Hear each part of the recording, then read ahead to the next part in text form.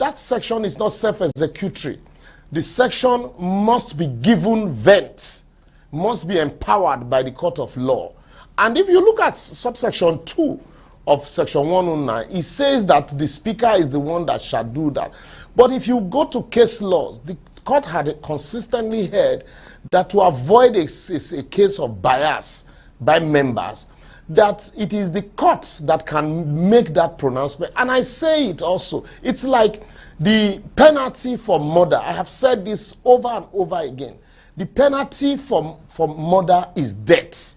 But that does not mean that once somebody commits murder, that it should be pounced on and then, killed immediately. It's still the court that person is still presumed innocent until the contrary is proved. In as far as, the Rivers State House of Assembly members, Amehule and Co., had defected, it is left for the courts. The governor cannot resort to self-help by saying, I no longer recognize them. What he should do is to ventilate whatever grievance he has or whatever evidence that they have, place them before the court and ask the court to make that pronouncement. Because if everybody decides to resort to self-help, we have members who have defected from National Assembly.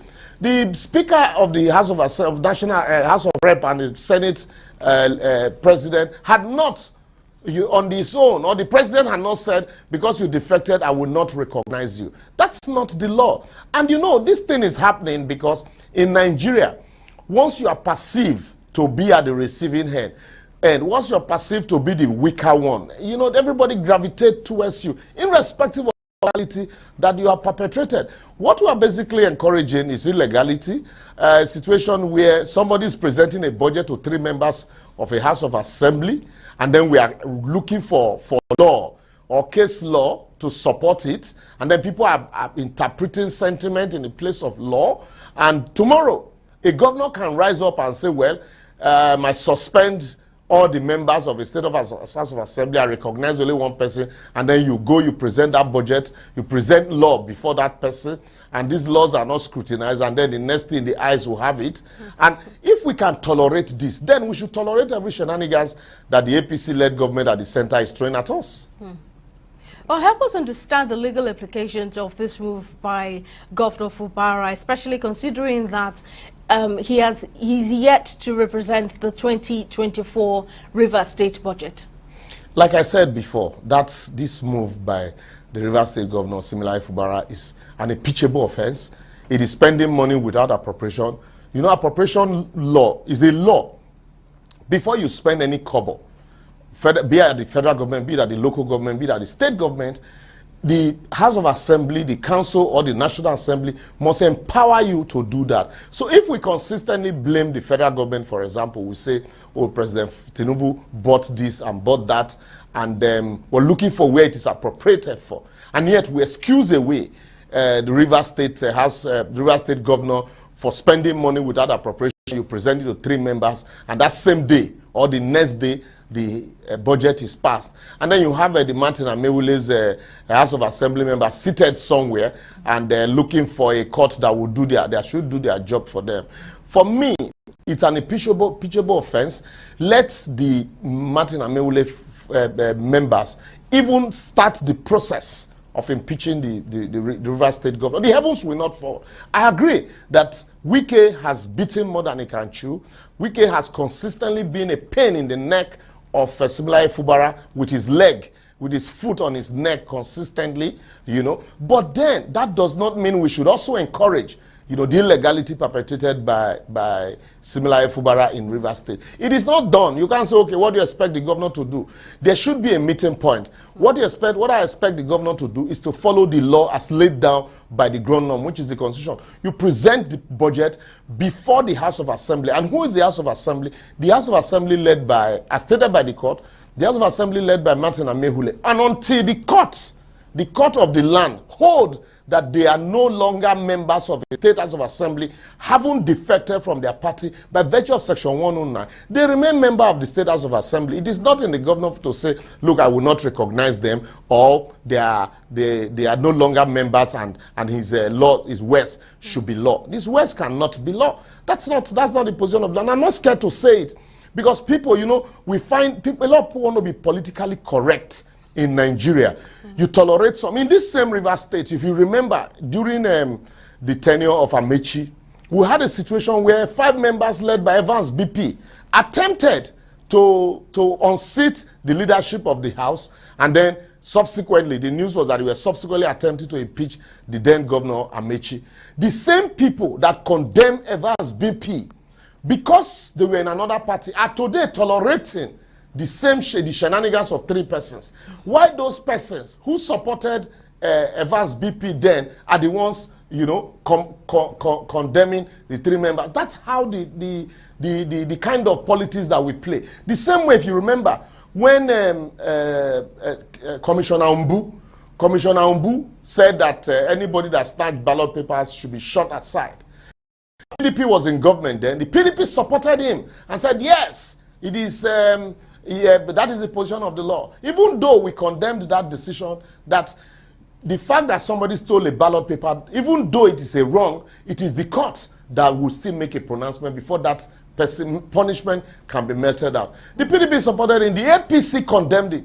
But today, you remember when Buhari made similar statement, the same APC that were condemning Umbu now started supporting Buhari. The PDP that supported Umbu condemned Buhari. So that same thing that is playing out in Rivers State. And I pray that we don't set a precedent that we cannot sustain. Because tomorrow, a governor can just sit down and sack an entire House of Assembly member and say, I do not recognize them. And so he presents budget to whoever he wants to present budget to. It is the same vein, quickly. It is in the same vein that you saw what used to happen where governor just sit down and sack an entire state local government chairman, like what happened in Edo State. The Supreme Court, in the case of a local government council chairman in Ekiti during Fire Me, and recently in July 2024, heard that the governor lacks the power to abridge the tenure of a local government or even suspend them. So it happened in Edo. We have strongly condemned that action by the State House of Assembly, supported by the Edo State governor. So in the same vein, the people that condemned the tenure extension of, we also condemned that tenure extension of local government chairman in Rivers. The people that are condemning what is happening in Edo State, because it is a different party, are today supporting what is happening in Rivers State because it is a party they feel is a weaker sex or the weaker one. You know, so we cannot build a nation of laws this way if we begin to pick and choose who to support depending on the political party, depending on the position we feel that person is. That's not how to build a nation. A nation is built on laws. Irrespective of who is involved, that person should be encouraged to follow the laws laid down. That is the only way the law can apply to everybody evenly. Otherwise, when we begin to select this way, what we do, because Nigerians are the ones in opposition, not the political parties. APCs at the center, PDPs at the state level. So at the end of the day, one day somehow they find a meeting point, and Nigerians are the ones that will bear the brunt. At the same time, Rivers State, whether we like it or not, there's, like you said in your intro, peace is not about to return there, and it is the people that will bear the brunt. It is the people that will take the back seat when all of these political gladiators are fighting over all of this issue. So, and it is the tenure of the governor that will be remembered with ignominy, a governor that did not comply with the provisions of the law. Just like former governor of Edo State, Obaseki, who refused to inaugurate some members of the State House of Assembly till he left office. How is he remembered today? So we should not encourage impunity. And in speaking to the law, I tell you clearly what Similai Fubara had done has no place in our laws, has no place in our constitution, has no place in the laws of the land. Now, let's discuss this new judgment by the Rivers State High Court in Port Harcourt dismissing the suit seeking to compel Fubara to represent the 800 billion naira 2024 budget to the aggrieved 27 House members led by Martin Samuel. What do you make of this judgment, considering that many have been waiting for to represent this budget? Can this judgment be contested? First and foremost, it is not a question of... yeah, the judgment can be contested, but it is not a matter of a court of law.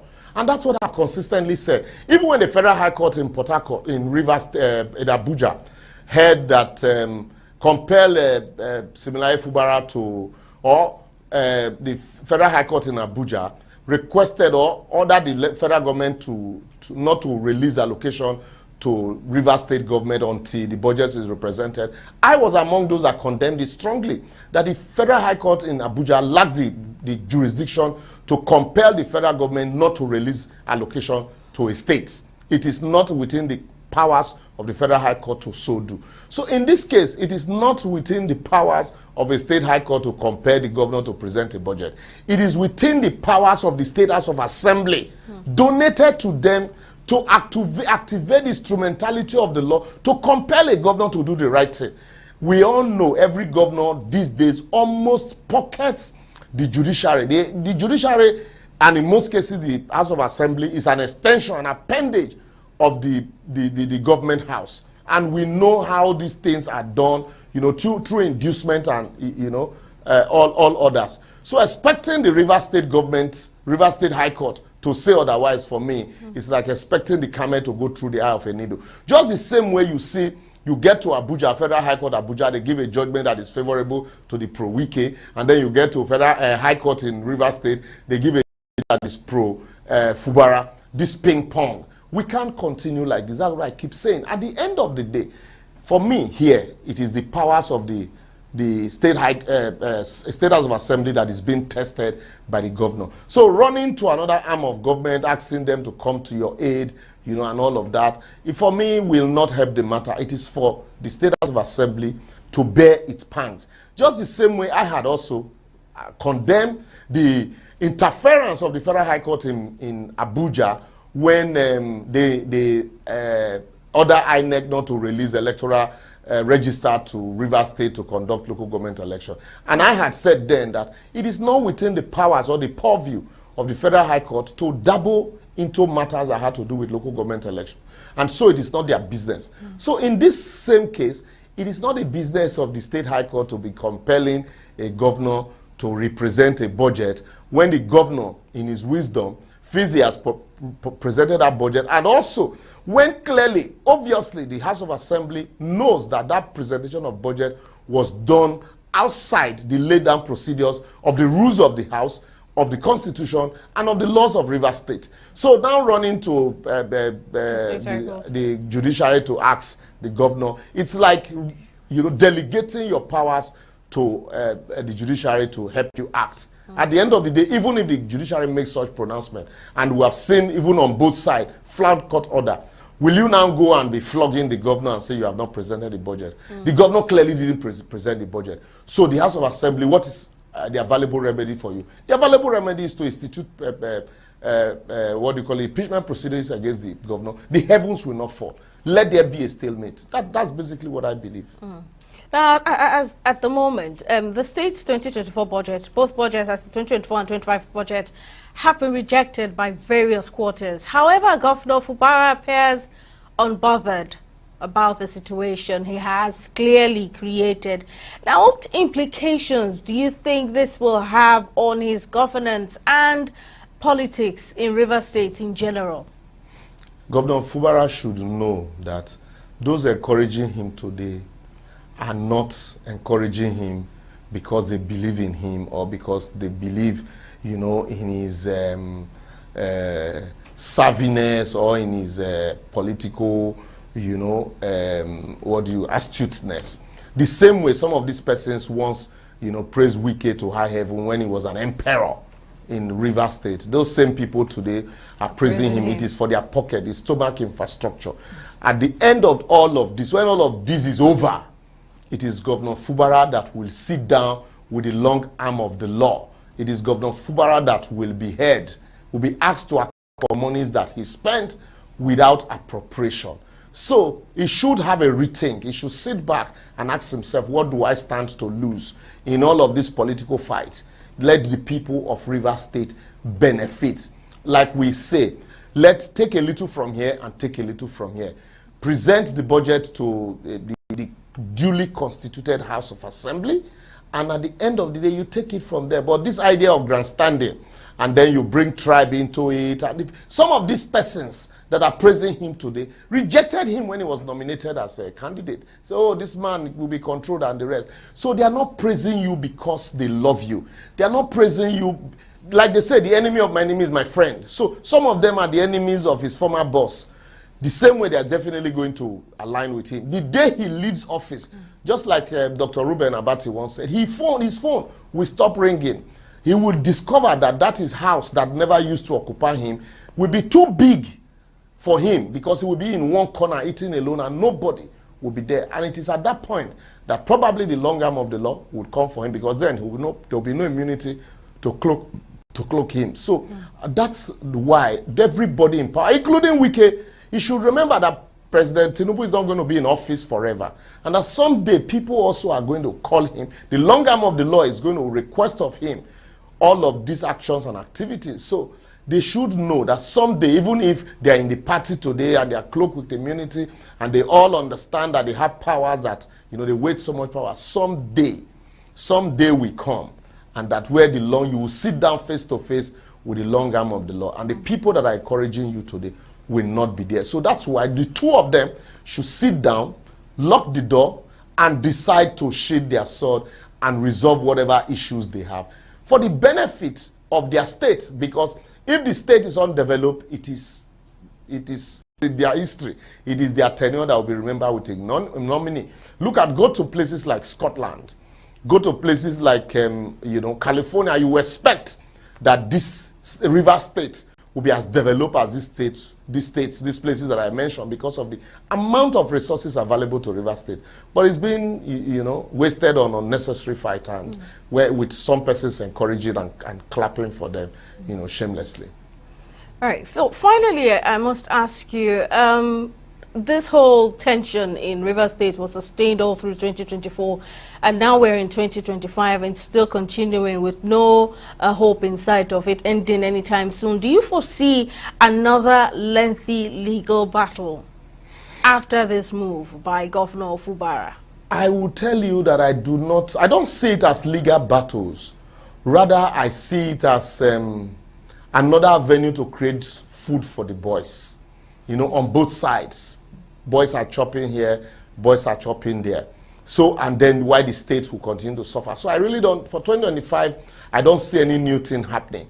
And for as long as PDP continue to play this comatose opposition to APC, and with Wike having one big foot down the bag of PDP, and then one other narrow foot, held by the government of the day, and PDP allowed itself to be played the way Wike is playing it, the crisis in River State is going to continue until maybe 2027, if the Edo State issue plays out, in River State, just the same way Oshomole and Obaseki, played theirs. And with the benefit of lessons learned from the Edo, River State might not turn out the same way Edo turned out. So, and that's why I think that the only way they can save and rescue the state from imminent, catastrophe is for the two parties. They were once friends.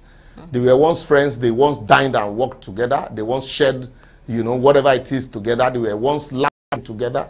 So they can still, sit down together and tell each other the truth. What they say, Dr. Nnamdi Azikiwe said, when two incompatible mates, they can coexist if only they agree to agree and agree to disagree. So all the things that these two people need to do is to sit down, agree to agree, and agree to disagree. And at the end of the day, all the people, everybody that is hailing them on both sides today, they would someday leave them. And I tell you, I also do not have kind words for the elders of River State.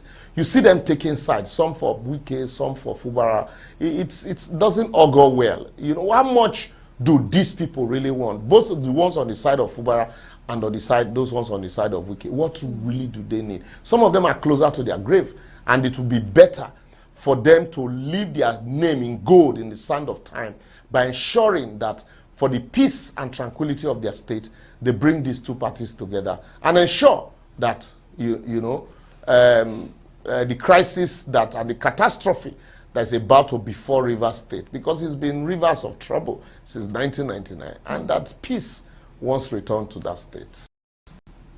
Mr. Liberos Oshoma, legal practitioner and political affairs analyst, we do appreciate your time on the program, as always. Thank you very much, sir. Always my pleasure. Thank you. Thank you, sir. And that's how much you can take on this episode of the program. Thank you very much for watching. We'll see you again next time.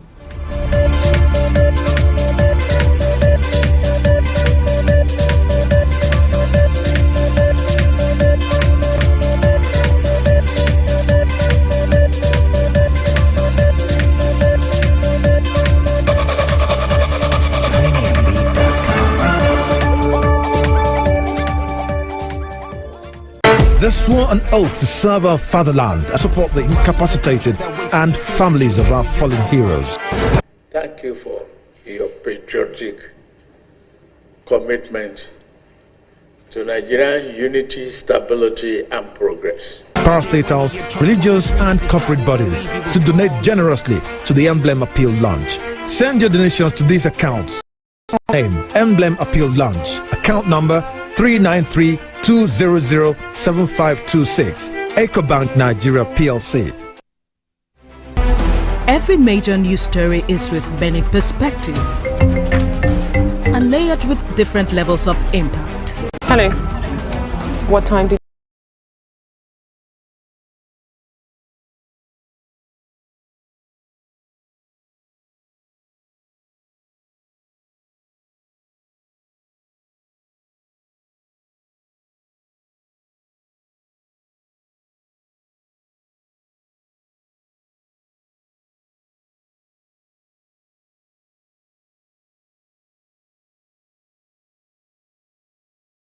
the news first with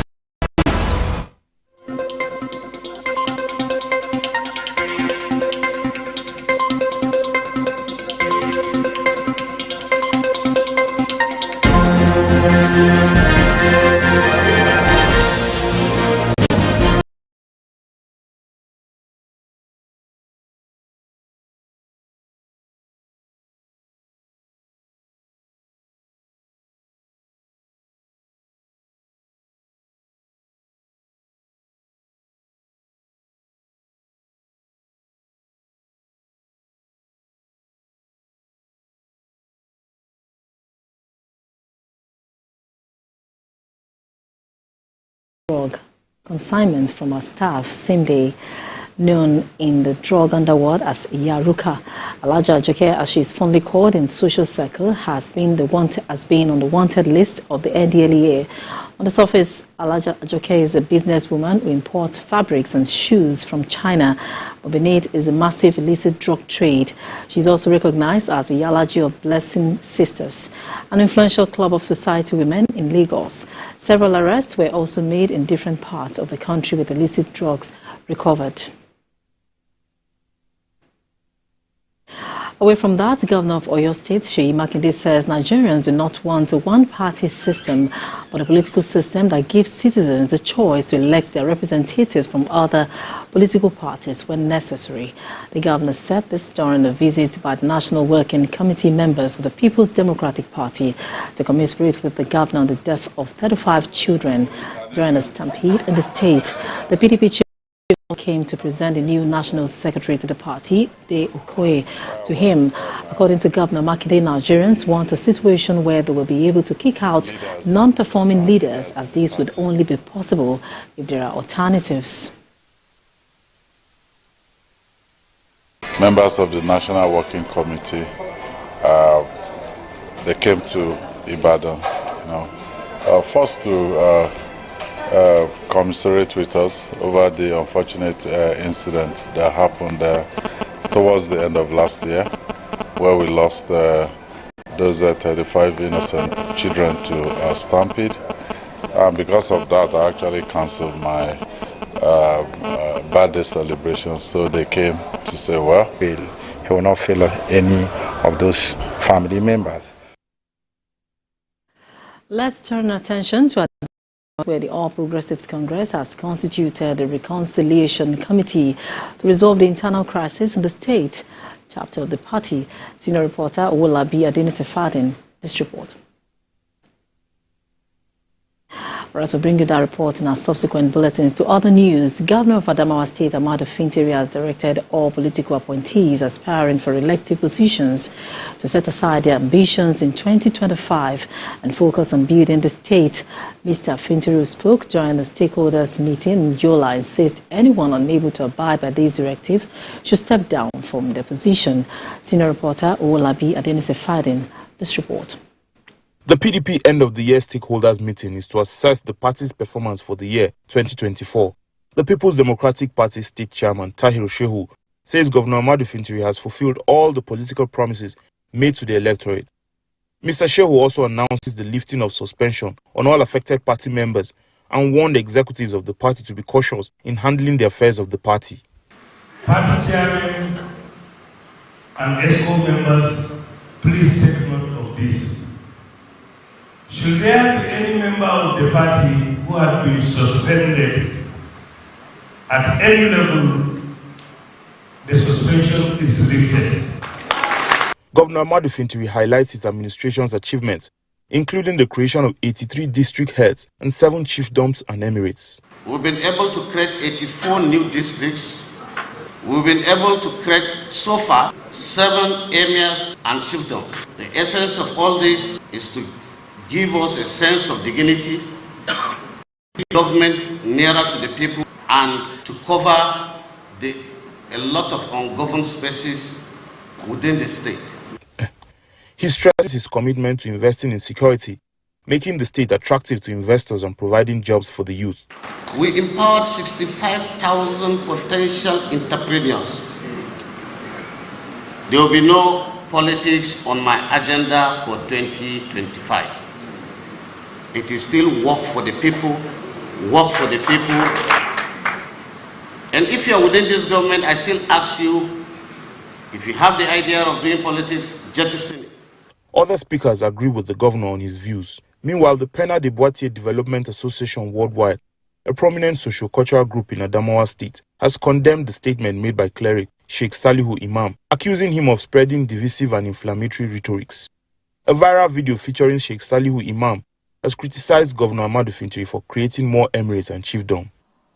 Sheikh Salihu Imam, whatever his true identity may be, in doing this, malign and slander the persons and offices of both Hampata and Hampachama and their subjects, and also went further to discredit our traditions and faith by referring to our royal fathers. The controversial comments reportedly criticized the newly enacted District Creation Law of 2024, which Sheikh Salihu claimed undermined the authority of the Lamido of Adamawa. State, where the All Progressives Congress has constituted a reconciliation committee to resolve the internal crisis in the state chapter of the party. Senior reporter Owolabi Adenise Fadin, this report. This is the first time after Abdullahi Ganduje took over as the national chairman of the APC that a committee will be set up to reconcile aggrieved party members in Adamawa State. Addressing the party stakeholders in Yola, the chairman of the Reconciliatory Committee, former Senator Mohammed Mana, says the committee is mandated to bring back all aggrieved members to a round table for dialogue. We are here to meet the executive members of our committee with a view to repositioning the party and make sure that the party is healthy towards the 2027 election. Mr. Mana's committee also engages with the Adamawa Unity Forum, a peace and unity group established to connect with APC members at the grassroots. The forum's new office in Yola will serve as a hub for connecting with party members across the 21 local government areas of the state. The chairman of the Adamawa Unity Forum, Abubakar Girie, sheds more light on the task before his forum in bringing the desired peace to APC. We have to take our time to reconcile people within the party who has little fractures. You know, it is normal in politics. So we decided, but we find as a forum, Unity Forum, to make this reconciliation easier for us, we as members, we cannot afford to do such. That's why we went and seek the assistance of these our fathers to come to our aid. to reconcile the members of the party, and they have agreed in conjunction with the National Secretary of the APC. Some stakeholders shared their thoughts on the peace-building process embarked upon by the APC leadership. For the first time since 2019, that we have a very stable, very well-organized reconciliation committee headed by a distinguished senator.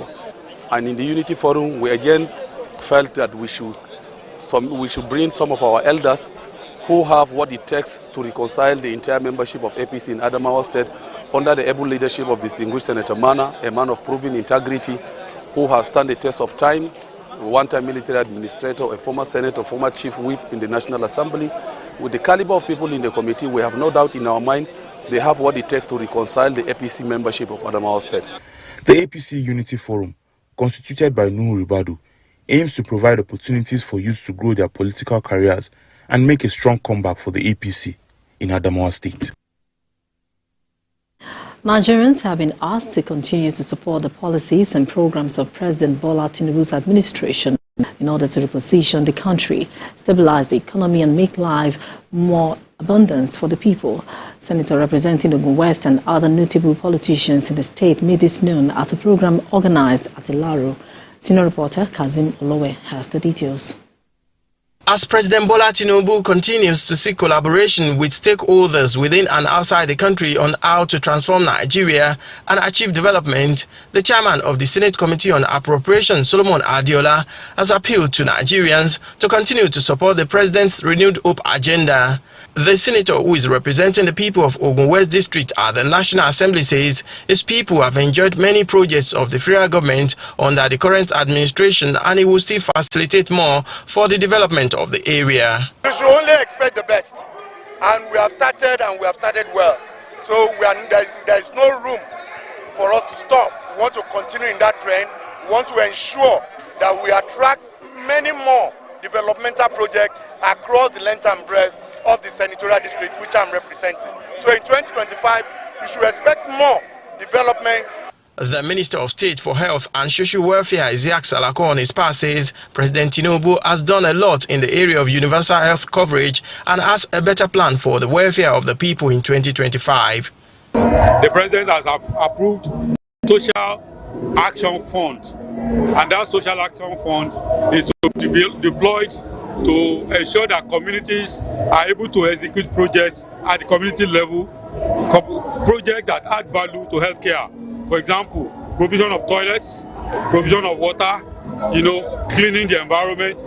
Other politicians at the program organized by Senator Solomon Adiola highlighted different plans of the president aimed at transforming the economy and facilitate development in the country. When you put it together in a bouquet that includes local government autonomy, in a bouquet that includes tax reforms that will make tax administration more equitable, more just, you put it together with regional development, they can begin to see that gradually powers are being devolved to the subnationals and resources are being more usually pushed to where it is the most.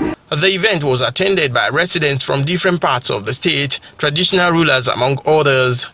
Kazim Olowe, TVC News, Ilaro. Policymakers, development experts and community stakeholders have convened in Kano State to address the challenges facing the North and chart a pathway for progress. At the summit, Northern leaders unveiled an ambitious 2045 development goals aimed at transforming the region's socio-economic landscape. TVC News senior reporter Ibrahim Isa has details.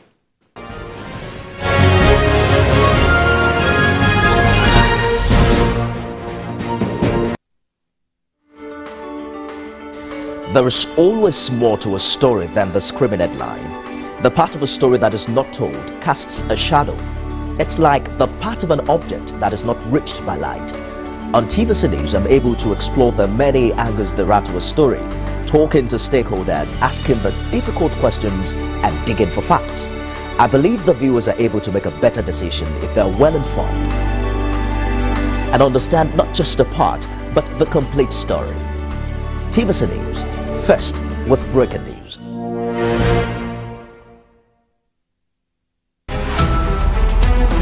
Every major news story is with Benic perspective and layered with different levels of impact. Hello.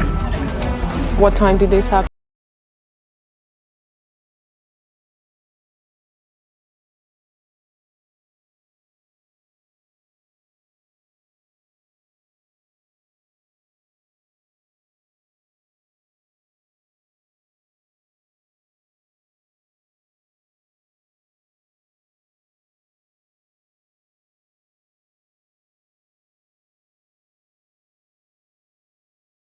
TVC News. First, with breaking news.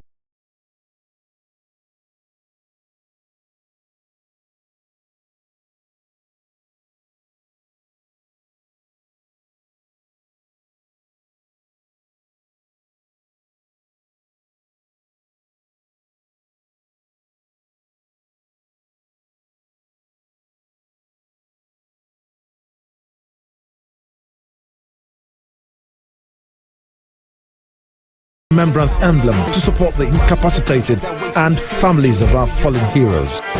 Thank you for your patriotic commitment to Nigerian unity, stability, and progress. Parastatals, religious and corporate bodies to donate generously to the Emblem Appeal Launch. Send your donations to these accounts. Account name, Emblem Appeal Launch. Account number 393-200-7526. EcoBank Nigeria PLC.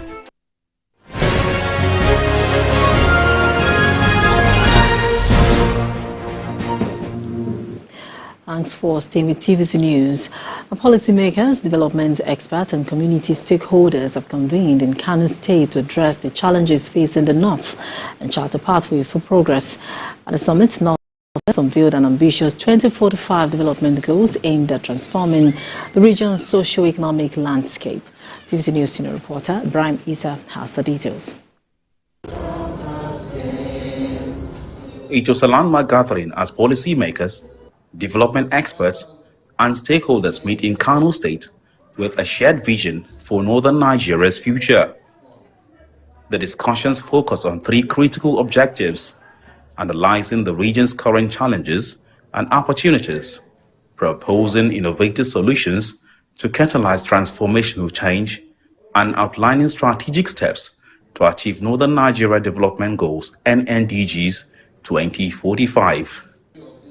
These goals were crafted following a thorough analysis of present challenges in the region, including gaps in education, widespread poverty, and persistent security concerns. Whether we like it or not, the future of this country is more of regional than national.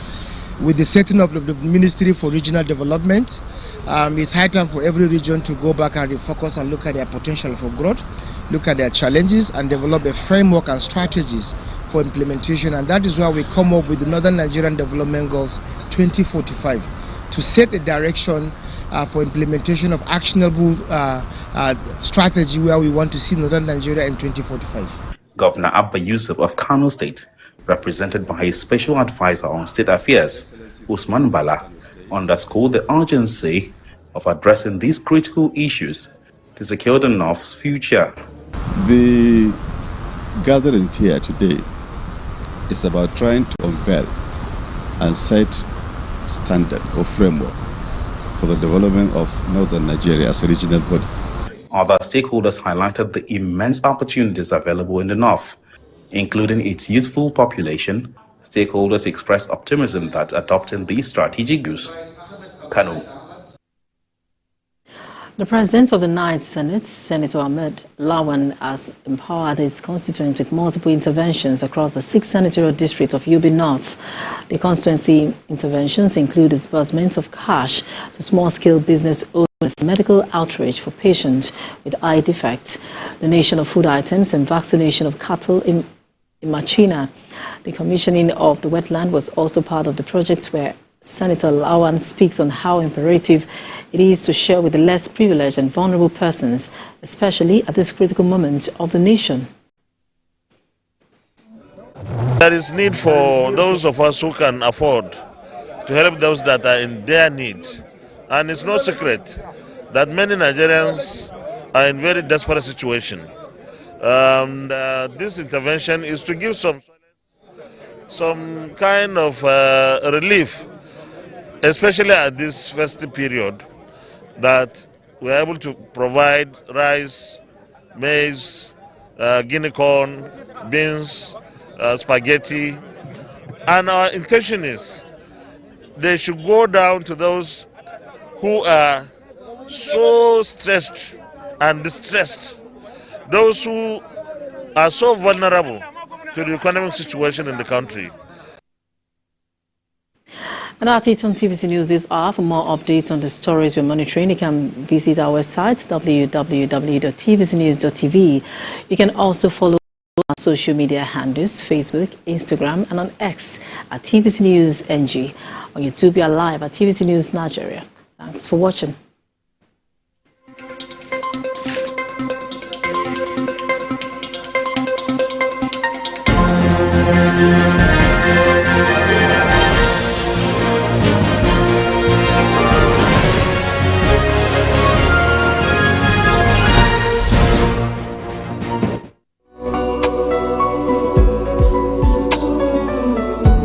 Ignorance is the mother of personal destruction, a voluntary misfortune, and it is worse when you are ignorant of your ignorance. You and Your Health with Dr. Richard Okoye is brought to you by Dr. Civil Life Foundation as he uncovers the mystery behind most deadly diseases, their causes, prevention, and latest treatment. Send in your comment and health-related questions. Together, let's liberate Africa from health ignorance. Hear this, you are ignorantly awaiting the arrival of your wife's menopause. If you have low sperm count and ignore it. Join Dr. Richard Okoye every Sunday by 3:30 p.m.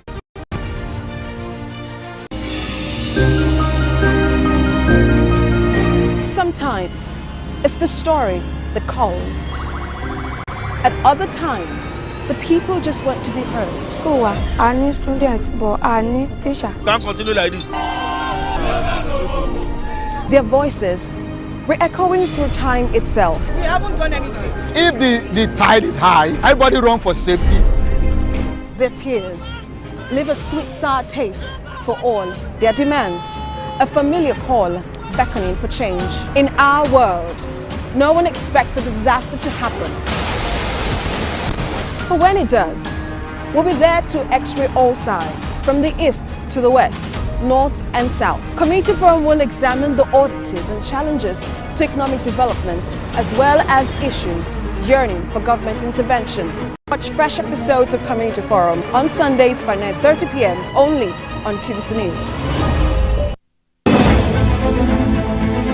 Meet Benga Oreshegun, a fearless voice and an advocate for the truth. He's bringing fresh energy and bold insights to Journalists Hangout. Get ready for deeper analysis and dynamic perspectives. Join me and Babajide Kolade Otitoju with other veteran journalists on Journalists Hangout. Weekdays from 5 and on Sundays 1:30 p.m. Keep up with innovative, revealing, and groundbreaking happenings in the world of brands and brand builders in Nigeria and across the globe. Mingle with people and brands that make the cut and the personalities that keep reinventing trends and traditions in the marketing world. All are exciting one-stop shop for marketing buffs. Marketing Edge on TV. You are always right on time with the right people and movers and shakers of the world of marketing as they share their views and ideas on the business and challenges of advertising, corporate affairs, media strategy, and the unfolding exciting world of digital marketing. Join the trendsetters and key decision makers as they shape opinions and project into the future of the marketing landscape for 30 exhilarating minutes on this channel. Stay ahead, be thrilled to beat, be marketing savvy with Marketing Edge on TV, promoting the brand idea. Every second, every minute, every hour, and every day, time doesn't just tick away. It counts down to political decisions that shape our world. This country must move. Imagine the impact these decisions have on our lives. Some are consequential, others may leave us intrigued or baffled. You will have no better friend and partner than Nigeria. Step in and feel the friendship never before. Join me every weekday for an hour of fact-finding interviews where questions cut to the core. How would you say your administration has fared in these sectors? I will dig in to get to the heart of issues, from local politics to global insight. Join me as I unearth the power plays, jaw-dropping revelations and the unfiltered truth. This isn't just politics, it's unraveling the stories that matter. Brace yourself for Politics Tonight every weekday at 8 p.m, where every decision echoes along the corridors of our lives. Politics Tonight, only on TVC News. For God so loved the world that he gave his only begotten Son, that whosoever believeth in him should not perish, but have everlasting life. In Proverbs 28 verse 13, the Bible says, he that covereth his sin shall not prosper, but whosoever confess them and forsake them shall have mercy. Unbelief is sin, unforgiveness is sin, selfishness is sin, insincerity, disobedience, blasphemy, anger, envy, speaking evil of other people, backbiting, murmuring, cursing people, swearing with heaven and earth. All these are terrible sins. You must confess them, renounce them, and promise God no more.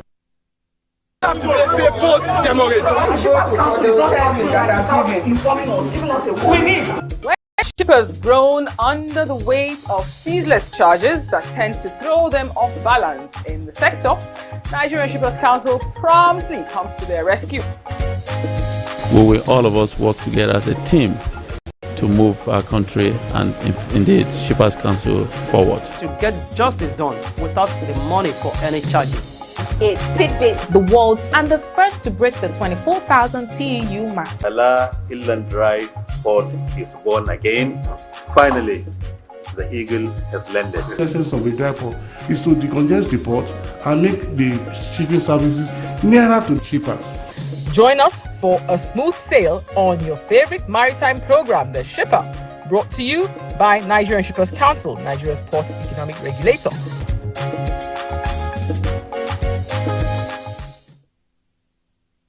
I'm Miriam Lunge. I'm a passionate environment advocate and a published author. I am the founder of Celebration, a businesswoman, and a fashion icon. I am a wealth coach and a real estate developer. I am Amako Arakwe. I'm a corporate commercial lawyer and an entrepreneur. Barkamu da warhaka. I am Ramatu Shehu Oyibo, an entrepreneur and a business coach. I am the voice of an average Muslim woman, an hijabite, and a lawyer. I am a polymath and a serial entrepreneur. I am Murayo Afolabi Brown, Managing Director, TVC Entertainment. I'm a media consultant, producer, and broadcaster. The ladies of Your View are made of women from different professions, tribes, cultures, and religion. Join us every Monday to Friday as we share our views on topical and social issues.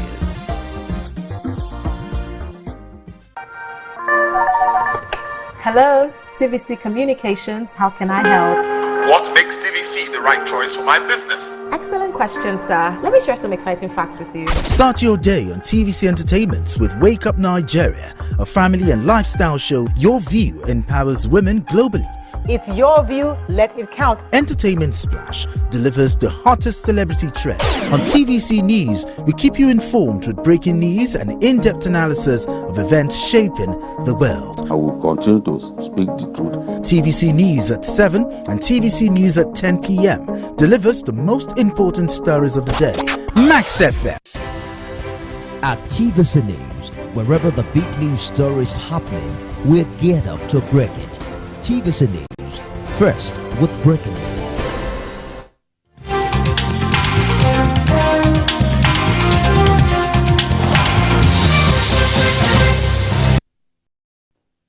Hello and thank you for joining us on Journalist Hangout on Sunday. I'm Benga Oreshegun. Today on the program, President Tinubu heaps praises on Governor Mba of Enugu State, says the state is making good progress as Governor Soludo hails President's visit to the southeast. Federal government intensifies move for Simon Ekpa's extradition. And later on the show, big changes are happening in communities located in Ifo local government area of Ogun State like Ajunwa, Ayawele, Hercules, and Akute after decades of grappling with bad roads. I'll be hanging out with Babajide Kolade Otitoju and Mayor Akinpelu. Journalist Hangout starts right now.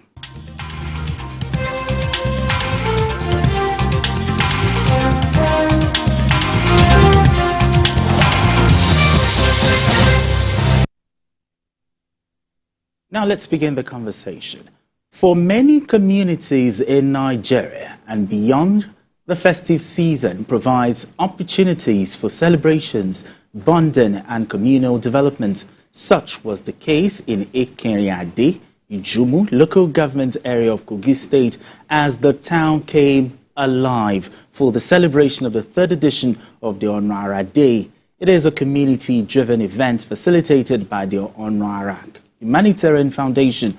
At the event, the group emphasized that the social-cultural ceremony is aimed at celebrating the rich cultural heritage of the community.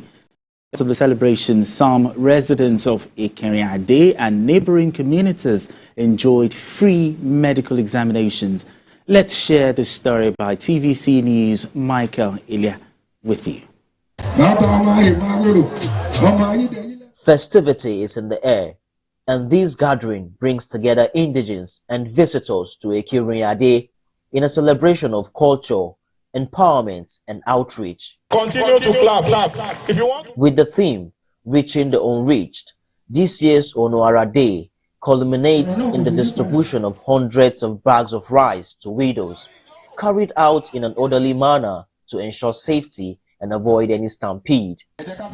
Founder of the Onwara movement, Olugbenga Rotimi, says the sociocultural group was established to spread poverty alleviation programs and reduce crime in all its forms. We expect that by the next fourth edition, we are going to be going into farming, in which is going to be all-encompassing. What we intend to do is to engage our youths very meaningfully. We intend to see how we are able to acquire land within with our environment here, and we will be able to encourage them, and then we are going to make it to be more of a value chain. The event also features a medical outreach, the commissioning of a borehole, as well as a basic health sciences laboratory to improve water supply and health education in the town, with attendees looking forward to even more impactful editions in the future. Many people are going through various problems in their homes, how to feed their children and the rest. It has come in to at least to close that gap so that they too they can celebrate like other people are celebrating in the society. I thank God for today, for God make me to see today, because today is one of my happiest days in my life, because I'm very happy today to see, to be among of the people to take this empowerment. So the founder, I pray for him that God provide for him more grace to his ego in Jesus' name. Beneficiaries of this year's Onwara Day are in high spirits as they commend what they describe as the movement's commitment to building a stronger and more inclusive community-driven effort.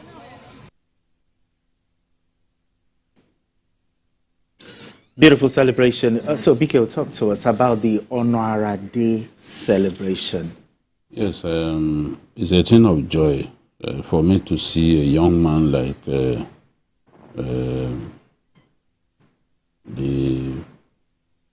founder of Onwara, Benga Rotimi. He's a young estate valuer based in Abuja, and he has decided to use some of the resources that God has made available to him to help residents of his community.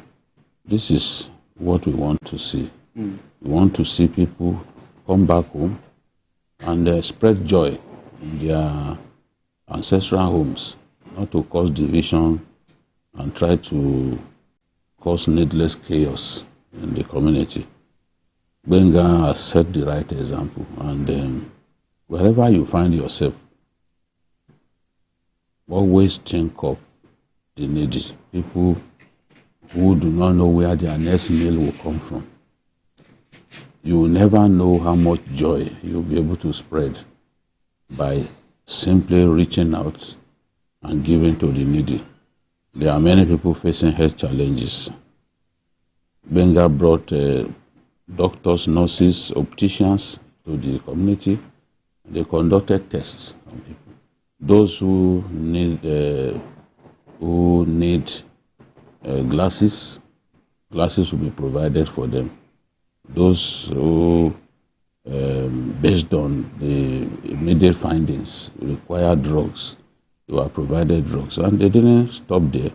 They also provided palliative grains to widows and the aged in the society, those who cannot toil like you and I, just to put food on their table. And it didn't stop there. They also inaugurated a well-equipped modern laboratory donated by the young man, Bengarutime, to Baptist High School. The Baptist High School is one of the oldest schools in Okun land, Okun land of Kogi State. And you go to the school now, it's a pale shadow of what it used to be. Now, Benga has deemed it fit to give them a well-equipped laboratory, because without doing that, it means that the students will have to go to neighboring communities where these facilities are present for them to have practicals, to be able to do practicals for their school certificate exams. Before now, I think about 3 years ago, they also provided laboratory for one of the secondary schools in the community called the Community Secondary School. So, in addition to donating, providing a motorized borehole for the same Baptist High School to take care of, to solve the problem of lack of potable water in the school. So, I think that when you look at what Honor has done, it sets the high standard for other NGOs, other charity organizations. It shows clearly how it should be done. And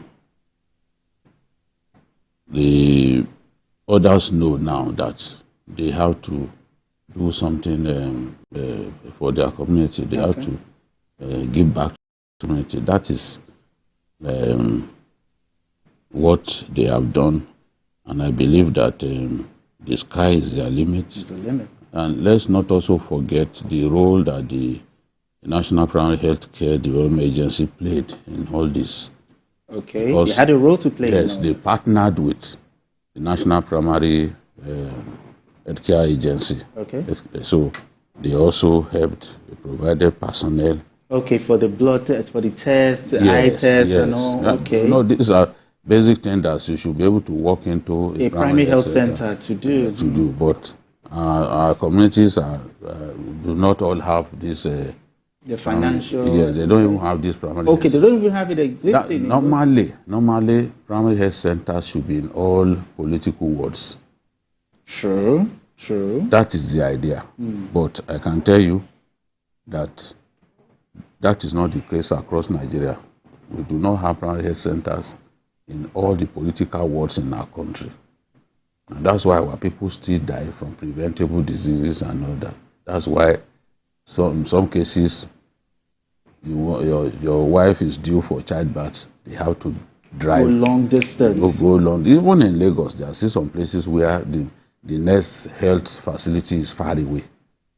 But I'm happy that I partnered with the National Primary Healthcare Agency, and they help them to deliver joy to people of Ikene, helping them to meet their immediate health needs. Okay. Mayor, this is coming at a time where most of Nigerians are having difficulty, but bringing empowerment at the right time for the people of Ikene, what do you have to say to Yes, I agree with you, because one of the things that set us apart in Africa is our communal living. Yes. In every community, we see ourselves as our brother's keeper. It's just now that things have changed. Okay. Sometimes the community adopts everybody. They see everybody as one of their own. So, and we look out for each other. Exactly. But now things have changed. Survivor, trying to make ends meet, has made everybody to concentrate on their immediate family. So when we see NGOs and people who try to spread joy within the community, it's something that is commendable. So I want to commend Onara for doing what they are doing, because this is a young man who is a person of means, and to spread part of that to his community is something that I would recommend to other people, because especially uptown, up north, when we have a lot of communities that have not seen activities of government, or they've not seen it enough, or government has not done enough in those communities.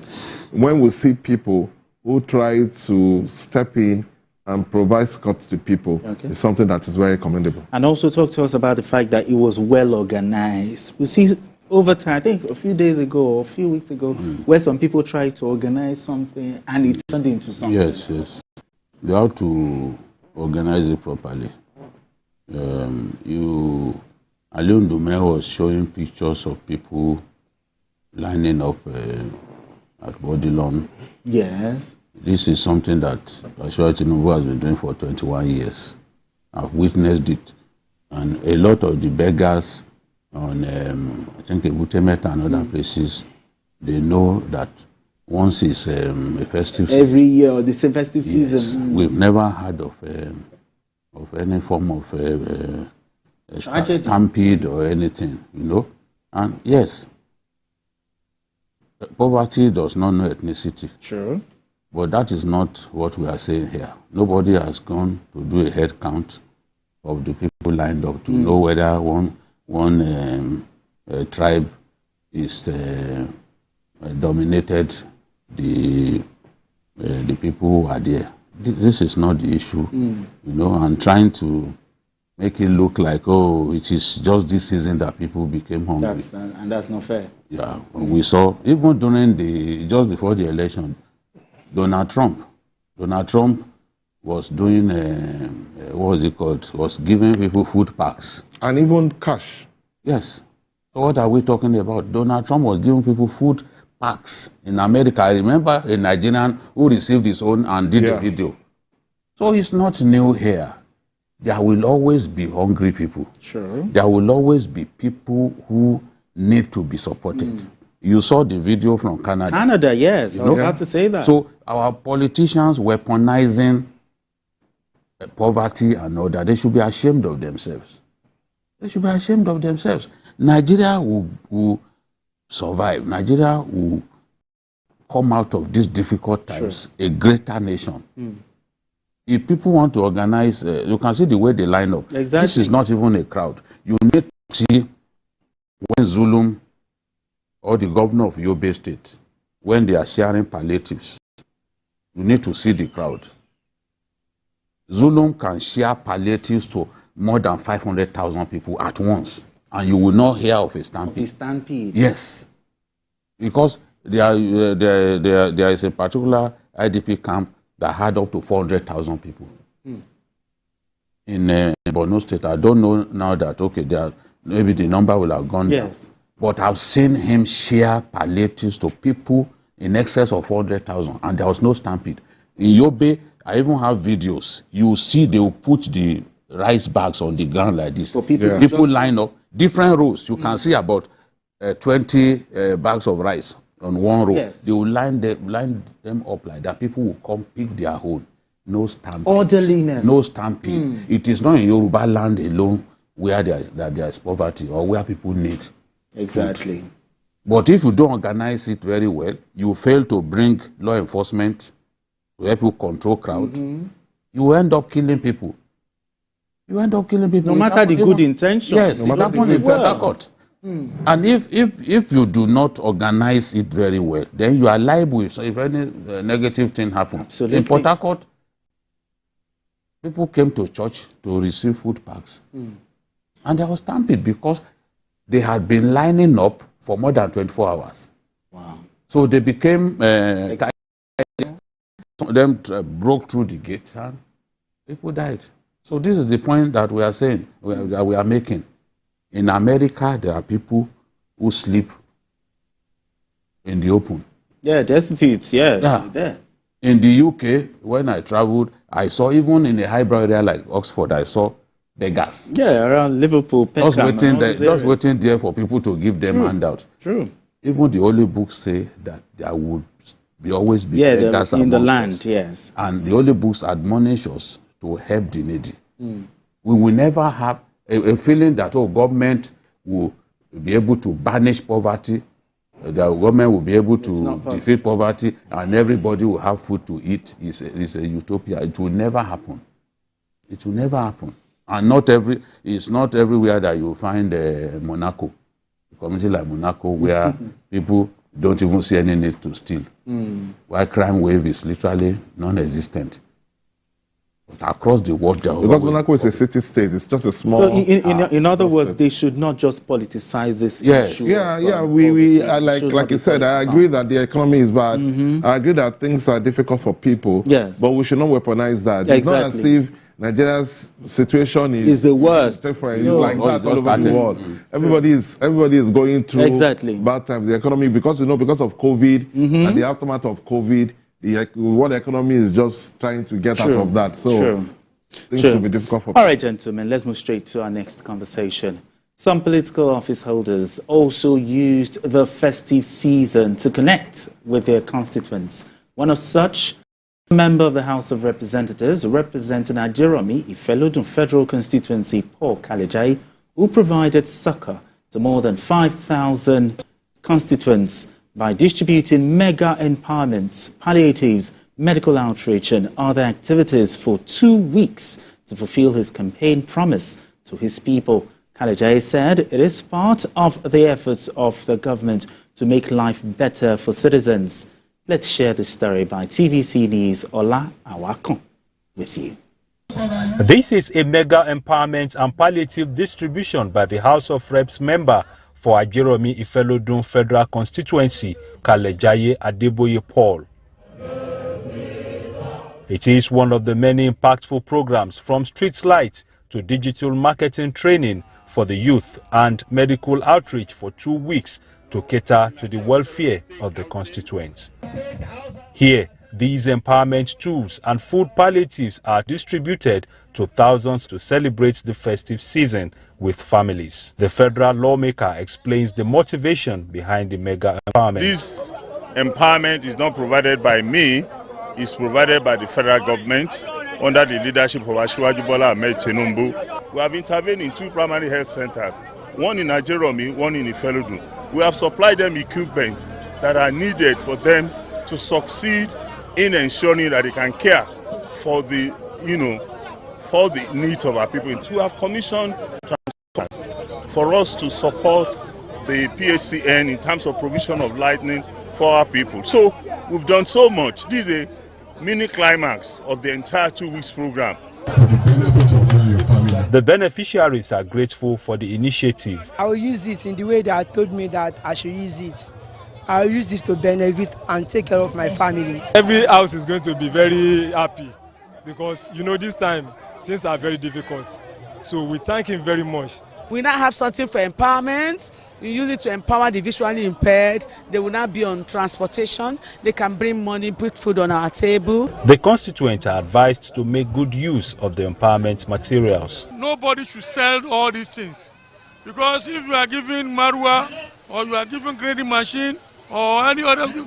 If you are using it, you will be collecting money, and the money will be coming in manifold. So please, people should not sell. The syndrome of abuse power should stop.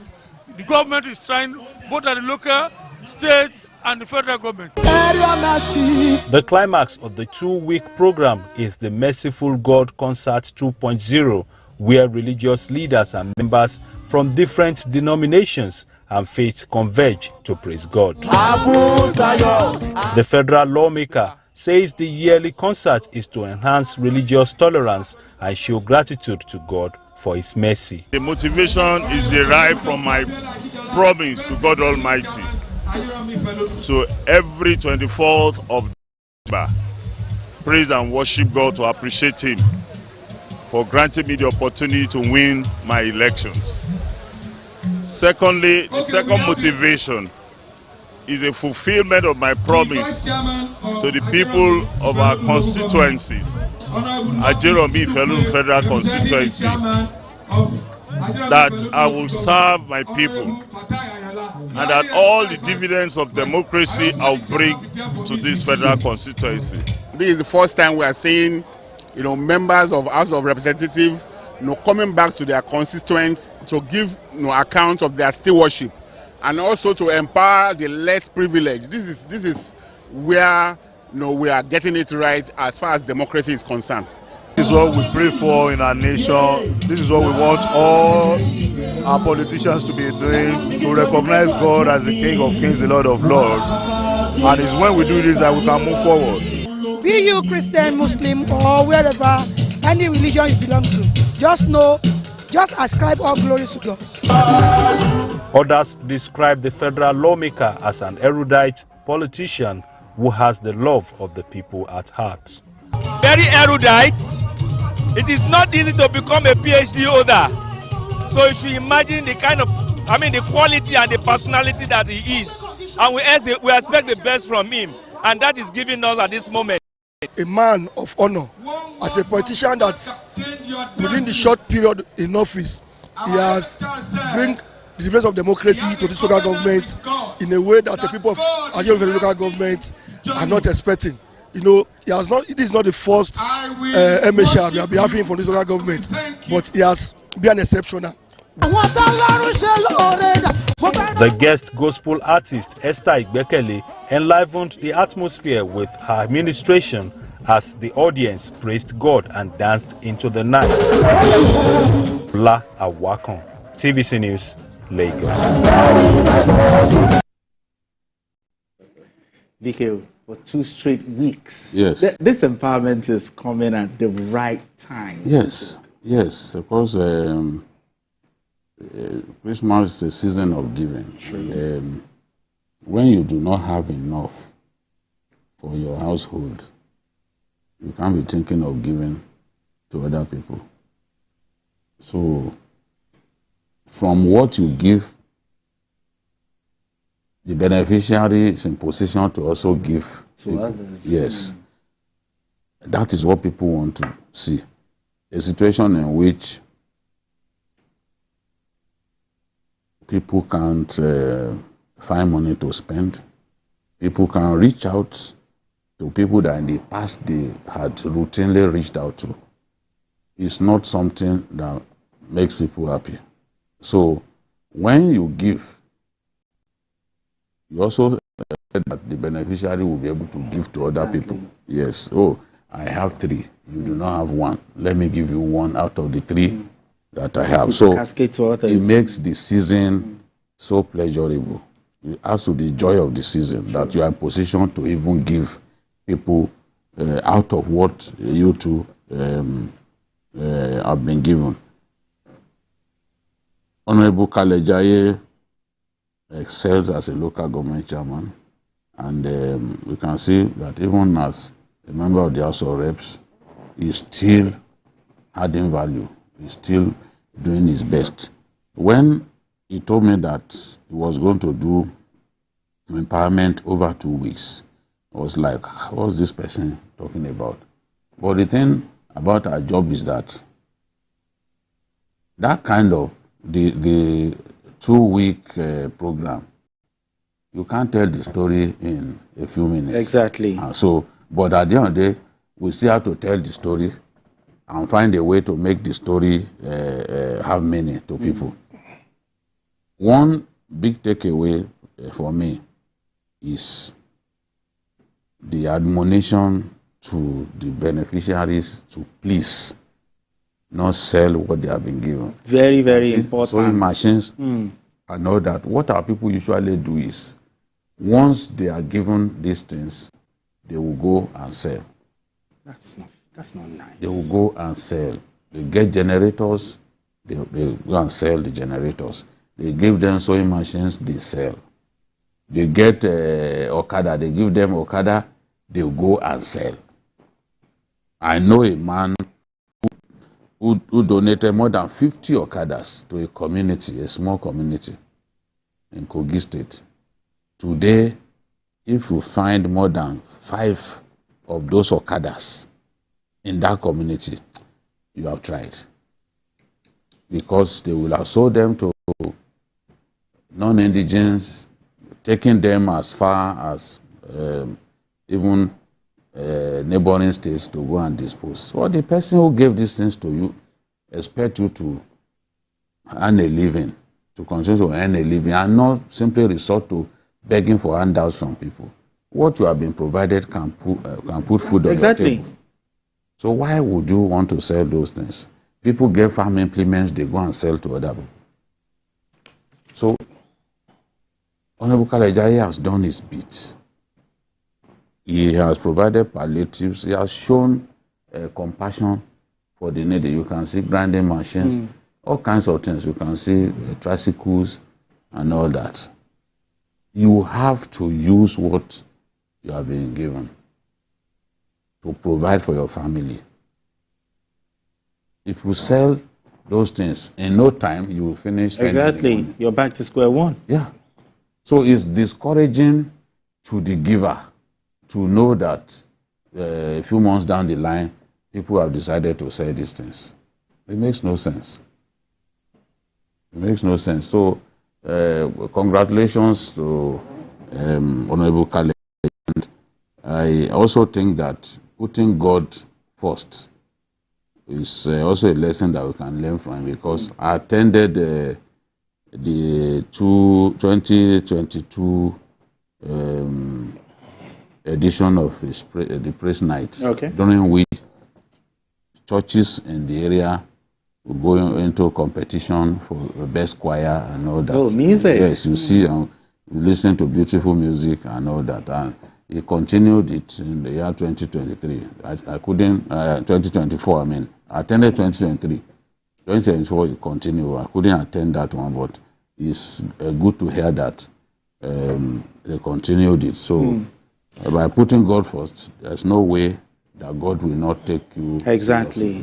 And another thing, apart from giving out these tricycles, they also trained youths on digital marketing training. And I saw that that's human capacity building.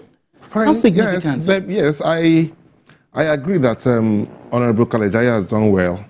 What he has done for his number of his constituents is something commendable.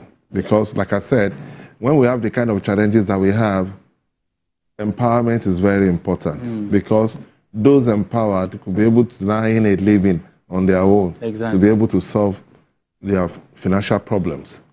And Kalejai particularly is one of the leaders of Ajeromi Felodi that I have respect for. Is that local government is one of the local governments that's doing well, and he, as the leader there, has done relatively well. But I have problems with empowerment, especially when it is done by members of the National Assembly. The problem that I have with it is that there are people like him that have done, yes, it's good to empower people, but the primary duty of members of the National Assembly is lawmaking. A lot of people that we sent there to be able to enhance good governance in the country are not doing their job. There are a lot of people in the National Assembly that don't even contribute to debates at all.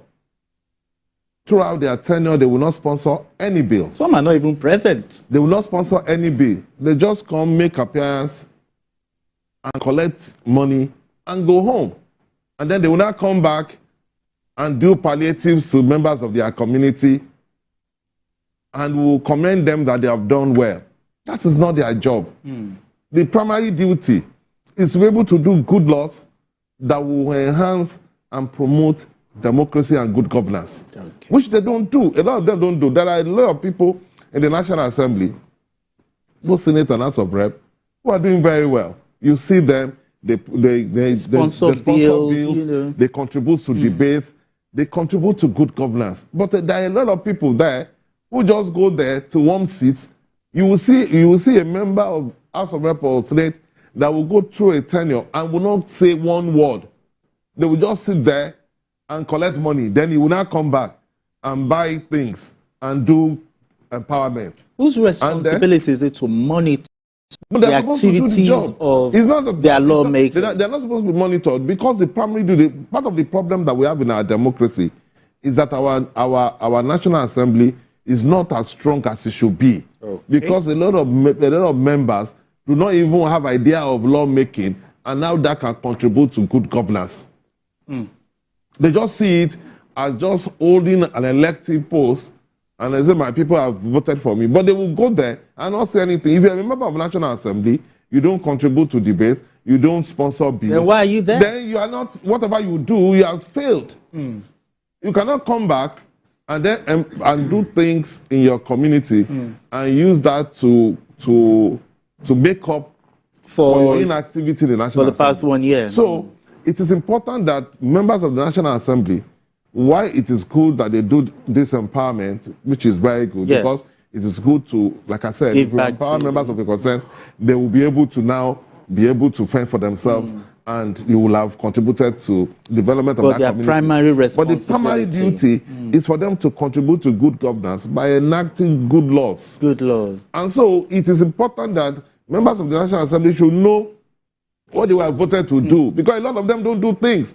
It's amazing that you will see a lot of them throughout the particular tenure, they will not make any statement in that place. Any statement. Biko, Mayor Akinpele has raised a very, very strong issue here. What are your thoughts on it?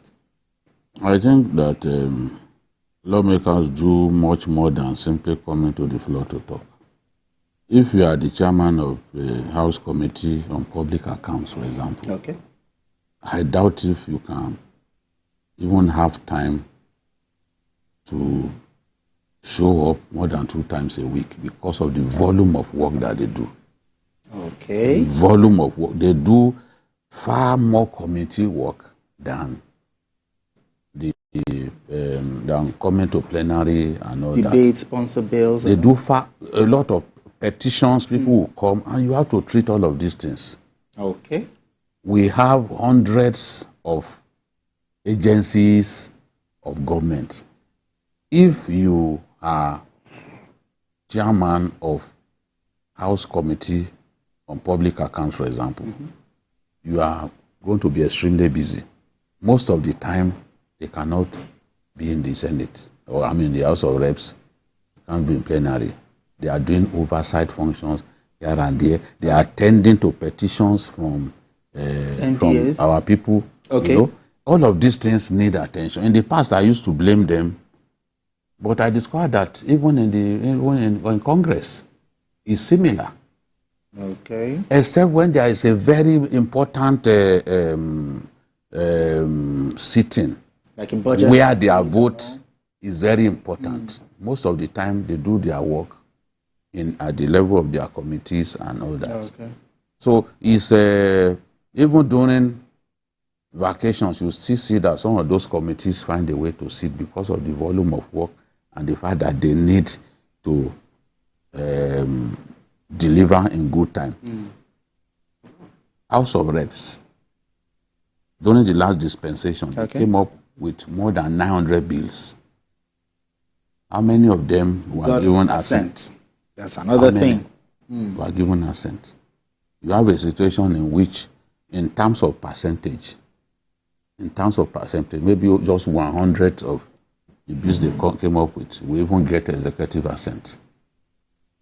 see, the other day, the senator from Delta came up with this bill that they should criminalize using dollars to do business in Nigeria. Okay. I think we discussed it here. I can almost bet that it will not get executive assent. Just watch and see whether, ask me. Yeah, we'll get there. We'll get, because I'm looking forward. A lot of them, a lot of those bills like that. So people in the National Assembly, on their part, they try to come up with some laws, but it's up to the executive to pass those bills into law. And when you look at the percentage, even from the Senate, apart from a few of them, like Governor Obasanjo, most people, they come up with bills, doesn't see the light of day. I still remember what former Deputy Senate President, what was his name? The one jailed now in the UK. The Deputy Senate President. Yes. Okay. Ekweremadu. You know, he had come up with a bill on state police. Nothing has been done about that bill.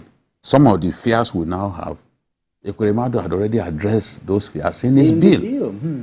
If you can get hold of that bill, you will see. But what happened? Political considerations sometimes will make the executive not to even give assent. So I also think that these lawmakers, they get constituency votes and all that. Yes. They must spend the money. They've got to spend the money because they have access to this money. If they don't give it, that means they will go and spend it on their harem of girlfriends and other people. It's true. If we say your business is simply to make... No. Let me clarify. Let them spend the money. People are waiting. I did not say they should not do empowerment. What I'm saying is that... The primary... I'm not saying that the members of the National Assembly. It's not that every member of the National Assembly. I said there are some members of the National Assembly that does not contribute to whatever is going on there. Or it could be useful at those committees. At the committee meetings, that alone cannot justify your being a congressperson. Let me just say something. I've worked in that environment. Salam now, who is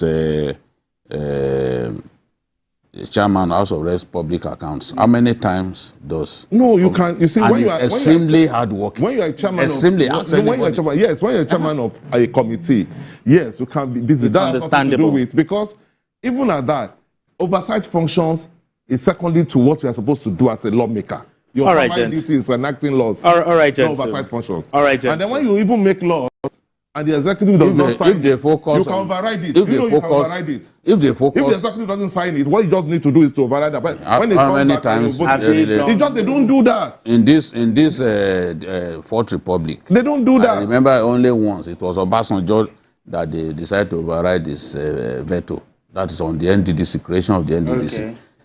If you want to simply concentrate on making laws, how do you then oversight the executive, do checks and balancing and all that? There was a time when the customs just said that, okay, they will be stopping people by the road.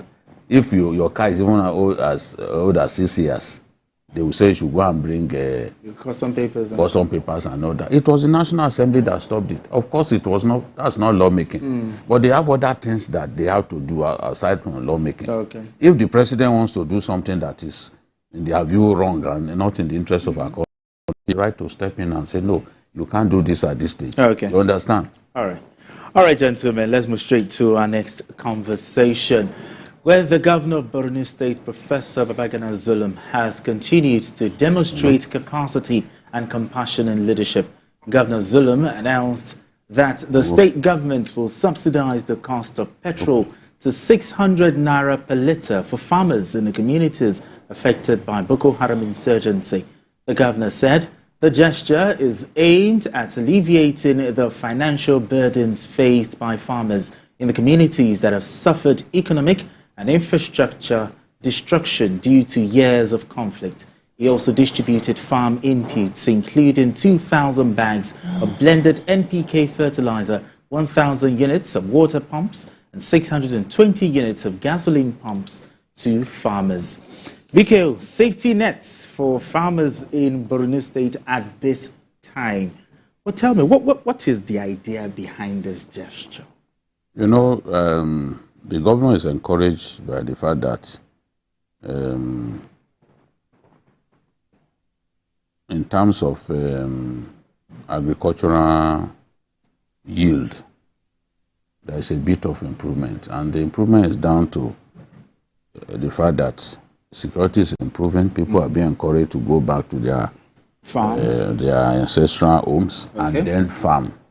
Some of the IDPs are being told to go home and farm. IDPs are being encouraged to farm. They are being given land, go and farm, so that you can fend for yourself. And in the process, you are helping us to address the problem of food insecurity. Sure. So he wants to stimulate agri-production the best way that he can.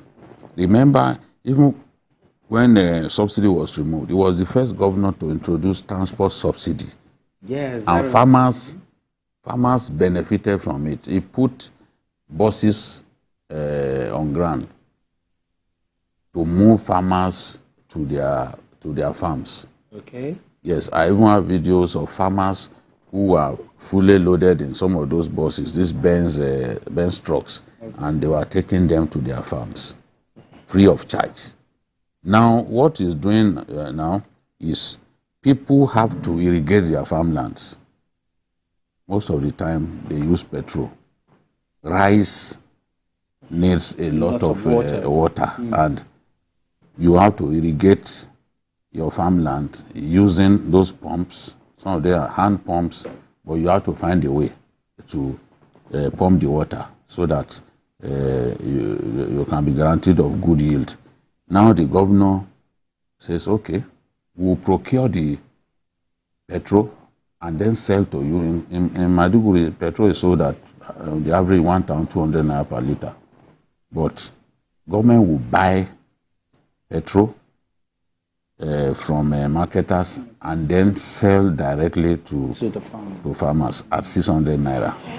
That will really go a long way in helping those farmers to move around and to even irrigate those farmlands. And then is also providing solar pumps and all that. He's just doing his best to see that agri-production is stimulated, because Borno can actually feed Nigeria beans and rice especially. Yes, although some of tomato too. Yes, yes, and some of those big production belts in that state are located in very dangerous areas. Yes. Marte, for example, can feed Nigeria rice. Really? Can produce and even fish. You go to Baga. I've not seen a bigger fish market than Baga in the whole of our country. True. Trailers. A friend of mine told me that in the past, about 100 trailers will move out of Baga with fish in one day. Wow. Yes. See, 100 trailers loaded with roasted fish moving out of Baga. People come from as far as Central African Republic to come and buy fish. Well, insecurity has damaged a lot of things, but the fish market still remains. Okay. You know, so the government is just trying to stimulate agri-production and ease the pain. He doesn't like to see people suffer. So that's why he personally gets involved in easing the pains. He's constantly thinking of what he can do to ease the pains of our people. And this is the latest in the efforts being made by him to ease the pain of farmers and, by extension, stimulate agri-production. Exactly. Now, Mayor, another big problem is, this is Nigeria, you know our people. How will the state governors recognize the farmers at the point of sale of petrol to them to avoid infiltration? I don't think that will be a problem. Oh, really? Yes, I don't. Let me start by saying that Governor Zulum is one of my favorite governors. Sure, same here. I think he's one of the best governors in this country. When you govern a state that has a kind of insecurity going on in Borno State, especially terrorism and all that, and it can still deliver the dividends of democracy consistently for the people of that state, it deserves our respect, because we all know the security challenges in that state. But I'm particularly happy about what he's doing Because when you subsidize petroleum products for farmers, it's the kind of things that governors should think about. Because the huge security votes that each governor collects, that is what you are supposed to be doing with your security vote, not to just put it and be spending it. Because it's security votes, they don't account for it. It's for you to be able to take care of emergencies and security situations. It's not audited. It's not audited. So it's not supposed to be a pocket money. But a lot of governors don't do that. What the governor has done is that, okay, we need to stimulate food production in our state. We have identified the challenges facing our farmers. Part of those challenges has to do with transportation. And paying 1,200 may be very difficult for these farmers. So let us come in and subsidize it. Perfect. Yeah, you've not answered that question. The farmers, do they have ID cards, identification? That's what I want to answer. Yes. You see, especially in a place like Borno, that has security situation, government has presence in these farming communities. They have to provide the infrastructure in these farming communities. You understand? Okay. And so it is easy to identify these farmers and put them in groups. In cooperatives. Okay, in cooperatives. So there's a register for them. Of course. They'll be in cooperative because for government to be able to do things for them, you can't go and be meeting them individually. So in each area, you are going to put them in cooperatives. Okay. You are going to provide infrastructure. When you want to clear the lands, you have to do it within a cooperative. Okay. So when you do that within a cooperative, to be able to now give, to subsidize it, it's simple because for transparency and accountability. Members of those communities, you know their leaders, you know those in those communities. Exactly. So that's why I say I don't think that will be a problem. What is important is that for him to think, this is how I solve this problem, this challenging problem, taking money that Utato will have been spent for other things. Yes. That's why I said we should encourage other governors to be able to look at certain challenges, apart from the security challenges in their community, to be able to spend these security votes that they always collect and they don't give account for. Yeah. So that they'll be able to do important. better things for their community. And I hope it is sustained as well. Very, very important here. So let's take a trip to Enugu State. For the governor of Enugu State, southeast Nigeria, Peter Mba, all it takes to bring changes in governance is vision. His efforts to transform the state has attracted commendation from President Bola Tinubu, who heaped praises on him during his visit to the state. President Tinubu said the state is making good progress. President Tinubu's visit to Enugu has been appraised by the governor of Anambra State, Professor Charles Soludo, who commended the president's approach. Governor Soludo cited his attention to development in the southeast with inauguration of various projects. Now let's share the story by TVC News. Bamidele Ajayi with you. It is his first official visit to Enugu, southeast. International Airport and was received by key stakeholders in Southeast region.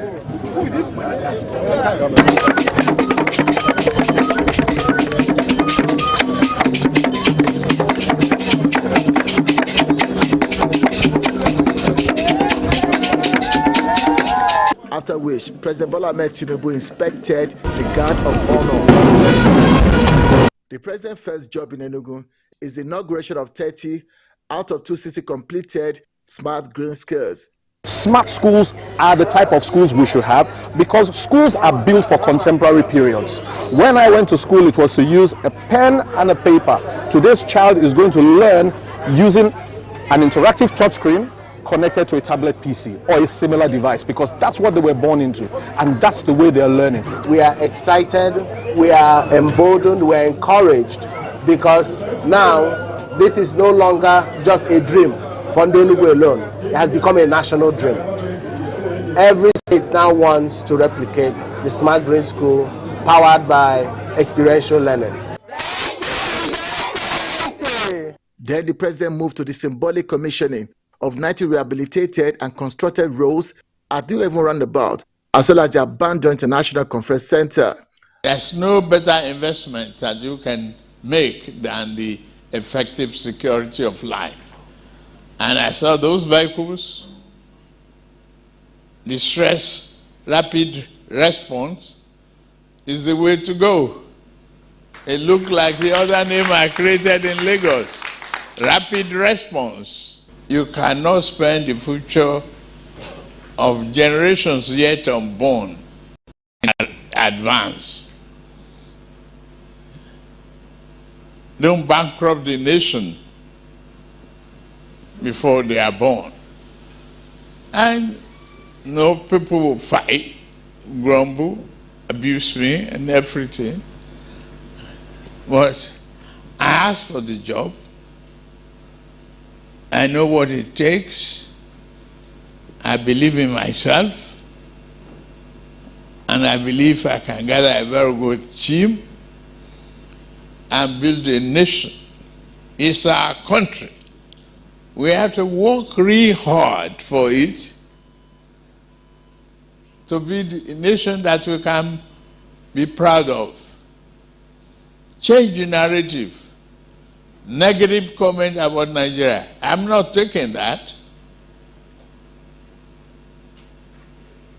I'm very proud of Nigeria.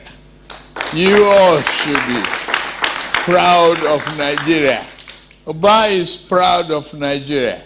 He's doing everything possible to improve security of lives and property, to attract foreign investment. Governor Peter Mbah expresses his desire to invest in education to solve insecurity, build sound human capital, and deliver modern infrastructure development.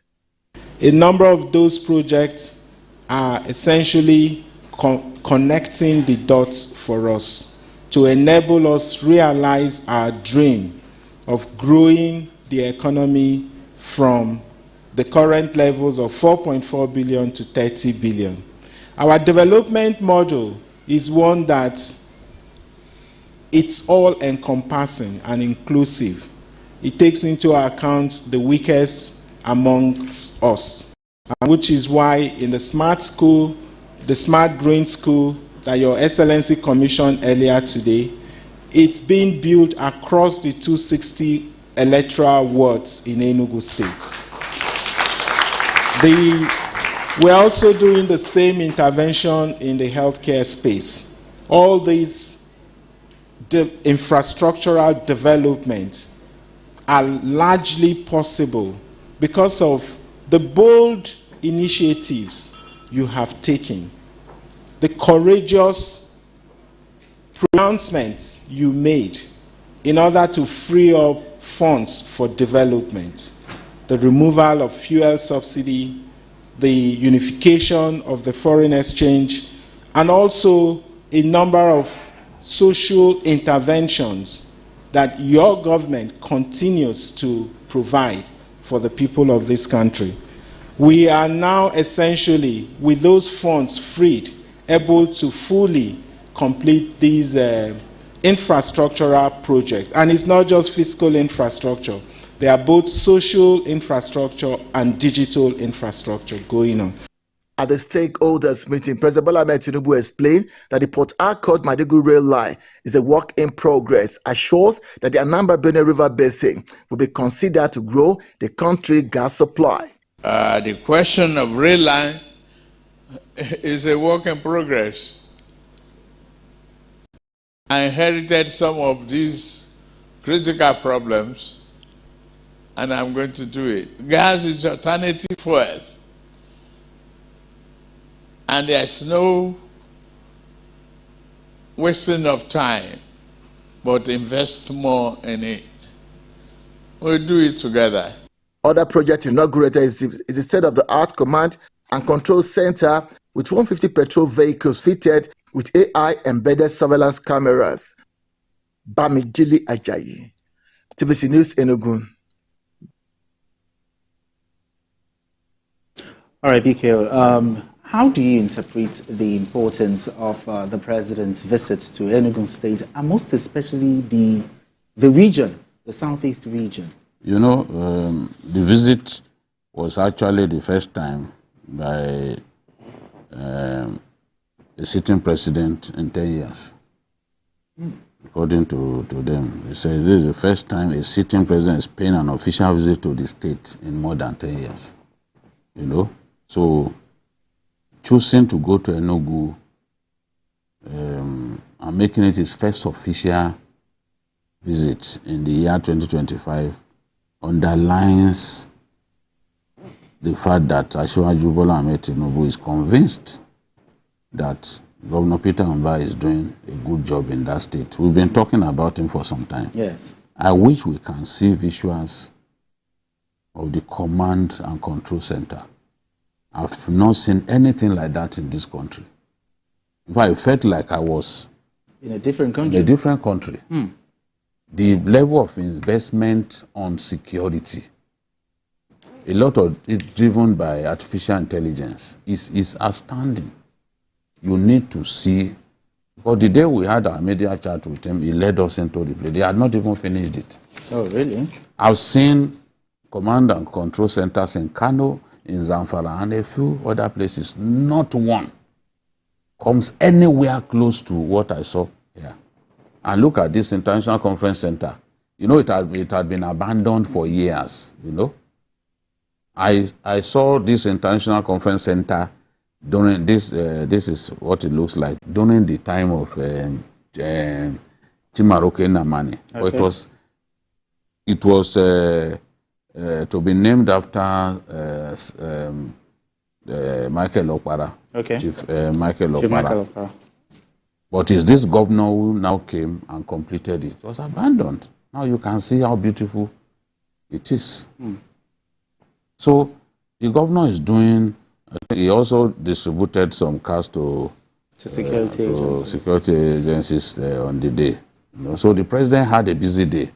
Different places, inaugurating road projects here, inaugurating the smart schools, inaugurating the command and control center. You see, this is, they are going to show us.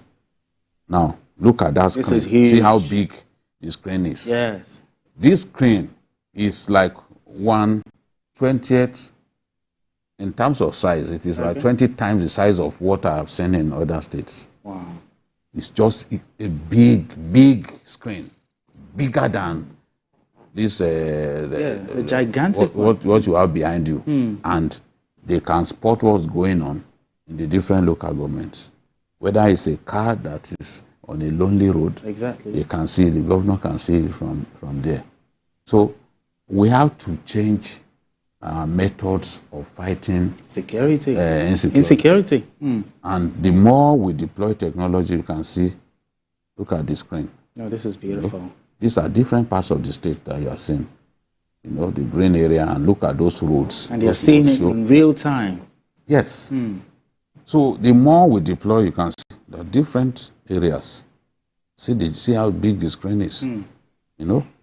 So the more we deploy technology to fight crime in our country, the greater our chances of success. I don't think we should continue to use the same method and expect that things will... Exactly. Mayor, the Enugu State Governor, you know, he plans to build an economy from $4.5 billion to $30 billion. Now, looking at all the good things has been, how will you describe the administration of Governor Peter Mba? Yeah, I think it has to do with his background. You know, he left for Enugu from Lagos, from the corporate world. So he has forward-looking ideas. When you see that is command and control center, it is very commendable because Enugu is part of the areas where they had problems, Enugu, Anambra, Imo, where they used to have the problems of this insecurity that has to do with IPOB and all that.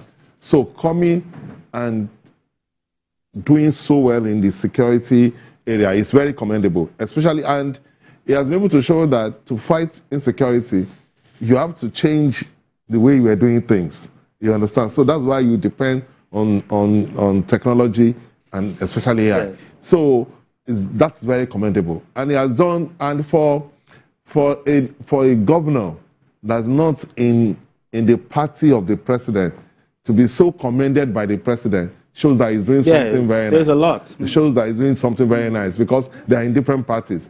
But the president was proud of what he has done and openly commended him. So that is nice. I'm not so surprised. Like I said, is for a long time we've had a lot of people who are not really prepared for the job. Who the only thing is just that because they are politicians and they know how to win elections. Let me just get there. Just win elections. We've always had a lot of people like that. But now we're having a new set of leaders who are better educated, who are well prepared, then who knows what to do.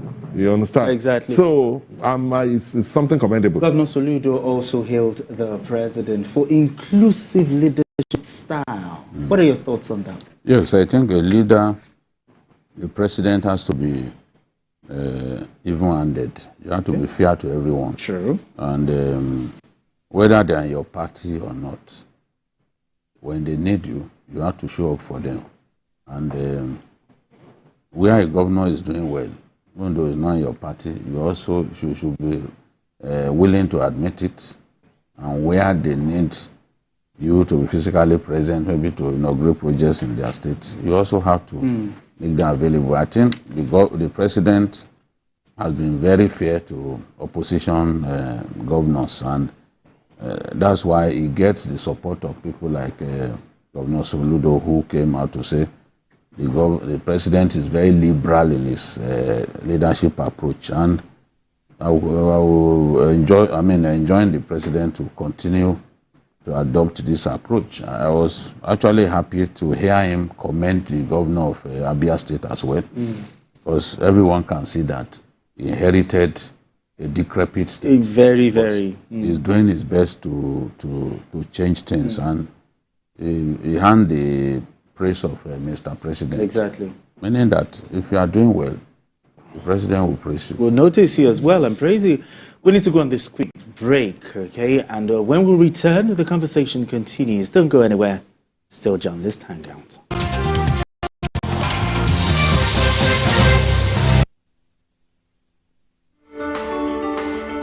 There is always more to a story than the screaming headline.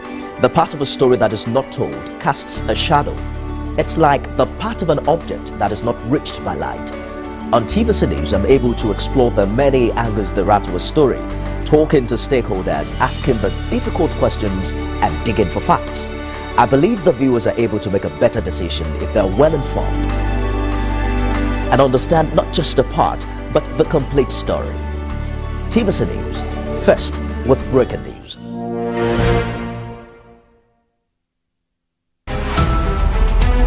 Every major news story is with many perspectives and layered with different levels of impact. Hello. What time did they say?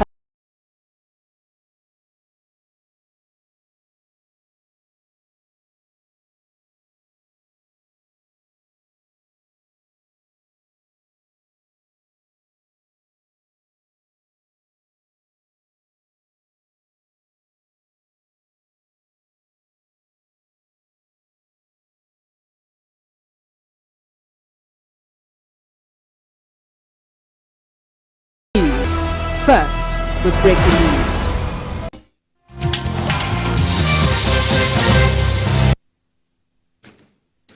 All right, if you just joined us, it's still Journalist Hangout. I still have BKO right here and also Mayor Akimpe. Let's move straight to our next conversation.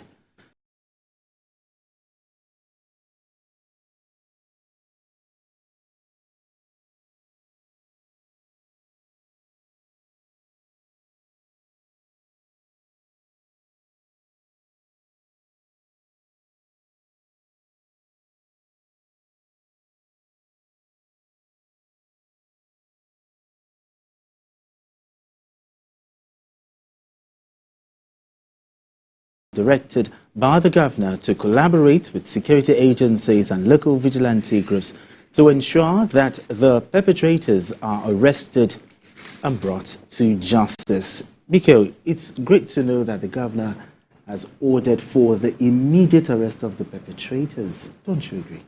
Yes, but I also think think that it makes sense to put measures in place to ensure that this sort of attack does not happen again. How do you just go into people's farmlands and open fire on them, unprovoked attacks on people, in their farmlands?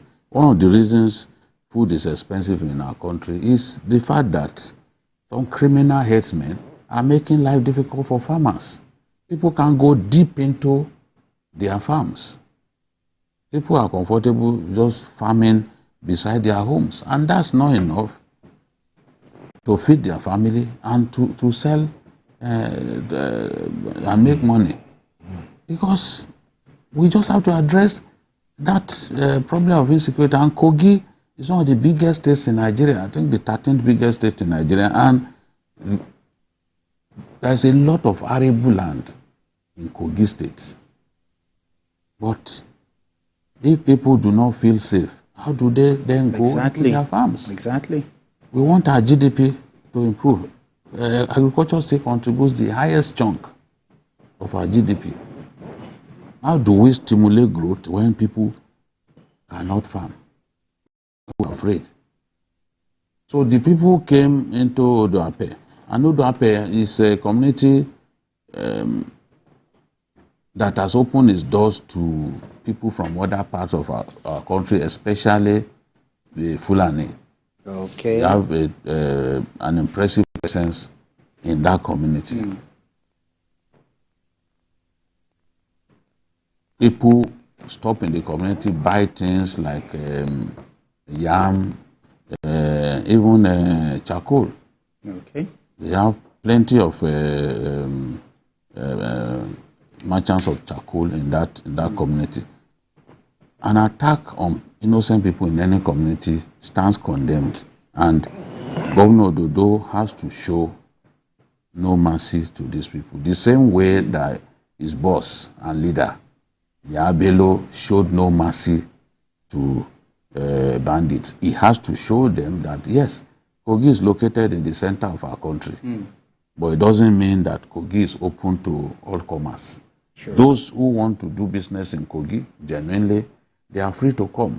Those who want to come into Kogi to kidnap our people, they have to send them a message to their maker. Send a message through them to their maker. It's as simple as that.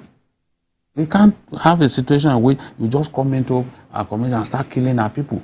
Senator Karime has been complaining. Yes. That is a big problem. They built a forward operation base for the army the other day in the Yagba land because they are coming to kill innocent farmers. That has to stop.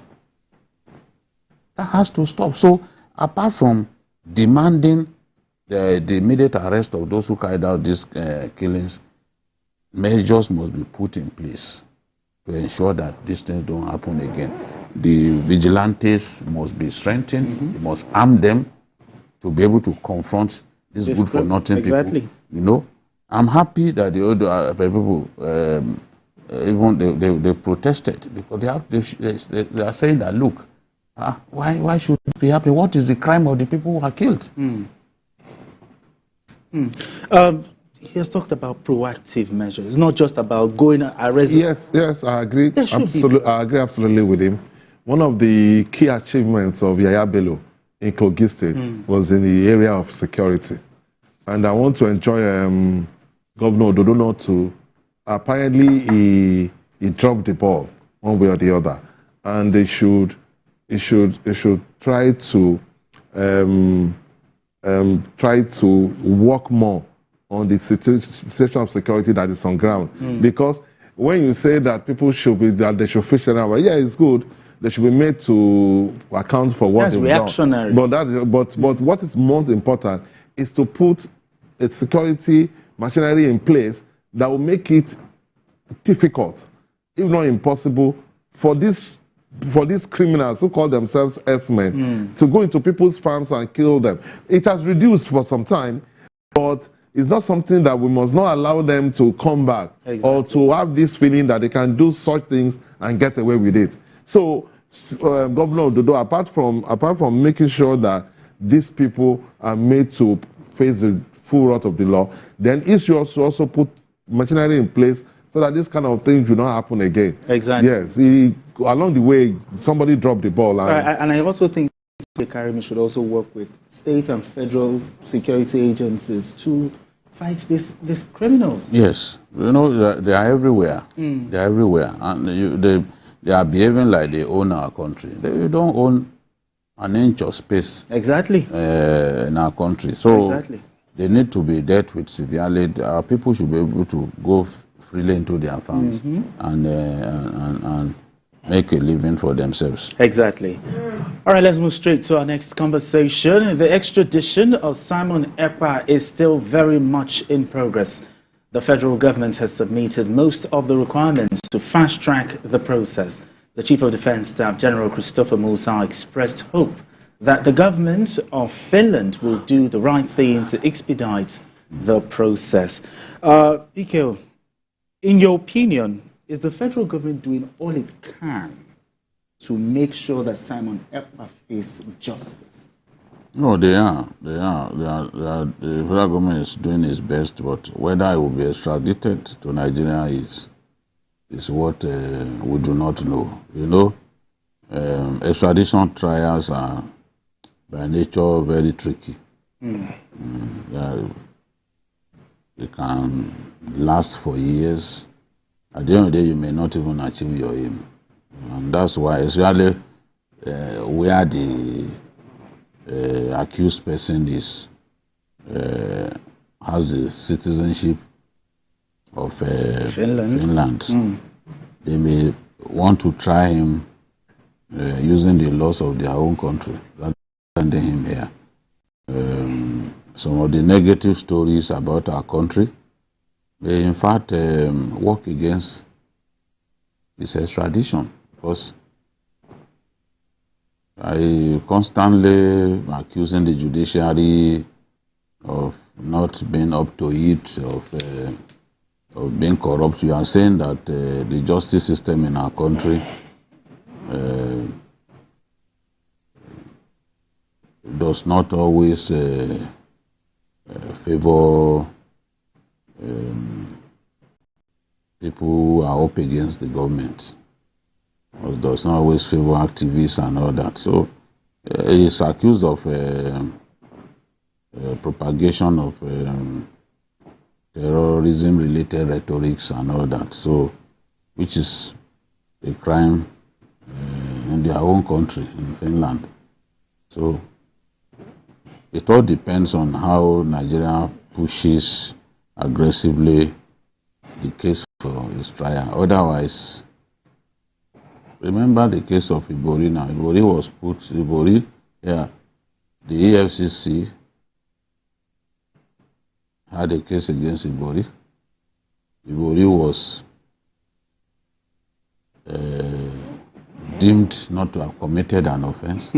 And the same document, the same facts that the justice system here didn't use to convict him were used to convict him in the UK. They not only jailed him, they jailed his wife, they jailed girlfriend, they jailed lawyer. His lawyer too. So what are we talking about? It's I know that Ekpa's lawyers are going to argue that he will not get justice in Nigeria. And some of the things that Nigerians write about our judicial system may actually work against us. But this is a matter of terrorism. Nigeria is a signatory to Rome Statute. Yes, Finland is. Yes, why should he not be? I'm awful. Why I'm awful is this. I agree with him absolutely that because of the way our judiciary is perceived, it may be very, very difficult. Because, you know, European governments do not joke with human rights. If they believe that the person being accused will not get justice or fair justice, they will believe that it is not fair, so extradite the guy to your country. But what I'm hopeful is that already he has been detained in Finland and been tried there. So that shows that they do not agree with the things he was doing. Okay. And there are enough evidence to show that he engaged in act of terrorism. I know all over the world, governments do not joke with terrorism. Sure. That is the only thing that can work for us. So that's why I'm hopeful, because people like EPA should be made to account for all the nonsense that he did. You cannot stay in another country and wage war against your country and incite people against your country. And you think that he's making money off yes, the off whole all thing. this nonsense. Exactly. And you think he can get away with it. He must be brought to account. He must pay for all the nonsense he did. So I'm hopeful that he will be but even if he's not, Justice will be served. Yes, justice will be served. Even in Finland, because already he's in prison and he has been denied bail. So justice will be served. And they've established that they were actually using the group to make money. Some guys who are working with him, mobilizing money, and the guys of from everybody. Yes, in the guise of freedom fighting, they've been arrested. So it's not the only person who has been arrested. So I think that they have a good hang on the matter, and somehow justice is served and sin to have been served. But whether they will extradite him to Nigeria, only a proper extradition trial will determine that. But another thing, before we go to our Zoom guest, will the arrest and possible extradition of Simon Ekpa bring peace to the Southeast? No, not necessarily. Not necessarily. Because you know that Simon Ekpa himself is a faction. They call people in IPOB do not really agree with him. Yes. He's just somebody that because of incarceration of Kanu, he played on that. He played on that vacuum. He occupied it and was using it for himself. Even when he will give order that people should not come out on a particular date, IPOB will say no, they are not part of that. Yes. And he kept getting away with it. So that will not solve all the problems because the issue. He doesn't even believe anymore. Yes, anymore. Yes. Because there was a time I did issues with Jide. Yes. I was saying that look, the people still respect Nnamdi Kanu more than him. He launched into tirade, was attacking me. Because I said in the Southeast, the people still see Nnamdi Kanu more as a hero than himself. So he started attacking me. So to him now, Nnamdi Kanu does not amount to anything. He's just doing what he's doing, believing that, okay, he has replaced Nnamdi Kanu in the struggle. But so what will now bring peace to the South? The release of Mazi Nnamdi Kanu? Nobody can guarantee that the release will put an end to this. Cultists never do well. So all kinds of people have hijacked the struggle. And that's why an Nnamdi Kanu will sign that there is no seat at home anymore. Yes. He used his own hand, he wrote it. When Senator Efeanyi Uba and Eze Chukwuemekere of Enugu Aguleri went to see him, he said, okay, from now, in the past, they said, okay, only when it's brought to court. Okay. Yes, we'll be sit at home. Later, they went to him and said, this thing is destroying the economy of the Southeast. I think Senator Abaribe also joined them. Okay. And he agreed. In his own hand, he said, no more sit at home at any time. Yet, Simon Ekpa, who did not institute it in the first place, this thing was instituted by IPOB. Simon Ekpa continued to do sit at home. So it's like, as far as he's concerned, it has nothing to do with IPOB. And that was why IPOB disowned him. Yeah, he's not powerful. They said, no, we do not approve of his actions. Exactly.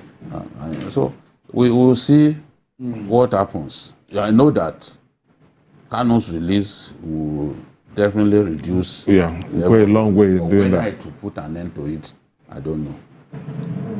Okay. All right. Still talking about it, I think we're having issues with our Zoom guest. But the issue of the matter of extradition, can the extradition process work? Can Nigeria actually satisfy that process? Another question is the fact that Nigeria does not have extradition treaty with Finland. That is the main problem. That is not, it's not whether it can be extradited or not. The problem basically is that we don't have a treaty. The treaty. So they are not under any obligation, legal obligation to extradite him. Because we don't have a treaty. That is the main problem. Not that, because we have enough. But we have with them. Yeah, but yes. Is that not enough? No, bilateral relationship is different. Having extradition agreement is different. Countries go into it's different. Such deals to exchange prisoners. Yes. To exchange detainees and all that. If, for example, between us, the UK and UAE, for example, they have it, and that was why it was easy to send. Yeah. It was easy to send to that place. So Nigeria, I remember that we actually signed during the Buhari regime. We got into that deal with, and you've seen that the UAE even helped us to arrest some sponsors of Boko Haram. Yes, exactly.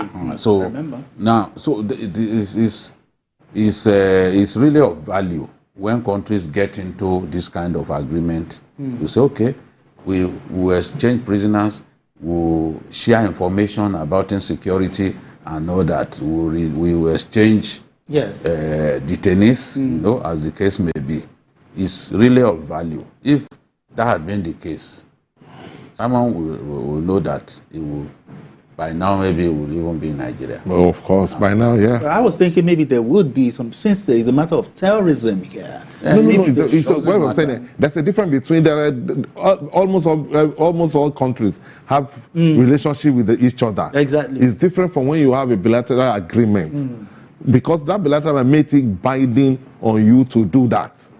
Now, because you don't have that bilateral agreement, it is now left for the government of Finland to use their discretion to agree whether they should send the person to you or not.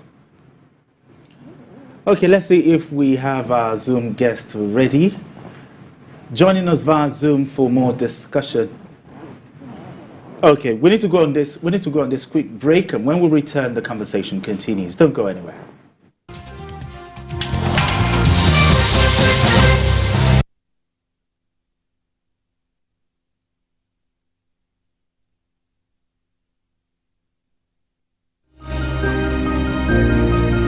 Sometimes it's the story that calls. At other times, the people just want to be heard. School, I need students, but I need teacher. Can't continue like. Their voices re-echoing through time itself. We haven't done anything. If the tide is high, everybody run for safety. Their tears leave a sweet sour taste for all their demands. A familiar call beckoning for change. In our world, no one expects a disaster to happen. But when it does, we'll be there to x-ray all sides, from the east to the west, north and south. Community Forum will examine the oddities and challenges to economic development, as well as issues yearning for government intervention. Watch fresh episodes of Community Forum on Sundays by 9:30 p.m. only on TVC News.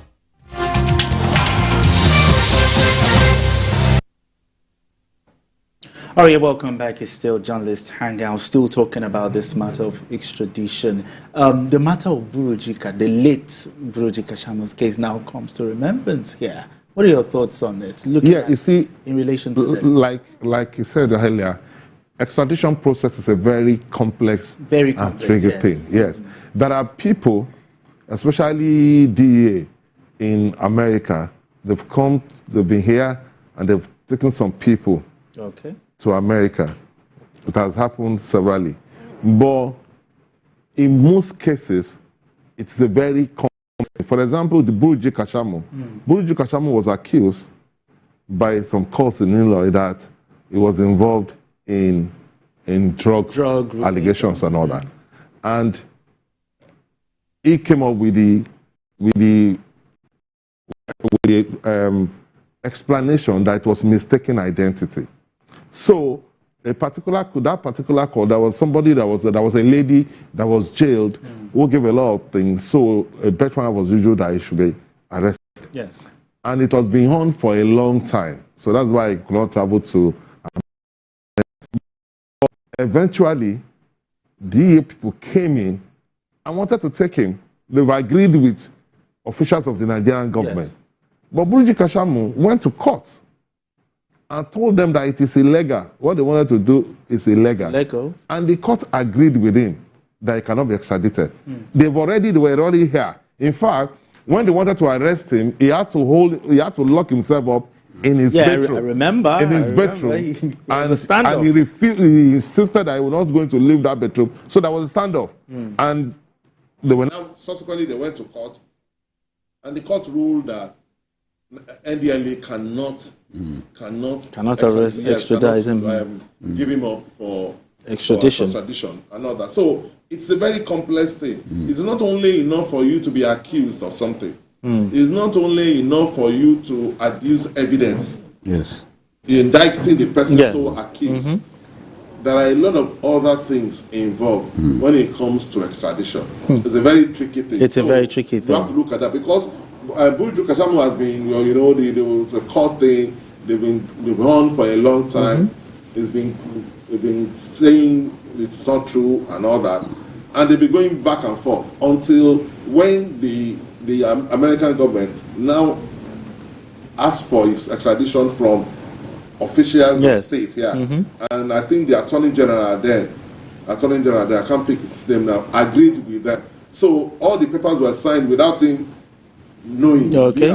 So officials of the drug industry in America wanted to take him, and the only thing that saved they him even took over his streets. Yeah, the only thing that saved him was because he locked himself up and refused to come out from that room, and it was a bulletproof door, so there's no way. There was no way to get entrance. So there was that standoff for a long time. He was only in his bedroom, calling his lawyers and all that. So eventually, I think it was a weekend.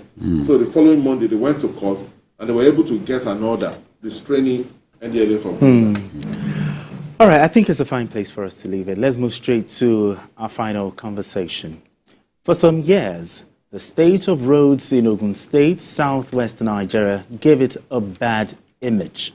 But big changes are happening in some communities located in Ifo, local government area of the state, like Ajuan, Ayawele, Hercules, and Akute. After decades of grappling with bad roads, the state government has begun massive intervention to fix the roads. In this Journalist Hangout Weekend Special, TVC News' Sarah Ayeko reports on the joy of the people and their expectations regarding the projects. Located near Lagos, the commercial center of Nigeria, Akute and its neighboring communities has become the convenient option for people who work in Lagos but can't afford the high cost of living there. Most of them rent apartments in Ogun State and commute to Lagos for work. It's a busy and vibrant community, but the lack of investment in infrastructure like road has made life really difficult for residents and motorists. Akute has 3 main entry and exit points: the Alagbole Akute Lande Road, the Ajumo Akute Road, and Denro Ishashi Akute Road. And these routes, commuting is difficult and life-threatening, not just for motorists, but for commercial motorcyclists who populate the area. For commuters along the Denro Ishashi Akute Road, all they needed was at least a 4.65 kilometer road with a 30-meter bridge to enhance connectivity to Lagos State and boost the economy of adjoining communities. This is the newly constructed Denro Ishashi Akute Road, and it was commissioned in November 2024. That's the 22nd of November 2024 to be specific. And it was commissioned by the Ogun State government, of course. But another thing that the Ogun State government did was to construct this piece of infrastructure. That's the bridge. This bridge is not just a piece of infrastructure for the people. It's a game changer because it reduces travel time. Before now, what they used to have is a bridge made of planks, and it was really difficult for residents in Denro, Ishashi, Akute to access Lagos communities. While residents are thrilled with the new road infrastructure, they are calling on the government to take it to the next level, lighten up the roads. With proper street lights, drivers will be able to navigate safely at night, making the roads even more convenient and secure. So, in fact, we cannot be able to have access to. But as for now, it's okay. It's motorable now. So we are enjoying it now. It will take us up to an hour plus before we get to our destination. But now, it will take us like 30 minutes or 15 minutes before we get to our destination. Ní táìmù August, September, títí wọ November, a máa ní challenges lórí ọ̀nà torí omi máa ń kún wá. Wọ́n máa ń kan pákó sí ọ̀nà ẹ̀. But a dúpẹ́ lọ́wọ́ wọn wípé kò sí yẹn mọ́, wípé wọ́n bá wa ṣe ọ̀nà ẹ̀. Ó dẹ̀ ṣe láṣeyọrí. A dúpẹ́ lọ́wọ́ wọn. But mo wá ń bẹ̀ wọ́n, mo tún rọ̀ wọ́n wípé kán àwọn ọ̀nà tó kù kán wá bá wa ṣe, kán má gbàgbé wa. Ṣé rí ọ̀nà Lambeth Road yẹn títí lọ sí Ìjókòó Road kán jọ Amosu ló ṣe abandon project fún wa ń bẹ̀ ṣóyé but a bẹ̀ wọ́n kán má wo ti Amosu kán bá wa complete ọ̀nà yẹn. I remember when this road was very, very bad then. Even my baby, he was always having cough because of the dust and all that. But since they did this road, so many things, we are happy. We are very happy. Then after they did the road, there was no bump, there was no speed bumps. It was even an issue when there was no speed bumps. But when they now came back and did speed bumps, everything now calmed down because that times bike would just be speeding and anyhow you'd be like, calm down, calm down. But since the speed bumps, they added the speed bumps as if they knew our mind and they came and did what is best for us. I normally have pains because of the bad roads. Sometimes even Dangote truck usually fall. The last time I fell, yeah, I'm relaxed. And when it comes about transport, then tricycle, they find it very difficult to come through this route. They'll tell you they are not going. Instead, they pass through Alagbole. But now, they go straight. Now, you can stop at Ichashi bus stop. You can stop at any bus stop because the road is motorable now. While residents on the Dero Ishashi Akute axis have something to smile about, those in Alagbole, Akute, Lambe, Giwa, Agbado, and Okiaro in Ogun State are still burdened by bad roads. The situation at the Alagbole Akute section is particularly dire. The abandoned lane left unrepaired by a previous government has forced drivers to take matters into their own hands. Many resorted to using one-way traffic, and this has led to a number of accidents. This is one challenge they have had to contend with for years. Despite the efforts made by successive governments in the state, it isn't easy to imagine the struggles they faced. For years, they've had to skillfully navigate the roads, deal with flooding, and find makeshift solutions just to get around. What is supposed to be an iconic edifice is now a refuse dump site and haven for miscreants. There are abandoned structures at various sections of the Alagbole, Akute, Lambe, Ijoko, Okiaro Road. Lambe, the road is bad. Shit. We are happy to him. He's trying. God will help him. Let him just to help us. We are appealing. We know that his commitment in Ogun State is too much. The road is in Lagos State in Ogun State is too much.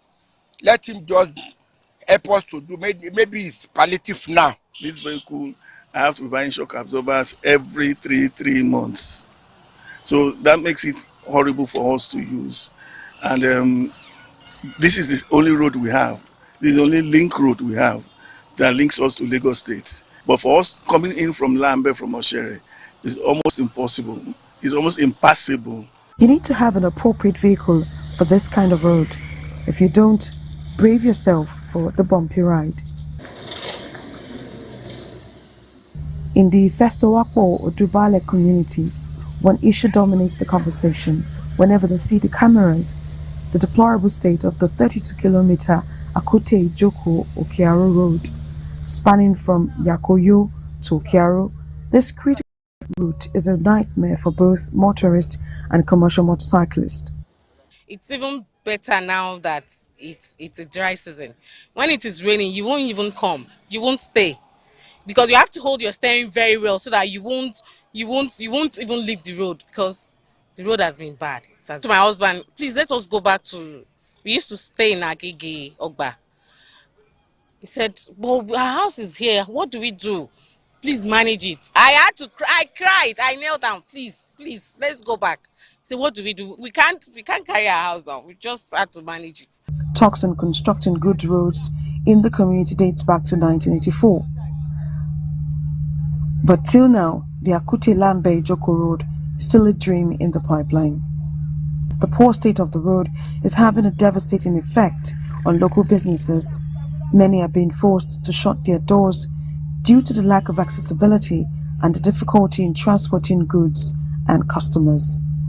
People have really moved out of the area, but because I feel that there is nothing God cannot do. Just as God has brought you people now, I know that God is going to do it and this place will be better for us. So we are asking the government that I should please come and do this road for us. For the past 20 years it has been like this. They should please come and do it for us. So we are begging the government to come and do it for us so that we can have the feeling, the taste of governance. Ogun State is rapidly becoming the go-to destination for investors because the governor wants to overhaul the state's infrastructure. Key roads like the Toyin-Giwa Hercules Road, Akuti-Ajunwo Road, the Alagbole-Ajunwo Road are currently under construction. For some, this is a clear indication the government is serious about creating a business-friendly environment. This infrastructure boost is expected to have a ripple effect on the state's economy, making it an attractive for commerce and industry. 5 additional projects approved by the ESCO under the leadership of His Excellency, the Chairman in Council, Prince Dakwa Abiodun, CON. The 5 they are distributed across the 3 senatorial districts. The 5 are reconstruction of Alagbole-Ajunwo Road, 2, reconstruction of Akute-Ajunwo Road, 3, Toyin-Giwa Hercules Road, and bracket Okearo. Those 3 are in the central Ifo local government, or particularly Ifo 2. I have a board in my office, kind of things we're looking at that are deemed urgent. So those 3 are already on the board. The other one, also, one of them is the remaining section of the Akute Ijoko, the 17 kilometers. In my hand is the layout, what we are working with, trying to do the development of the project. That's layout. So the remaining 17 kilometers will be divided into 2. One end from Akute to somewhere in Okearo, where it is convenient and also be able to address the water issue of flooding, so it won't be a major problem in the community in that area. Then the other part will be from there to Ijoko, the remaining section. So that will soon happen as directed by His Excellency. So those are, then in addition, we are looking at other various projects across the whole 20 local governments. Order to contractors and his promise to residents of Akute, Lambe, Okearo and Hercules communities. It says in less than 3 months they will start seeing some changes on the road network in these communities. Until then, if you're going to be visiting these communities, come with a face mask because the dust is choking. Sarah Ayeku, TVC News, Ogun State. Wow. This is my state. But it is sad that Ogun State was always in the news for the bad reason because of bad rules. But the narrative is changing. It's changing. And as somebody who lives in Ogun State myself, I will tell you something that used to happen to me. There was this woman who has a shop close to Martin's, the main gate that leads to Martin's estate. You know, just after FCMB, there was a little gully in front of the woman's shop. Okay. So, because I do not use tinted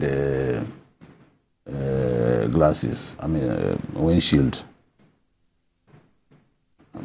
You can see me as I'm driving, you can see who is in the car. I do not believe in having my windows tinted. So the woman will say, òtítọ́jú, ṣé ìwọ náà wàá lọ̀rọ̀ náà yé àbí? Àjọ ń jìyà, o lè lọ sọ fún wọn lórí program ẹ, o lè sọ fún wọn pé kán tán náà ṣe, o lè sọ fún wọn kán tán náà ṣe, àjọ ń jìyà ẹ̀. So she kept harassing me because you have to slow down. So once I slow down, you just have to and she sees me, say, oh, today. So you cannot tell them that they should fix this road. And you have a program where you can talk to people in government. So I started harassing the commissioner for works. Ade used to be a commissioner for works in Lagos during the administration of Ambode. So he's the current commissioner for works in Ogun State. So I kept harassing him.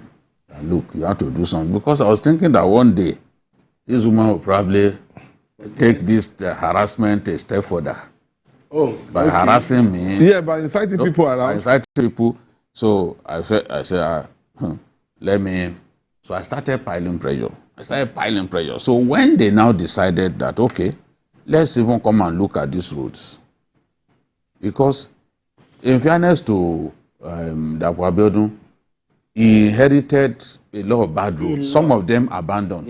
Look at Ojodo Abiodun, Denro Ishashi road, for example. It was the government of Benga Daniel that actually opened up that area, created a road linking those communities to Lagos State. Okay. But the road was left in a terrible state, and the bridge that was constructed was even bent like this. So somebody was wondering, who is the bricklayer who constructed this road? And it was low, so that when the rains come, the whole area will be submerged, and workers, people who work in Lagos, who live in those communities, now have to use canoe to get to the other side. Usually when you are at the peak of the rainy season, you cannot use that road. But look at that road now. That's the road that the governor. So when I continued to pile pressure, they now told me, look, we are coming, we want to start work. Come and meet us. We are in Ishashi, near the Praise and Miracle Church, the Redeemed Church, Praise and Miracle Parish. That's where they stayed. So I got there, I saw them. The commissioner just wanted me to see him, that we have started work. He said, we are the one harassing us and all that. So I saw that work had begun, and people were happy. They were hailing me. They felt they must have instigated this work. I'm not saying that anybody should give me credit, but I live in the area. I suffered like the other people, and that woman who kept harassing me, I do not even, if you ask me now to identify her in a crowd, I will not be able to identify, because I always kept a straight face. I knew that, okay, this woman has always on the left. So I will not look in her direction. I will just looking straight. Sometimes I will just be laughing and I will just drive off. But after that, they did some palliative work, and the place became more tolerable. You can then drive all the way to Alagbole. But today, some of the palliative work that they did have collapsed. Those gullies, those little gullies are back, and you have to slow down. But they had to resurface. They resurfaced all the way from Alagbole. Okay. They resurfaced it all the way to Akute, and even those bridges under the abandoned, the bridges abandoned by former governor Ibikunle Amosu. They actually put roads there. So when Bengadane and his people, I mean, when Lakwabiodun and his people boast that they have constructed more roads than any administration in the state, I think that on the strength of what I've seen, I can say they have not lied. Because in my area, once they've completed, because Ayawele, for 8 years, in the rainy season, it was a nightmare to drive through that place. And Yene Kuti lives in that area. Yene Kuti too will admit that what I'm saying is true. You have to struggle. You have to struggle. But today, the whole area, they've constructed a brand new road. It takes you from Ayawele Junction at Alagbole. Yes. It takes you all the way to Ajuwon. Now they are constructing Ajuwon Road now from Ajuwon to Akute, the last bus stop of Akute. Now the road has been divided into sections. Once you get to somewhere close to Access Bank, the front of Access Bank used to be terrible. It's been like that for years. If you try to drive through that place, your car will be damaged. But today now, you are fixing that road coming from Ajuwon to Akute. So it makes people happy. And of course, even when they are through with that one, people of Lambe, they also, Matogun, going all the way to Giwa Okearo, Abule Ekun, all of them too will come. Remember those pastors that came together to pray that this year, this governor must do something. Exactly. It was a very funny video that they shot, and the Ogun State government had to respond because the thing went viral. If you see, they were praying like people possessed. Exactly. But at least we've seen between that time and now, the road coming from Ojodu Abiodun, going all the way to Akute, Lakmara Junction, is so motorable. I do that road in just 9 minutes. It takes me from my house to Baga. It takes me just 9 minutes. 9 minutes? Yes, just 9 minutes. Because something that used to take hours. You cannot. Frequent visit to shock absorber. Yes, to mechanic workshop and all that. So kudos to the governor. I know that the funds are not endless, but the people still want the governor to do more. Exactly. We have to thank him for what he has done. But we must remind him that there's still a lot left. Exactly, just like Oliver Twist. Yes, Governor Dakwabiodun may end up probably being the best governor in Ogun State on the grounds of these rules in for local government. Because for local government is the biggest local government in Ogun State. True. And they economically they contribute more than any other local government to Ogun State. But for one reason or the other, maybe because of its proximity to Lagos, subsequent government abandoned that local government. They have these terrible rules. So for any governor to have the foresight to start fixing the roads in that local government, if he can fit in there in this second term, he can fix all the roads in this local government, he will end up being the best governor in that state. Because because of the proximity to Lagos and the sheer number of people living in that local government, you understand? Those roads, because they are inaccessible, affects almost everybody in that local government. Exactly. So when you fix those roads, you will live in the memory of those people, because this is something that they've been suffering over the years. I don't know why other governors didn't do it. I'm also trying to do some certain things, but they abandoned. They would do palliative and they abandoned bridges and yes, there's too much on Abeokuta. And yes, and abandoned things. So for any governor to now do it, I would just want to join him to continue. He has done well, but he should move to all the other. I don't know all those lands. Yeah, like Abeokuta North. Yeah, but he should move to all those other places. Yeah, there's some roads in Abeokuta North. So that everybody can commend him for doing things. But in fairness to the Ogun State government, Ogun State has the longest stretch of federal roads. But the people are not ready to listen to that. They just want good roads. Yeah, then, waiting and waiting for federal government to fix some of its roads. It's a waste of time.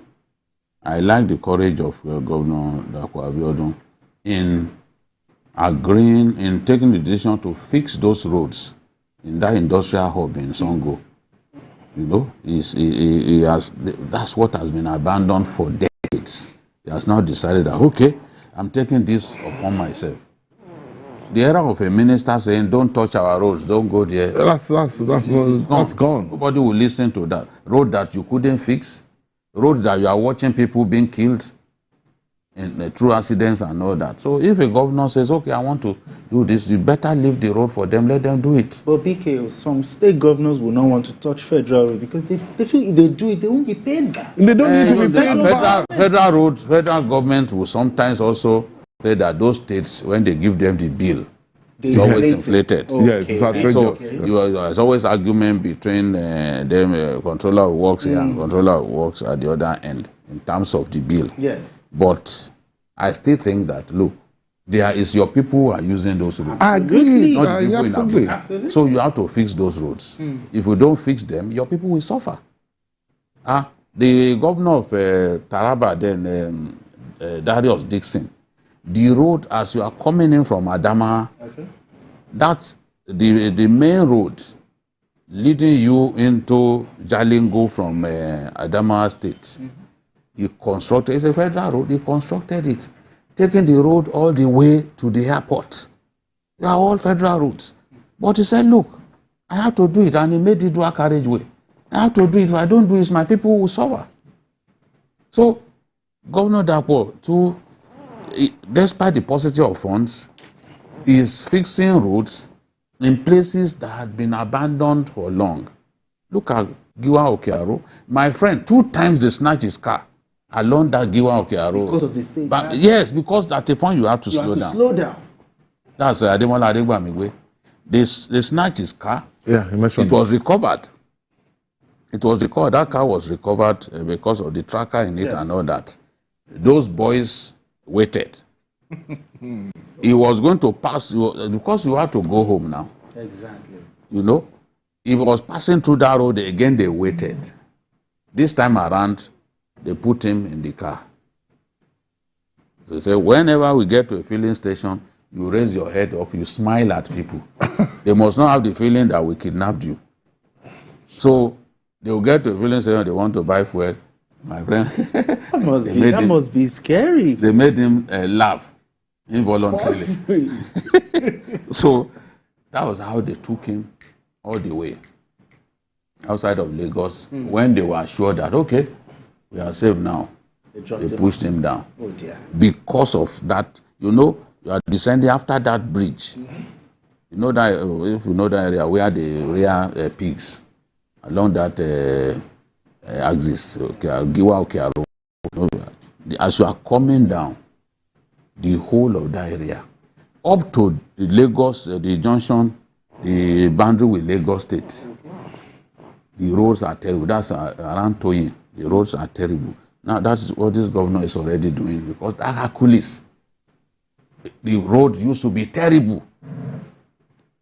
But now, at least everyone is happy that those roads are getting. But BK, now that local governments will now be getting more money, should local governments also be helping? If the governors allow them. Because people don't know. If people don't know that these governors are, because most governors do not agree that they do not agree. Because I think local government should also be helping. No, local government should be to fix roads. Yes. There are local government rules that they're supposed to do, and for the state, we showed some roads that what's his name, Chidi Lloyd. You know, we did a story about Lloyd. Some local government roads at Chidi Lloyd. Yeah. We showed roads that Oseni Dula did in Shomolu now. They took and fixed it. Yeah, they are local government rules. But are these governors going to allow them to spend their funds? Why are governors almost going to kill themselves over local government election? Many of the local government elections, there are no result sheets. It's not a lie now. No result sheets. They just announce it. If you ask them, okay, give us result sheet, look, polling unit by polling unit, I swear to God, there's no figure. Just to put their own people there, whom that whenever they need money, they will not argue with them. Exactly. But anyway, thank you, gentlemen. May I appreciate you as Thank you. BK, thanks. Thank you very much. And that's all on Journalist Hangouts on Sunday. Join us tomorrow for the regular episode of the program at 5 p.m. You can watch the repeat broadcast of this episode tonight at 11:30. We are on YouTube at youtube.com/TVC News Nigeria.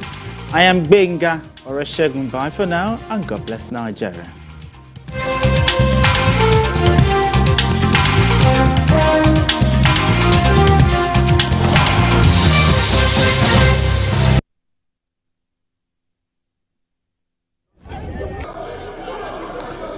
Every second, every minute, every hour, and every day, time doesn't just tick away. It counts down to political decisions that shape our world. This country must move. Imagine the impact these decisions have on our lives. Some are consequential, others may leave us intrigued or baffled. You will have no better friend and partner than Nigeria. Step in and feel the frenzy like never before. Join me every weekday for an hour of fact-finding interviews where questions cut to the core. How would you say your administration has fared in these sectors? I will dig in to get to the heart of issues, from local politics to global insight. Join me as I unearth the power plays, jaw-dropping revelations and the unfiltered truth. This isn't just politics, it's unraveling the stories that matter. Brace yourself for Politics Tonight every weekday at 8 p.m., where every decision echoes along the corridors of our lives. Politics Tonight, only on TVC News.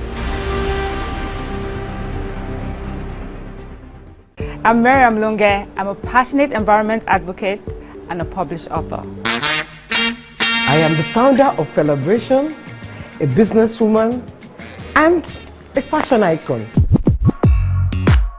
I am a wealth coach and a real estate developer. I am Amako Arakwe. I'm a corporate commercial lawyer and an entrepreneur. Barka mu da warhaka. I am Ramatu Iwo, an entrepreneur and a business coach. I am the voice of an average Muslim woman, an hijabite, and a lawyer. I am a polymath and a serial entrepreneur. I am Murayo Afolabi Brown, Managing Director, TVC Entertainment. I'm a media consultant, producer, and broadcaster. The ladies of your view are made of women from different professions, tribes, cultures, and religion. Join us every Monday to Friday as we share our views on topical and social issues. They swore an oath to serve our fatherland and defend the remembrance emblem to support the incapacitated and families of our fallen heroes. Thank you for your patriotic commitment to Nigerian unity, stability, and progress. Parastatals, religious and corporate bodies to donate generously to the Emblem Appeal Launch. Send your donations to these accounts. Account name, Emblem Appeal Launch. Account number 393-200-7526. EcoBank Nigeria PLC. Ignorance is the mother of personal destruction, a voluntary misfortune, and it is worse when you are ignorant of your ignorance. You and Your Health with Dr. Richard Okoye is brought to you by Dr. Civil. At TVC News, wherever the big news story is happening, we're geared up to break it. TVC News, first with breaking news.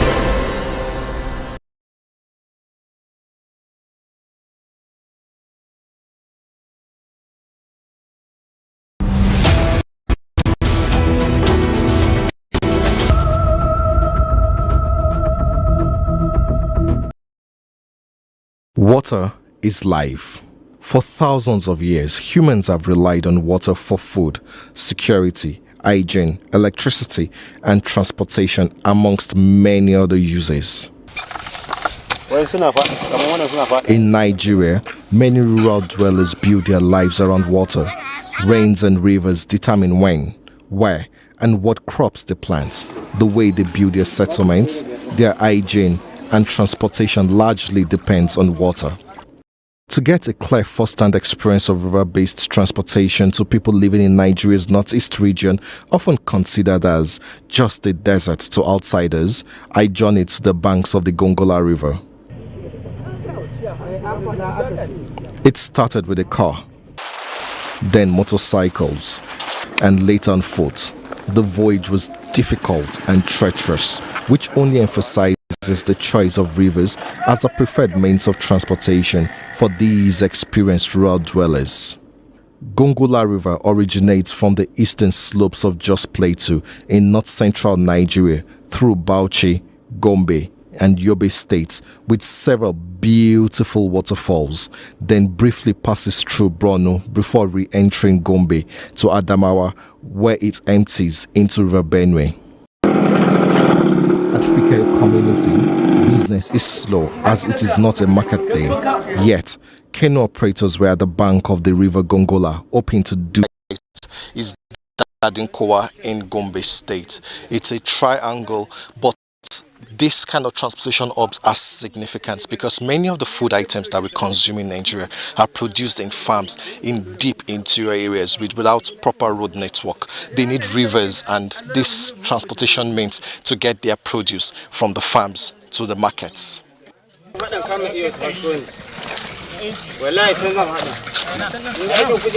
Lawali Usman does not have a formal Western education, but he is well schooled in the way of water. He shares a glimpse of life at the edge of a river. I've been doing this work for about 30 years now. This work is what gives me what to eat and drink. We see things on the job. Sometimes we come out to work and there's nothing to do. The wind and other things hinder us from doing work. It could really be difficult.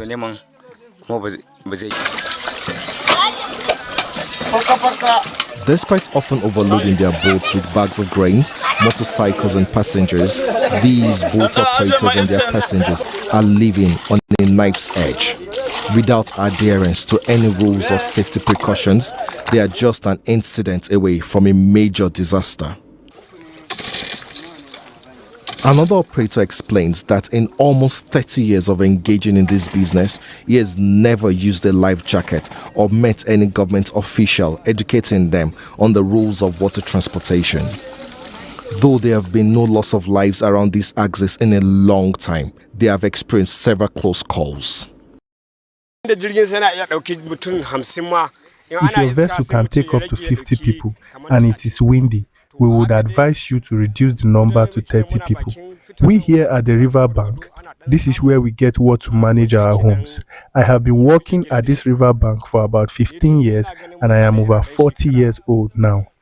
We are looking for intervention from the government because of how the work by the water is. Safety here is no good, so we are urging the government to intervene and give us life jackets. I went in search of the famous boat builder referred to as Serikin Ruwa, meaning king of water. He does not have a boat under construction at the moment, blaming it on the high cost of timber, yet he explains the business of boat building and the dangers of cutting corners.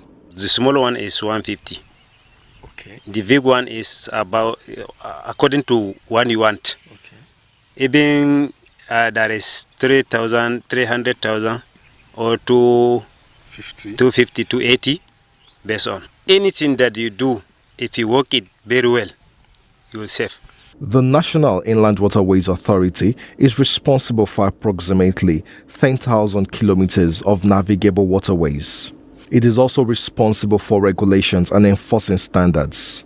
The agency is meant to work with river basin authorities to promote commerce and ensure safety. Passengers and operators say they are not aware of their existence nor felt the agency's impact. Hundreds of lives are lost in boat mishaps each year. Only a few are documented.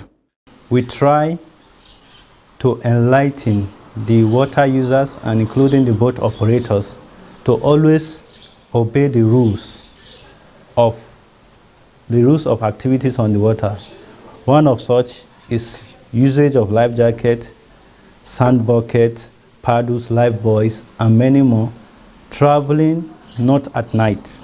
No life jacket, no travel again. If you don't have the safety jacket, you are not expected to travel. And also we have our marshals, which have been recently inaugurated. So always monitor the activities of the boat operators at the loading bays So they are always there to ensure that these rules are adhered to. Back to the makeshift port to take a boat ride from Bayo local government area of Borno State to Gulani in Yobe State. Our bright orange life jackets looked strange to other passengers and boat operators. I insisted they try it on. Only one brave passenger and a middle-aged boat operator agreed. Others would not trust what they know nothing about.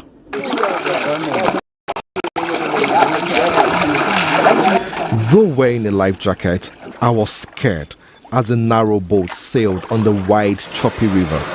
A passenger reassured me that the boat was perfectly safe.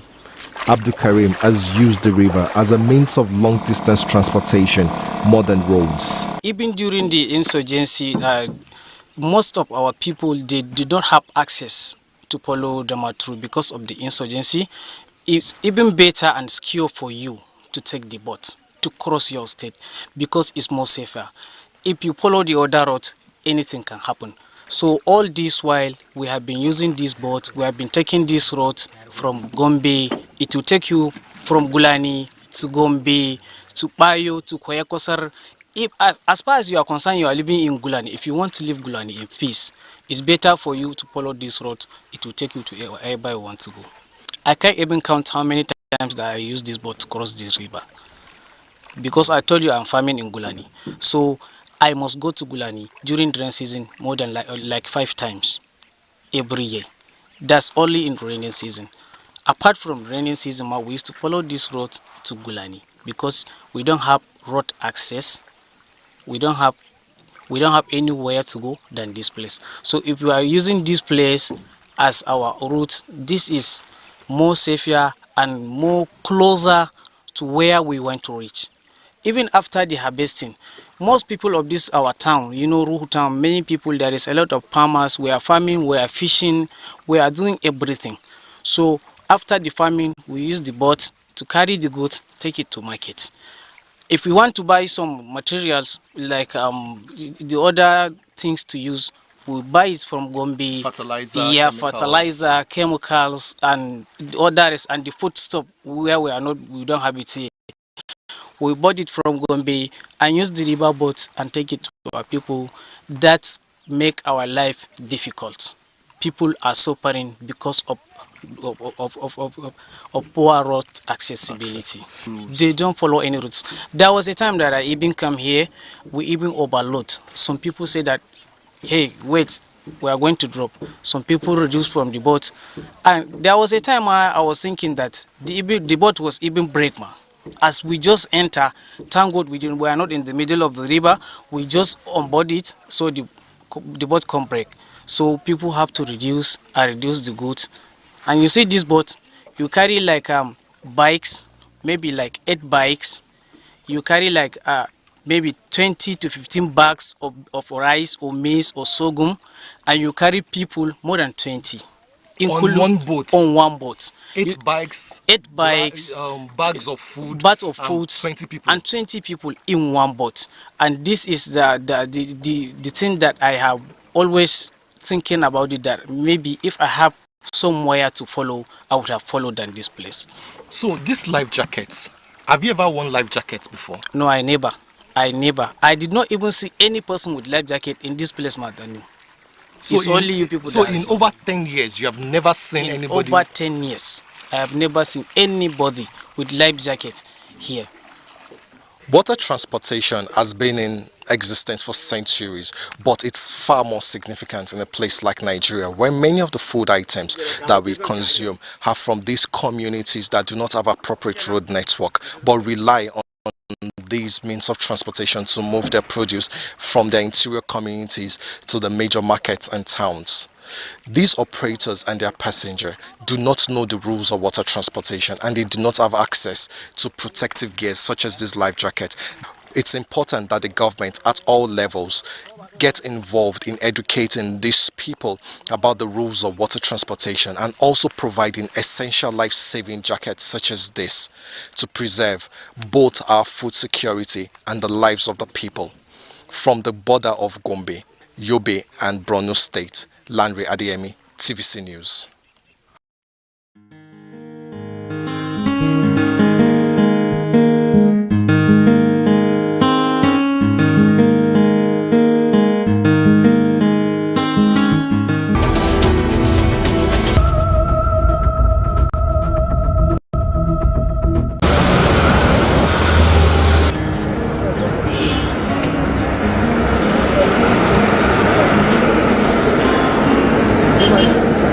In the hustling and bustling of our daily lives, a simple act like crossing the road can be a risky endeavor. But there's a solution that is often overlooked: the zebra crossing. Zebra crossing is a type of pedestrian crossing marked by black and white stripes on the road, indicating a designated point for pedestrians to cross the road. It is called a zebra crossing because of its resemblance to the black and white stripes of a zebra. Drivers are required to yield to pedestrians at these crossings, allowing them to safely cross the road. But many drivers ignore the rules, putting lives at risk.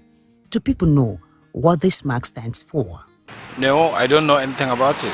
I don't really understand about that. The little I know about zebra crossing is a sign that governments keep for pedestrians, like people that are using leg to cross, and because of that, as vehicle approaching that area is supposed to, and that is should be, you mild your brake so that your motor will go gradually, so that if you can stop, if people or anything that is under this thing there, you can stop for the person to cross, and after crossing you can move. Yes, it's to open the way for crossing, and when you are crossing, an oncoming vehicle should have the discipline to stop, because people who are crossing there, they are free to cross. Zebra crossing, as the name implies, is a designated area on the road marked with white stripe for pedestrians to cross the road. And at this point, it is where the vehicles or drivers give way to pedestrians to cross. And because drivers will give way to pedestrians to cross, it does not mean that pedestrians will just cross without being cautious. If you are about to cross or you're already on the zebra crossing, there's need for you to do traffic drill so that you can be seen. And you should also be cautious to know the dangers. And for drivers, when you are approaching this place, there's need for you to reduce your speed. The zebra crossing was first introduced in the United Kingdom in 1951 as a response to the growing number of pedestrian fatalities on British roads. The idea was conceived by a British engineer, Lasse Ho Belisha, who was inspired by the stripes on a zebra. The first zebra crossing was implemented at the intersection of Secret-Slot Street, Belgrave Road and Buckingham Palace Road in London. Zebra crossing has been around for decades, providing a safe passage for pedestrians, but it seems we have forgotten its importance. This zebra crossing that is here, many a times the drivers don't respect this line. They will see people standing to cross, they will keep on driving and keep people standing there for us to tell them to slow down for us to cross the road. And many a times they come to this place to park their vehicles and stop passengers right at the zebra crossing, which is very, very wrong. And people that are trying to cross, and this may cause accidents for students and people that are trying to cross because the drivers don't respect this zebra crossing. Along the highways and many other intersections visited, zebra crossings are often disregarded by drivers. This negligence can have devastating consequences. Like in FRSA and our own traffic law, we have what we call a marking violation. And this marking violation, it attracts 5,000 naira as a fine. And in National Road Traffic Regulation, section 156, subsection 1B, if you go there, it is stated that drivers should give a stop and allow a pedestrian to cross. And all this, you have fines attached to it. Apart from fine, if you either pay the fine or you go to jail for at least 9 months. World Health Organization estimates over 1.3 million people die every year as a result of traffic accidents worldwide, and more than half of all road traffic deaths are among vulnerable road users, including pedestrians, cyclists, and motorcyclists. The Road Safety Corps said a total of 5,081 people were killed in various road traffic crashes across the country in 2023. Some pedestrians suggest traffic lights should be positioned at a short distance from zebra crossing to reduce the risk of accident and deter drivers from disregarding pedestrians crossing. There are other instances where you have a situation where this zebra crossing is just close to the traffic light. If the traffic light now opens for example, it's say green. The green light is an alley light, and then the zebra crossing is just by that alley light. And people are crossing on the zebra crossing where it has been allocated for people to pass without hitches. And then vehicles are coming on. What do you expect will happen?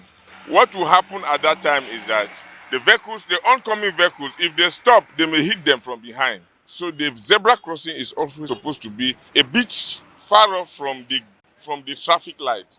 My advice for our driver is that when they see somebody stop at the zebra crossing, you have to follow that driver and stop. In case.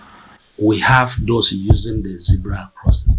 And when you are at zebra crossing, when you are about to cross, or you're already on the zebra crossing, you should also be cautious. It is not as if you have the right of way and you cross without being cautious. That is for the pedestrian. So there's need for them to watch out before they step on or they cross the zebra crossing.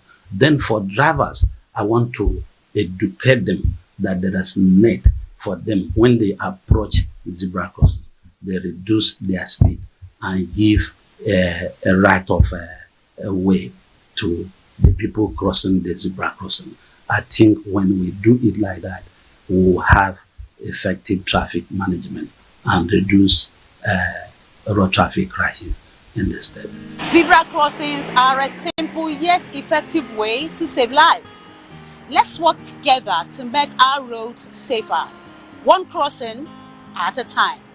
Tina Akweke, TVC News, Calabar.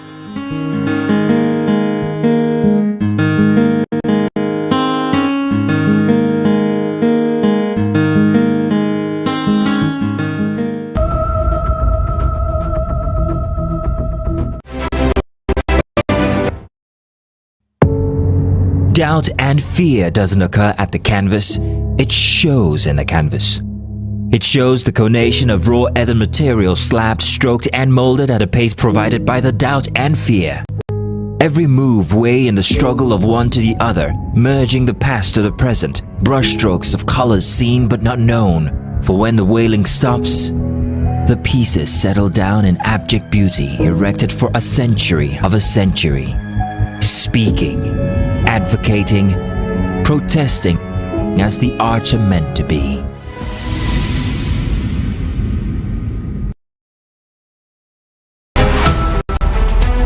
Every major news story is with many perspectives and layered with different levels of impact. Hello. What time did they?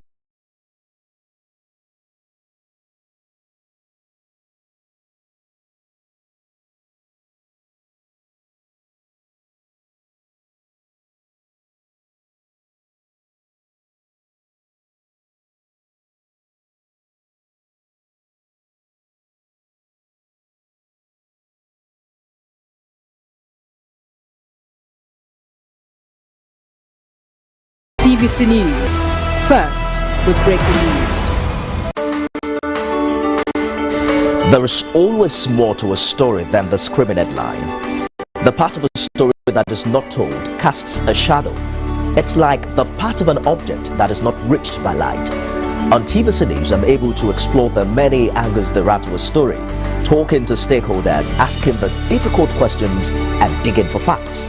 I believe the viewers are able to make a better decision if they're well informed and understand not just a part, but the complete story. TVC News, First, with breaking news.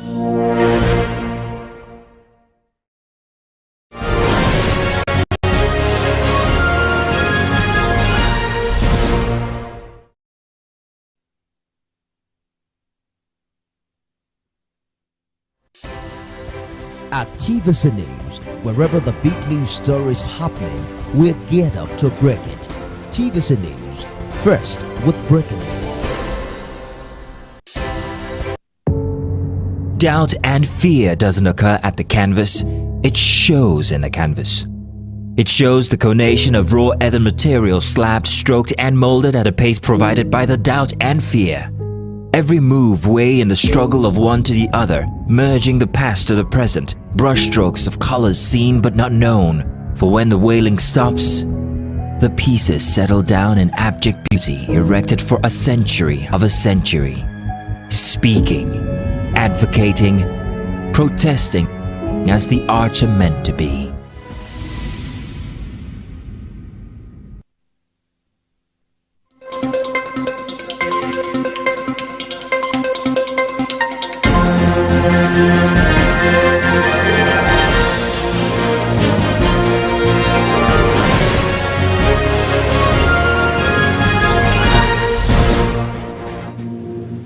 Hello and welcome. This is TVC News at 4.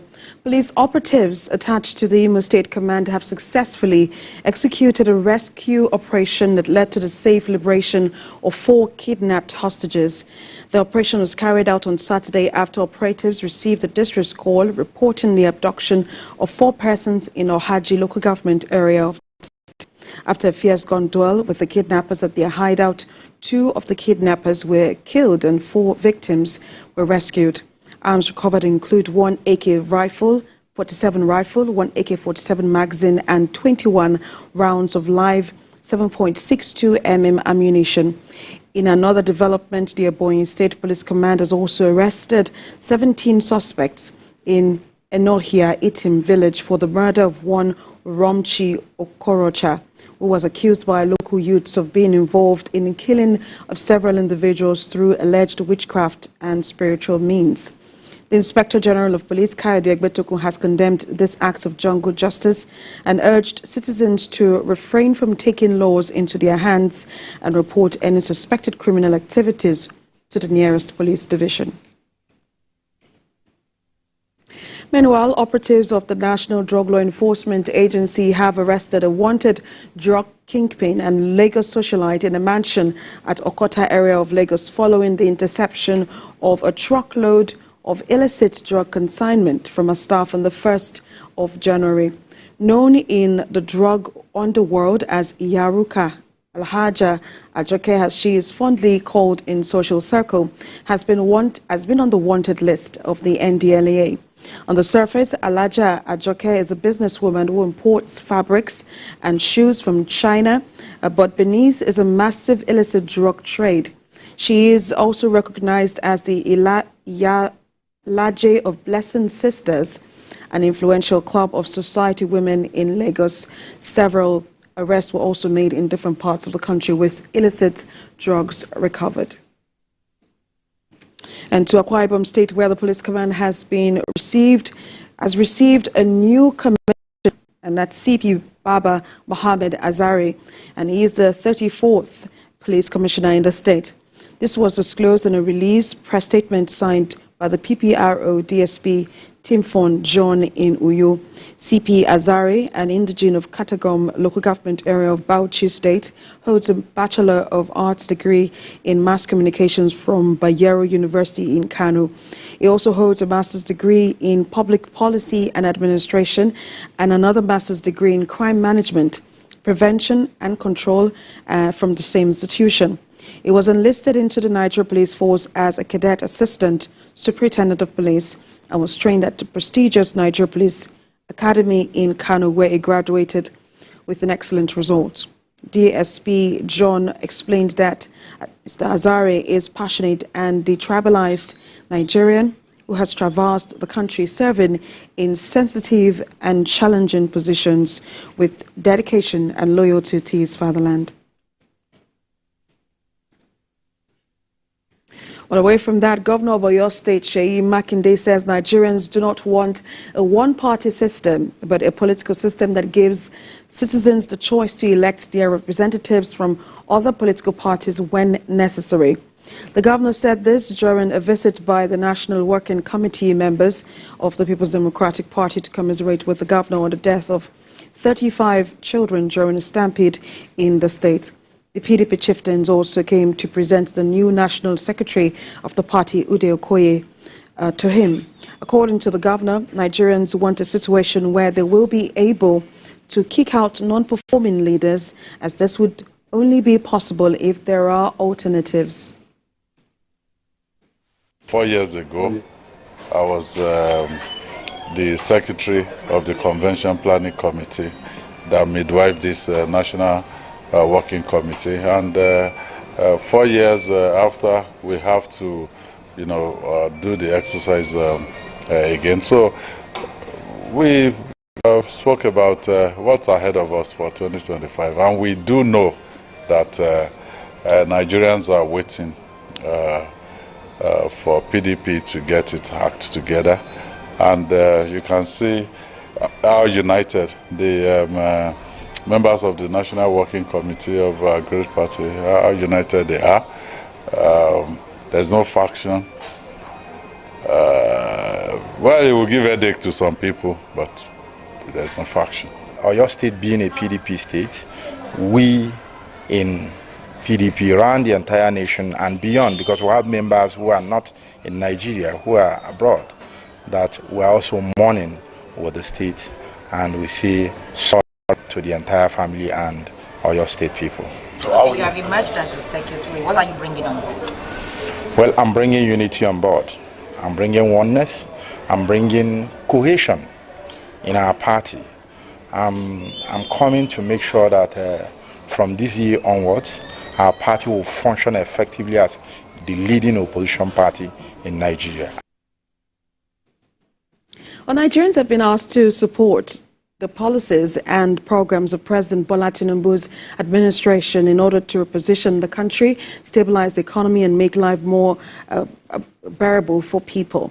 A senator representing Ogun West and other notable politicians in the state made this known at a program in Ilaru. Senior reporter Kazim Olowe reports. As President Bola Tinubu continues to seek collaboration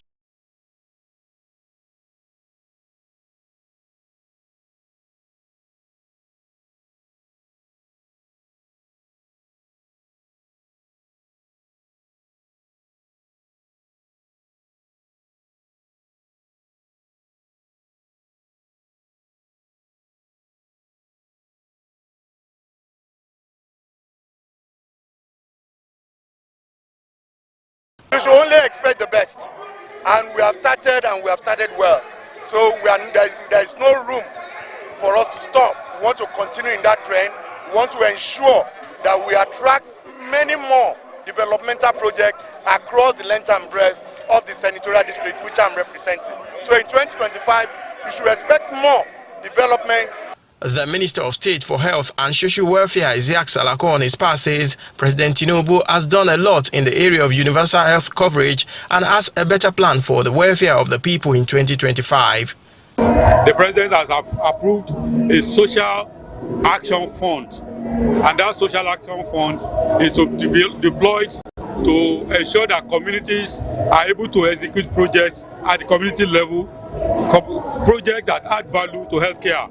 For example, provision of toilets, provision of water, cleaning the environment. Other politicians at the program organized by Senator Solomon Adiola highlighted different plans of the president aimed at transforming the economy and facilitate development in the country. When you put it together in a bouquet that includes local government autonomy, in a bouquet that includes tax reforms that will make tax administration more equitable, more just, you put it together with regional development, they can begin to see that gradually powers are being devolved to the subnationals and resources are being more usually pushed to where it is needed the most. The event was attended by residents from different parts of the state, traditional rulers among others. Kazim Olowe, TVC News, Ilaro. Well, let's take you to Adamawa State, where the All Progressive Congress has constituted a reconciliation committee to resolve the internal crisis in the state chapter of the party. Senior reporter Olabi Adenusi compiled this report. This is the first time after Abdullahi Ganduje took over as the national of the APC that a committee will be set up to reconcile aggrieved party members in Adamawa State.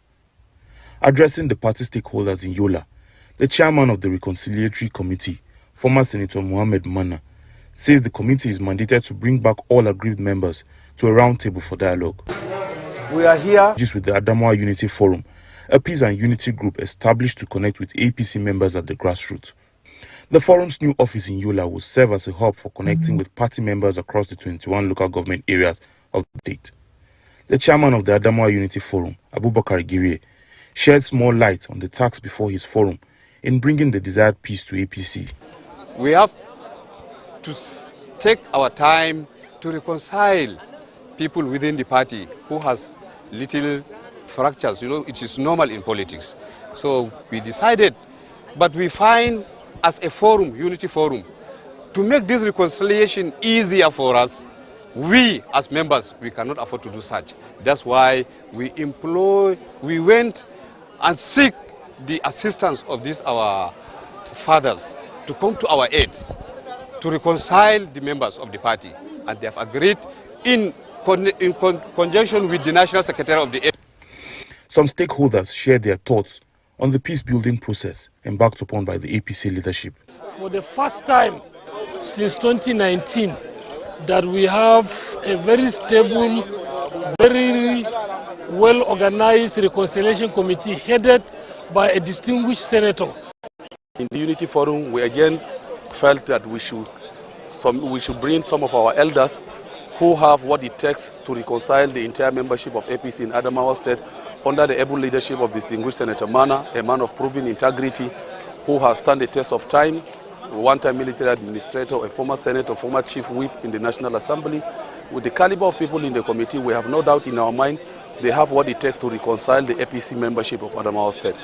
The APC Unity Forum, constituted by Nuhu Ribadu, aims to provide opportunities for youth to grow their political careers and make a strong comeback for the APC in Adamawa State. You're still watching TVC News at 4. We'll take a moment and then return with more stories. Stay with us.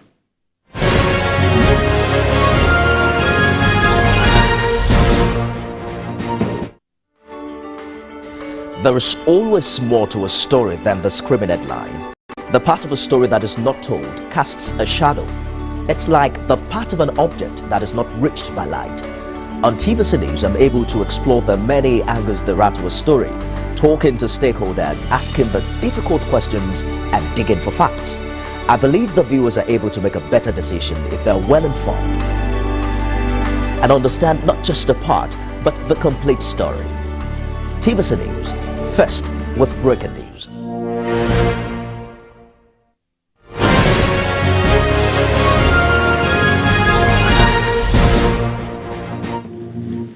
Thanks for staying with us. You're watching TVC News at 4. Policymakers, development experts, and community stakeholders have converged on Kano State to address the challenges facing the North and chart a pathway for progress. At the summit, Northern leaders unveiled an ambitious 2045 development goals aimed at transforming the region's socio-economic landscape.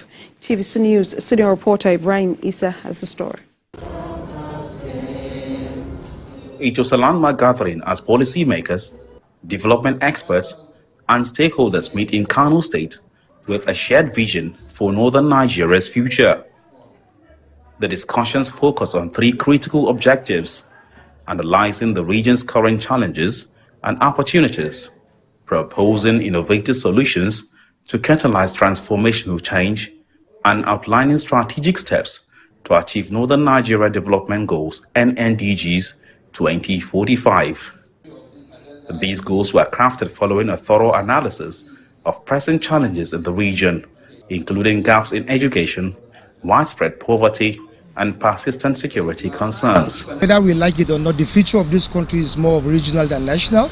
with the setting of the Ministry for Regional Development. It's high time for every region to go back and refocus and look at their potential for growth, look at their challenges, and develop a framework and strategies for implementation. And that is why we come up with the Northern Nigerian Development Goals 2045 to set a direction for implementation of actionable strategy where we want to see Northern Nigeria in 2045. Governor Abba Yusuf of Kano State, represented by his special advisor on state affairs, Usman Bala, underscored the urgency of addressing these critical issues to secure the North's future. The gathering here today is about trying to unveil and set standard or framework for the development of Northern Nigeria as a regional body. Other stakeholders have immense opportunities available in the North, including its youthful population, rich natural resources, and significant potential for agricultural and renewable energy development. I'm not emphasizing the importance of leadership, but political leadership is key to every development. The Northern Nigeria Development Goals 2045 lay out a vision for a region driven by inclusive economic growth. Stakeholders expressed optimism that adopting these strategic goals would serve as a roadmap for sustainable and transformative progress across the region. With collective effort and commitment, they believe Northern Nigeria can achieve unprecedented development and prosperity. Ibrahim Isa, TVC News, Kano. 4,036 households affected by flood in Gumi local government area of Zamfara state will soon have a roof over their heads. This is happening after 5 months of taking refuge in public schools and other places due to the heavy downpour that destroyed their houses last year. Theophilus Darafai tells us more. 267,750 households were affected by floods in 10 local government areas of Zamfara state in 2024. That's according to authorities of the State Emergency Management Agency. Gumi local government is the worst hit as houses, farmlands and other valuables were washed away. The senator representing Zamfara West at the National Assembly, Abdulaziz Yari, has promised to rebuild all affected houses. Not just that, the former governor through a committee also commenced the distribution of cash and building materials to the affected persons. The move is for the beneficiaries to have their houses built before the next rainy season. We are targeting all the beneficiaries, honestly speaking. So we have 4,036 victims. These are about 200 trucks of cement. Each one consists of 900 bags, totaling of 180,000 bags of cement. There are also zinc in order to assist the flood victims of Gumi. Will also provide the materials that will help them. This is that they have started the block work, the foundation plan up to the linter and headcourse level.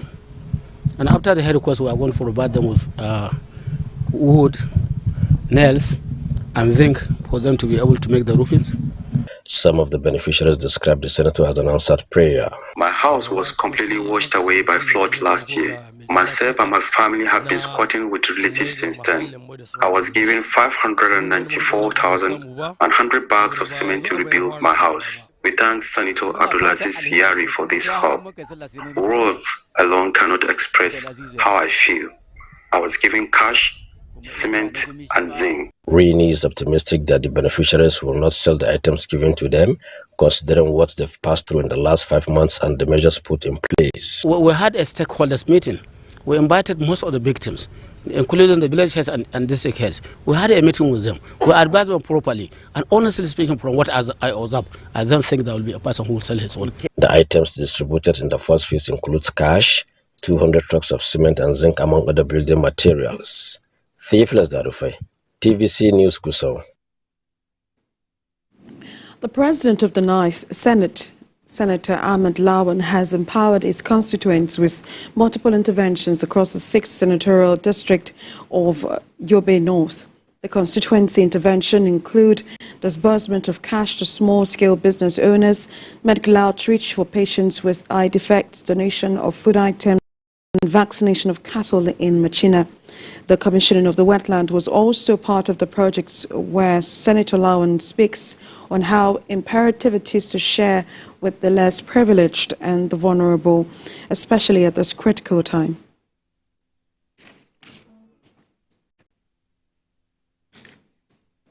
President Bola Tinubu was able to weather through the storm of 2024 caused by the tough economic reforms. The renewed hope agenda of the president was thoroughly scrutinized, but it is beginning to look like the administration is on course. What TVC News State House correspondent Femi Akonde reports. 2024 was a year that tested the resilience of President Bola Tinubu's administration. A year the guts of the necessary economic reforms were shaken from the foundation. But in spite of the uncertainty, criticisms and backlash, President Bola Tinubu held strongly to his conviction and slowly steered the ship of state in the direction of the renewed hope agenda. Indeed, 2024 was a busy year for President Bola Tinubu as he made diplomatic shuttles across the length and breadth of the globe in a desperate search for investors ready to do business in Nigeria.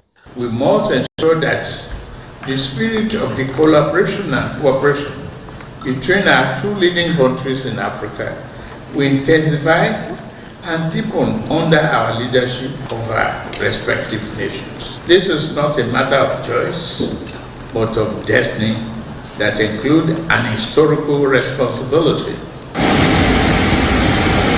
Within 1 year since assumption of office, President Bola Tinubu had traveled out of the country 17 times. And by October of 2024, President Bola Tinubu and Vice President Kashim Shettima undertook 41 trips across 26 countries, collectively spending 180 days or 6 months on foreign engagements. But the presidency says so far, the Tinubu administration has been able to attract more than $30 billion in foreign direct investment. Also recently, there was an announcement of a $5 billion final investment decision by Shell for the Bonga North Deep offshore field, which is seen as a further proof of the Tinubu administration's investment-friendly policies. Our country attracted foreign direct investment worth more than $30 billion in the last year.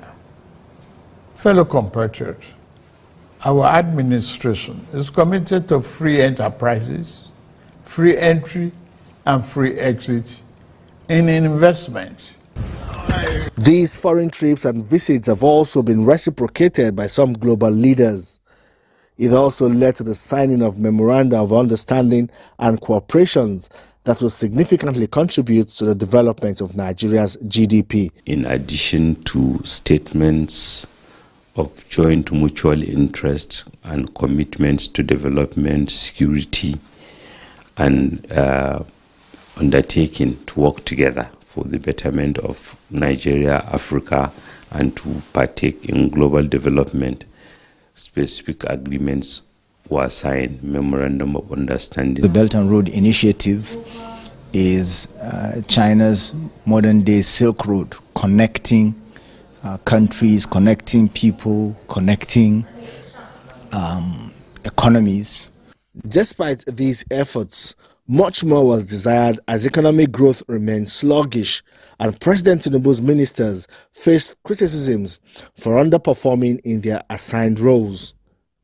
Pressure soon began mounting on President Bola Tinubu to reshuffle his cabinet and inject new impetus that will stimulate economic growth. Eventually, in October this year, President Bola Tinubu wielded the big stick and discharged ministers perceived to be underperforming. But he also restructured the Federal Executive Council and created new ministries, particularly the Ministry of Livestock Development. The ministry is seen as a masterstroke by the president in tackling the problem of food security, solving the farmer heather crisis, and also creating a value chain that will create wealth and contribute to economic growth. Since 17 months, I thank many of the ministers that are present here today for hard work that they've embarked upon tirelessly to put Nigeria on this recovery path. Despite the challenges of 2024, there are signs backed by government data showing better days in the near future. Nigerians have waited for 18 months to see the reforms yield results, but the administration of President Bola Tinubu says the long wait is almost over as the economy is gradually getting back up and running.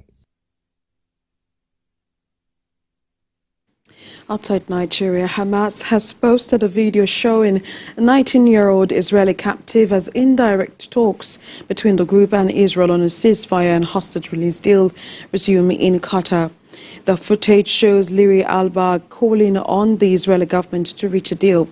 She was taken hostage along with 6 other female conscripts at the Nahal Oz army base on the Gaza border during Hamas' October 2023 attack. In response to the video showing their daughter, Liri Albag's parents said it had torn their hearts to pieces as they appealed to Prime Minister Benjamin Netanyahu to, quote, make decisions as if your own children were there, end quote. The announcement of renewed talks came as Israel intensified attacks on Gaza. The Hamas-run Gaza Health Ministry says that 88 people have been killed in bombardment over the last 24 hours.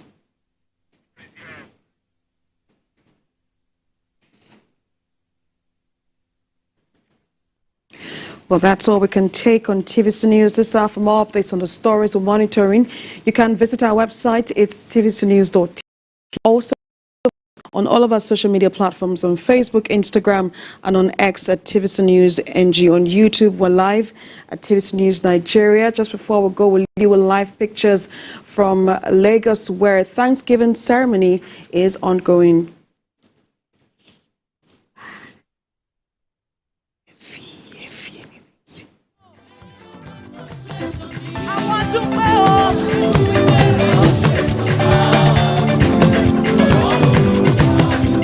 Because you are worthy of my praise.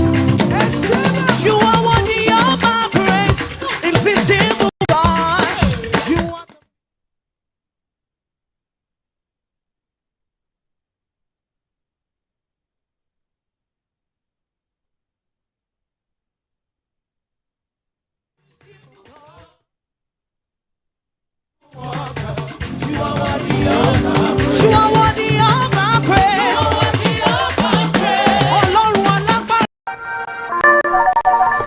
Hello, TVC Communications. How can I help? What makes TVC the right choice for my business? Excellent question, sir. Let me share some exciting facts with you. Start your day on TVC Entertainment with Wake Up Nigeria, a family and lifestyle show. Your view empowers women globally. It's your view, let it count. Entertainment Splash delivers the hottest celebrity trends. On TVC News, we keep you informed with breaking news and in-depth analysis of events shaping the world. I will continue to speak the truth. TVC News at 7 and TVC News at 10 p.m. delivers the most important stories of the day. Max FM, your hit music radio station, captivates listeners daily across Lagos and Abuja, making every commute more enjoyable. Adaba 88.9 FM is not left out, as it is the voice of Southwest, and on TVC. There is always more to a story than the scribbled line. The part of a story that is not told casts a shadow. It's like the part of an object that is not reached by light. On TVC News, I'm able to explore the many angles there are. At TVC News, wherever the big news story is happening, we're geared up to break it. TVC News, first with breaking news.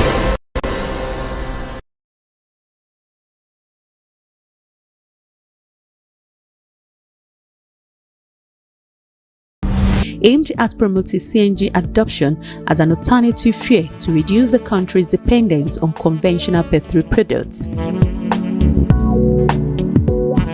Nigeria has one of the world's largest natural gas reserves, ranking among the top 10 globally. This wealth of natural gas has laid the foundation for the development of compressed natural gas as a viable alternative fuel in the country. With fuel scarcity becoming a recurring issue in Nigeria, motorists wait in long queues at petrol stations, often without any certainty of getting fuel. However, with alternatives like CNG, there may finally be some relief. CNG, the indicator that shows your gas gauge is it has the R, this for reserve, that R is for reserve, then G is for gas. Then this fuel stuff diagram is like you're on fuel. So immediately you start it, it goes to fuel, then now switch to gas. So this 3 bar, 1, 2, 3, 4 shows the level, the content of the gas in your cylinder. So you're like 4 bars, so I have like 4 bar right now. You can either switch it by yourself or you automatically sometime when you switch it by yourself. Let me just say you switch it by yourself. It's hybrid, two ways. As you are driving, you can switch it to fuel and gas at the same time again. Similarly, Isa Ahmed, a truck driver whose vehicle runs exclusively on CNG. I have been driving this CNG trailer for about 8 months now. The trailer is made to use CNG right from factory settings. The difference is much compared to diesel. I get CNG for 290 naira per litre, while diesel costs about 1,000 naira per litre. TVC News crew took a day out to visit a CNG conversion center along Kubwa Expressway. We spoke with the manager of the center, who is also the lead engineer. He explained the process of converting vehicles to CNG and discussed how far a converted vehicle can travel on a full tank. First thing is that we will inspect the car. The essence of that inspection is whether the car can take the combustion or not. So we have a diagram list, the place that we will check inside all the cars whether the car can take the combustion, like the chassis of the car, like the engine, because we have some cars that used to select kit that we don't have the kit. Some they are using DJI, some they are using special kit. So if we have that kind of car, so we used to tell the owner of the car that this type of engine we need to supply for that special kit for the car. We used to install the kits and the cylinder in the car, then followed by calibration. We will program the ECU so that I can take the car can work on CNG perfectly. So the thing is that we used to install some of the kits inside the car engine. We are not removing anything from the car. The only thing we used to touch is the manifold. Yes, the car manifold. That's the only thing we used to drill so that the gas can flow there perfectly. The next thing, the cylinder will fabricate the cylinder where the tank can stay. To convert a car normally is 1 day, and that cylinder has 0 risks of fire, explode, or something like that many people they are afraid of bringing their cars to put CNG, because the most thing that they are afraid of is that fire. Is that a problem? Maybe when they got accident or something like.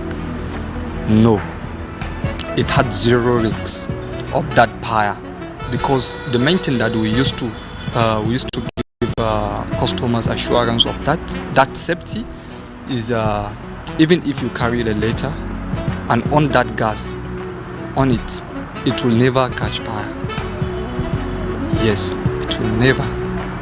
We try with many customers, and they see and they agree.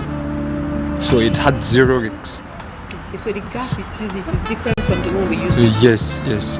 It's not it's different. It's totally different, because that one is LPG, the one that we used to cook, but this one is compressed natural gas.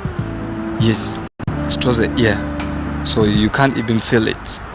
Regarding the cost of conversion, he explained that it depends on the type and size of vehicle. We are importing the cylinder from outside. Yes, so the cost anytime it can change due to the terms of the dollar price that we are using. You know, we are using dollar to import the kit and the cylinder. So for now, the price, you know, if what the price that you hear from this center is different from another center. So that's the price, because now our price for V4 now is 1,159,200. That's for V4, while for V6 1.2. You'll be having that issue of you having loads and luggage inside your cylinder. We heard that PCNG, that is government, has set up more places, but they are not working. Let's tell ourselves the truth. They have not started dispensing gas. So the distance for you to drive to go and get gas is one of the challenges. It's major. Now, if you're looking at interstate, what about that state? If you are traveling to Lagos right now, you just only have one place. You have to buy from here. Where do you buy again? I took a ride in one of the CNG-powered vehicles, and I can confirm it feels just like driving a car powered by petrol. With the federal government pushing for a cleaner, cheaper energy, including free conversion for services, many are already following suit. This shift represents a sustainable step towards sustainable transportation in the face of rising petrol prices and environmental challenges. Helen Osamede Kings, TVC News, Abuja.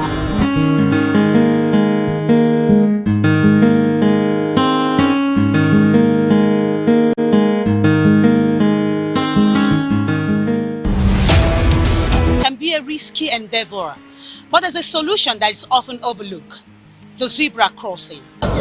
Zebra crossing is a type of pedestrian crossing marked by black and white stripes on the road, indicating a designated point for pedestrians to cross the road.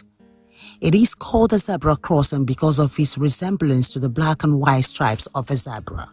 Drivers are required to yield to pedestrians at these crossings, allowing them to safely cross the road. But many drivers ignore the rules, putting lives at risk. Do people know what this mark stands for? No, I don't know anything about it.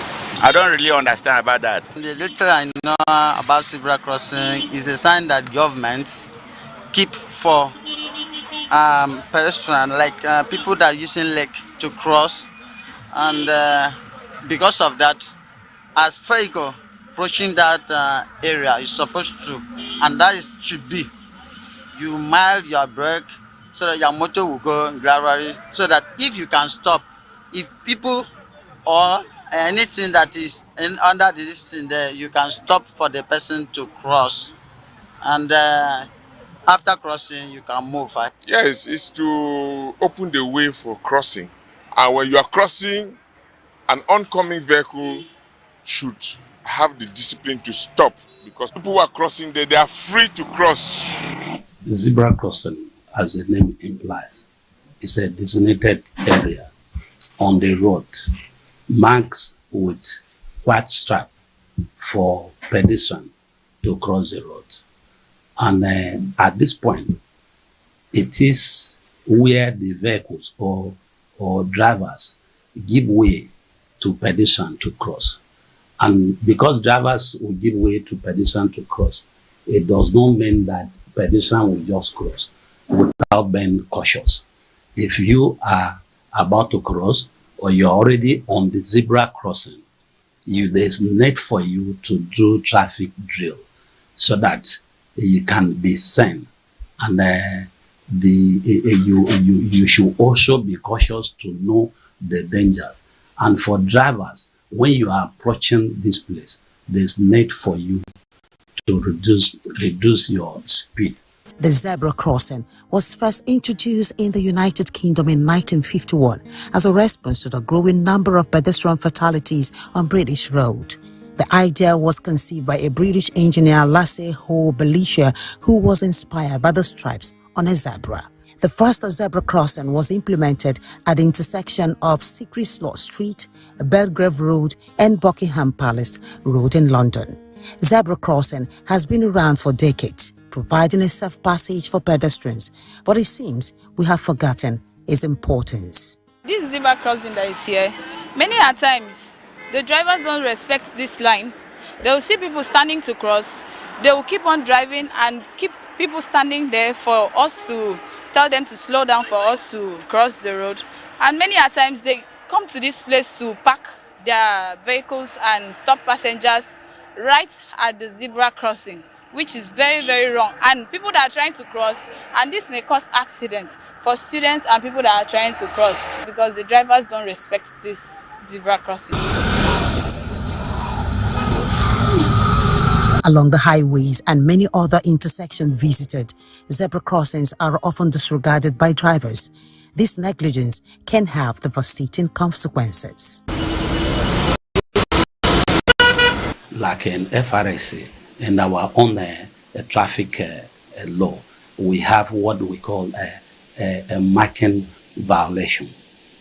And this marking violation, it attracts 5,000 naira as a fine.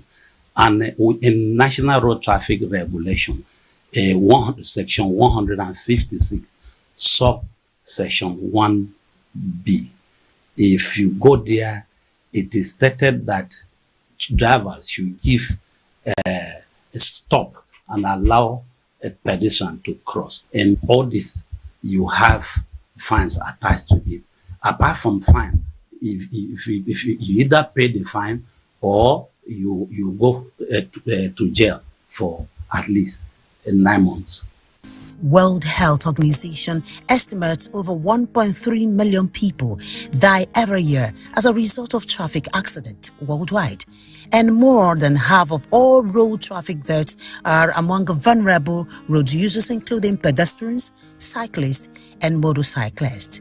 The Road Safety Corps said a total of 5,081 people were killed in various road traffic crashes across the country in 2023.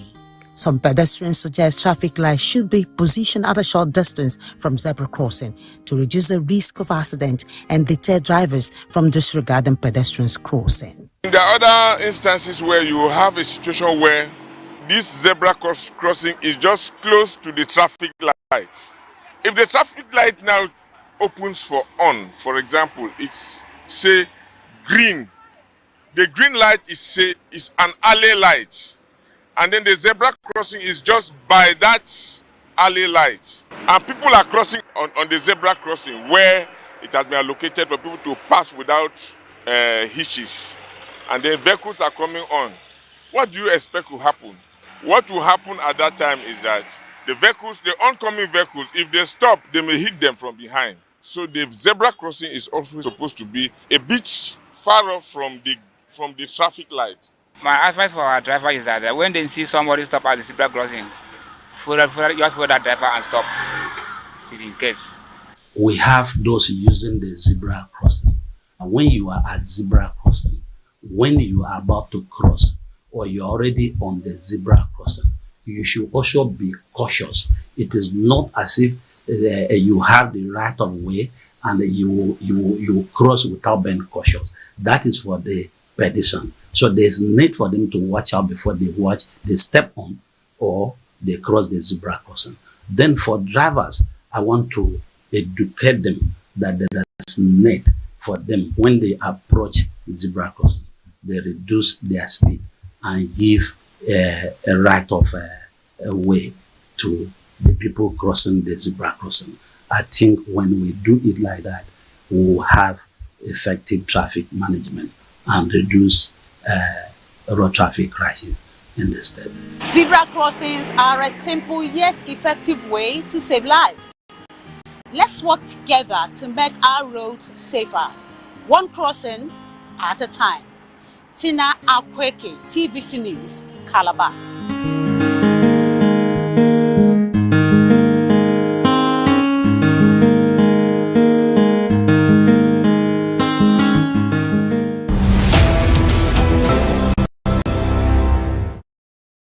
I'm Miriam Lunge. I'm a passionate environment advocate and a published author. I am the founder of Celebration, a businesswoman, and a fashion icon. I am a wealth coach and a real estate developer. I am Amako Arakwe. I'm a corporate commercial lawyer and an entrepreneur. Welcome to our hacker. I am Ramatu Shehu Oyibo, an entrepreneur and a business coach. I am the voice of an average Muslim woman, an hijabite, and a lawyer. I am a polymath and a serial entrepreneur. I am Murayo Afolabi Brown, Managing Director, TVC Entertainment. I'm a media consultant, producer, and broadcaster. The ladies of your view are made of women from different professions, tribes, cultures, and religion. Join us every Monday to Friday as we share our views on topical and social issues.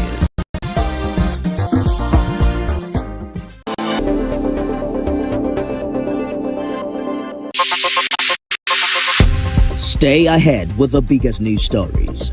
Go beyond the news headlines. Experience impactful investigations.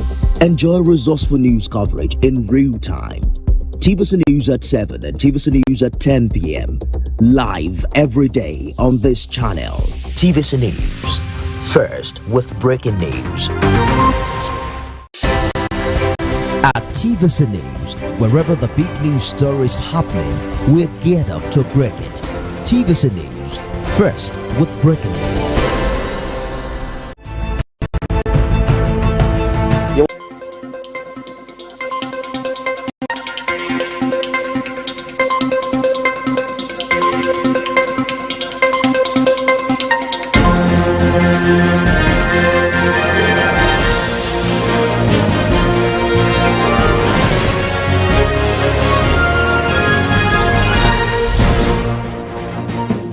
Hello and welcome. This is TVC News this hour. We begin with security matters, where police operatives attached to the Imo State Command have successfully executed a rescue operation that led to the safe liberation of 4 kidnapped hostages. The operation was carried out on Saturday after operatives received a distress call reporting the abduction of 4 persons in Ohaji local government area of Imo State. In a fierce gun duel, the criminals at their hideout, 2 of the kidnappers were killed and 4 victims were rescued. Arms recovered include 1 AK-47 rifle, 1 AK-47 magazine and 21 rounds of live ammunition of that's 7.62 mm ammunition. In another development, the Ebonyi State Police Command arrested 17 suspects in Enohia Itim local government village. That's for the murder of one Uromchi Okorocha, who was accused by local youths of being involved in the killing of several persons through alleged witchcraft and spiritual means. The Inspector General of Police, Kayode Egbetoku, has condemned this act of jungle justice and urged residents to refrain from taking laws into their hands and report any suspected criminal activities to the nearest police command. Meanwhile, the National Drug Law Enforcement Agency has arrested a wanted drug kingpin and a Lagos socialite in a mansion at the Okota area of Lagos, following the interception of a truckload of illicit drug consignment from a staff on the 1st of January. Known in the drug underworld as Yaruka, Alhaja Ajoke, as she is fondly called in the social circle, has been on the wanted list of the NDLEA. She is a businesswoman who imports fabrics and shoes from China, but beneath her business is a massive illicit drug trade. She is also recognized as the Yalaje of Blessing Sisters, an influential club of society women in Lagos. Several arrests were also made in different parts of the country with illicit drugs recovered. The armed forces are increasingly engaging in social and cultural activities, forging stronger ties with local communities. In Katsina State, military personnel and civilians came together as the Nigeria Air Force Reference Hospital, Daura, hosted its social cultural activities. Abdulatif Yusuf reports.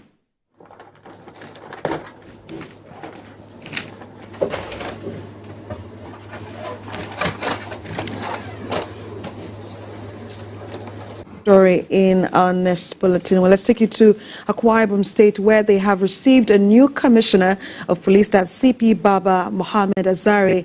Is the 34th police commissioner in the state. This was disclosed in a statement signed by the police spokesperson in the state. That's Tim Fon John. CP Azare is an indigent of Katagum local government area of Bauchi State and holds a Bachelor of Arts degree in mass communications from Bayero University, Kano. He also holds a master's degree in public policy and administration. And for his unflinching support to Nigerian Air Force personnel and their families. I also want to thank the Chief of the Air Staff for instructing that this activity should be held in all Nigerian Air Force bases today across the country. It was a moment of refreshment, celebration and dancing. The Yoruba, Igbo and Hausa cultural troops also performed to the admiration of the guests, showing the strength of Nigeria as one indivisible entity. The representatives of the Emir of Daura and that of the former President Muhammadu Buhari added color to the occasion. It is a laudable initiative that truly needed to be sustained, and I pledge the support of Daura Emirate for more cordial relationship between the Air Force and the people.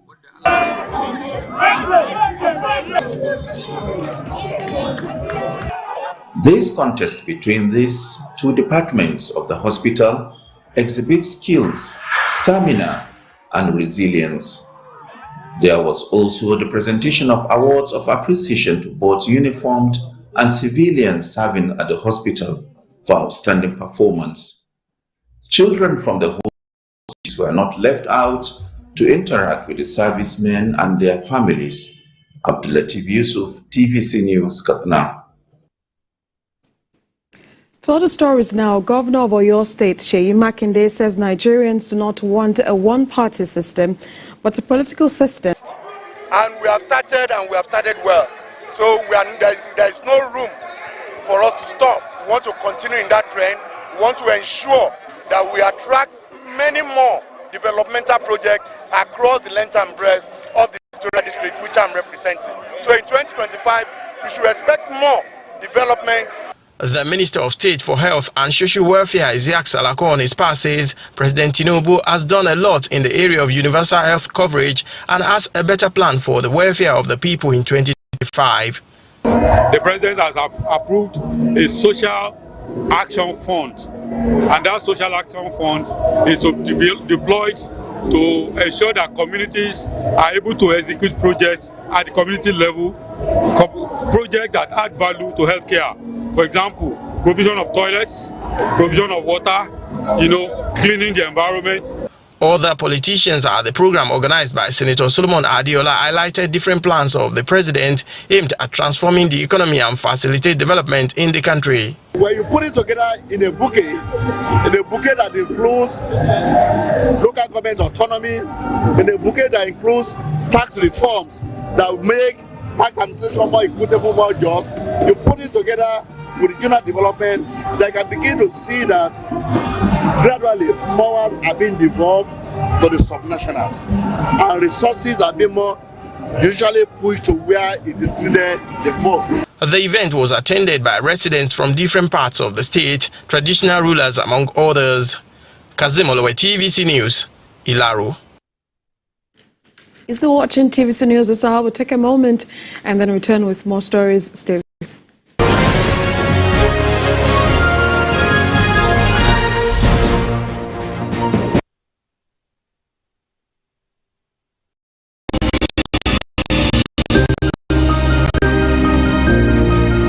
Sometimes it's the story that calls. At other times, the people just want to be heard. School, I need students, but I need teacher. Can't continue like this. Their voices re-echoing through time itself. We haven't done anything. If the tide is high, everybody run for safety. Their tears leave a sweet sour taste for all their demands. A familiar call beckoning for change. In our world, no one expects a disaster to happen. But when it does, we'll be there to x-ray all sides from the east to the west, north and south. Community Forum will examine the oddities and challenges to economic development, as well as issues yearning for government intervention. Watch fresh episodes of Community Forum on Sundays by 9:30 p.m. only on TVC News. Every weekday on Business Nigeria, we uncover the secrets of the financial world. We analyze the stock market, shares, bonds, and the thrilling world of cryptocurrency. Facts matter. Our team dives deep to separate fact from popular opinion. We simplify complex government policies as it impacts your everyday life, helping you navigate the ever-changing financial landscape. Watch Business Nigeria every weekday at 2 p.m. only on TVC News, first with breaking news. You're watching Beyond. Thanks for staying with us. You're still watching TVC News this hour. The Borno State Governor, Babagana Zulum, has announced that the state government will subsidize the cost of petrol for farmers in communities affected by Boko Haram insurgency. He made this announcement in Bama town during the launch of farm input distribution to over 5,000 farmers recovering from years of displacement caused by insurgency. Senior reporter Jessica Fida has details in this report. Bama, a once troubled town ravaged by Boko Haram insurgency. But as peace returns, the town is back to life and people have started to pick up the pieces of their lives. Gathered at the Shehu of Bama's palace are farmers, community leaders and traditional rulers. They are here to benefit from Governor Zulum's agricultural input of solar-powered water pumps, improved seeds, and fertilizers. One of the major challenges that is facing the farming communities here as regards irrigation farming is the increase of fossil fuel. And therefore, I want to announce to the general public that government will procure petroleum products and sell to the farmers at a subsidized rate. A liter of petrol is being sold in Maiduguri at a cost of about 1,200 naira. But inshallah, henceforth, for irrigation farmers, for this farming season, a liter of petrol will be sold at the rate of 600 naira. Government is ready to invest an amount not less than 1 billion naira for this purpose. The governor highlighted that a similar initiative carried out in 2024 in Damasak, Mobile Local Government Area, significantly boosted food production and enhanced livelihood. Solar water pumps is 380 units of solar water pumps, 1,000 units of knapsack sprayers, 800 rolls of 2-inch flexible hose, 1,000 liters of pesticides. So far, about 100 tube wells were drilled. But inshallah, another 250 tube wells will be drilled for irrigation farmers. Inshallah, more than 5,000 farmers will benefit from this scheme. Beneficiaries of the gesture thanked the governor for the initiative and promised to utilize the equipment provided to them. Food security is guaranteed across the region if this initiative succeeds. Jessie Tafida, TVC News, Bama. The governor of Kebbi State, Nasir Idris, says he remains optimistic about Kebbi's security agenda. He said this while meeting with major security stakeholders at the government house in Berlin, Kebbi. Governor Idris promised sustained efforts and strategic adjustment to prioritize the state's peaceful coexistence. Our Mohammed reports. After the meeting, Governor Nasir Idris emphasized the importance of operating as a cohesive team in the fight against insecurity to protect the citizens of Kebbi. He outlined strategies to strengthen security, including measures to prevent infiltration from neighboring countries, securing border lines, enhancing local security operations, and providing significant support to vigilante groups. Kebbi State has donated over 45 new brand Toyota Hilux for security agencies so that will complement what the federal government is doing. They are federal government workers, but they are serving Kebbi State people. Even right now, we have, if you go behind this office, you can see additional vehicles, because no meaningful deployment will take place without security. We want, like I promised, that our people, I want Kebbi State people, especially the place where we have challenges. We don't have a camp of bandits in Kebbi State.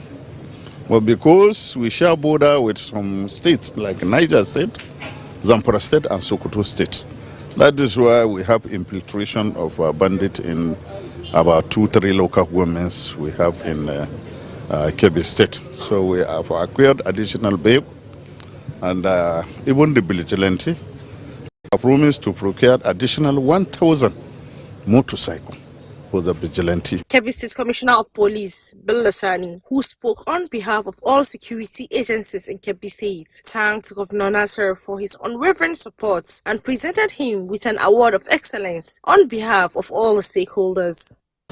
And also, before we visit your office, we put head together to have a sort of souvenir of excellence to present, to show the appreciation, and also to show how we security agencies are working in Kebbi State. We work in synergy in order to have a successful operation. Hawa Muhammad, TVC News Kebbi. President Bola Tinubu was able to weather through the storm of 2024 caused by the tough economic reforms. The renewed hope agenda of the president was thoroughly scrutinized, but it is beginning to look like the administration is on course. TVC News State House correspondent Femi Akonde reports. 2024 was a year that tested the resilience of President Bola Tinubu's administration. A year the guts of the necessary economic reforms were shaken from the foundation. But in spite of the uncertainty, criticisms and backlash, President Bola Tinubu held strongly to his conviction and slowly steered the ship of state in the direction of the renewed hope agenda. Indeed, 2024 people under our leadership of our respective nations. This is not a matter of choice, but of destiny that include an historical responsibility. Within 1 year since assumption of office, President Bola Tinubu had traveled out of the country 17 times. And by October of 2024, President Bola Tinubu and Vice President Kashim Shettima undertook 41 trips across 26 countries, collectively spending 180 days or 6 months on foreign engagements. But the presidency says so far, the Tinubu administration has been able to attract more than $30 billion in foreign direct investment. Also recently, there was an announcement of a $5 billion final investment decision by Shell for the Bonga North Deep Offshore Field, which is seen as a further proof of the Tinubu administration's investment-friendly policies. Our country attracted foreign direct investment worth more than $30 billion in the last year. Fellow compatriots, our administration is committed to free enterprises, free entry and free exit in investment. These foreign trips and visits have also been reciprocated by some global leaders. It also led to the signing of memoranda of understanding and cooperations that will significantly contribute to the development of Nigeria's GDP. In addition to statements of joint mutual interest and commitments to development, security, and undertaking to work together for the betterment of Nigeria, Africa, and to partake in global development, specific agreements were signed, memorandum of understanding. The Belt and Road Initiative is China's modern-day Silk Road, connecting countries, connecting people, connecting economies. Despite these efforts, much more was desired as economic growth remained sluggish, and President Tinubu's ministers faced criticisms for underperforming in their assigned roles. Pressure soon began mounting on President Bola Tinubu to reshuffle his cabinet and inject new impetus that will stimulate economic growth. Eventually, in October this year, Bola Tinubu wielded the big stick and discharged ministers perceived to be underperforming. But he also restructured the Federal Executive Council and created new ministries, particularly the Ministry of Livestock, to economic growth.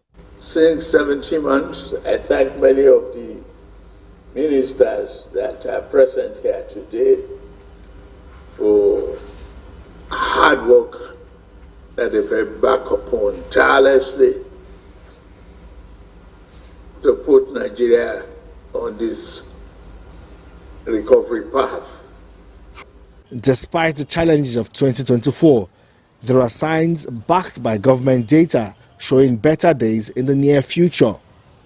Nigerians have waited for 18 months to see the reforms yield results, but the administration of President Bola Tinubu says the long wait is almost over as the economy is gradually getting back up and running.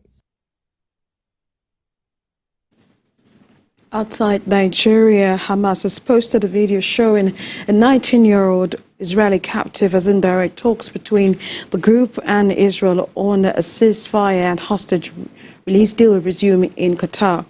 The footage shows Liri al-Bag calling for the Israeli government to reach a deal. She was taken hostage along with 6 other female conscripts at the Nahal Oz army base on the Gaza border during the Hamas October 2023 attack. In response to the video showing their daughter Liri al-Bag's parents say their hearts are torn to pieces and they're appealing to the Prime Minister Benjamin Netanyahu to, quote, make decisions as if your own children were there, end quote.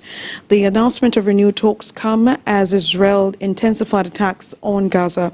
The Hamas-run Gaza Health Ministry says that 88 people have been killed in bombardment over the last 24 hours.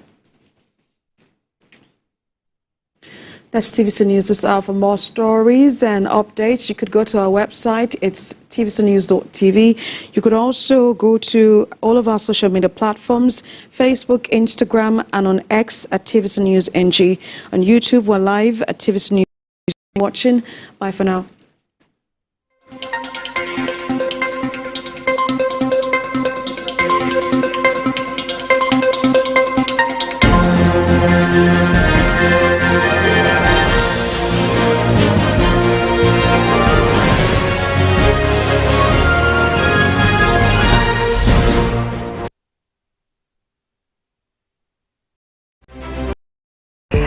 I'm Miriam Lunge. I'm a passionate environment advocate and a published author. I am the founder of Celebration, a businesswoman, and a fashion icon.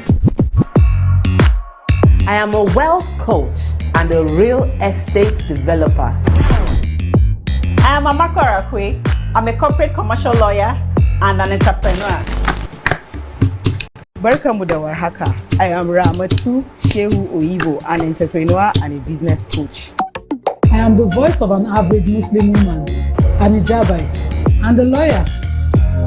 I am a polymath and a serial entrepreneur. I am Murayo Afolabi Brand, the Managing Director, TVC Entertainment. I'm a media consultant, producer, and broadcaster. The ladies of your view are made of women from different professions, tribes, cultures, and religion. Join us every Monday to Friday as we share our views on topical and social issues.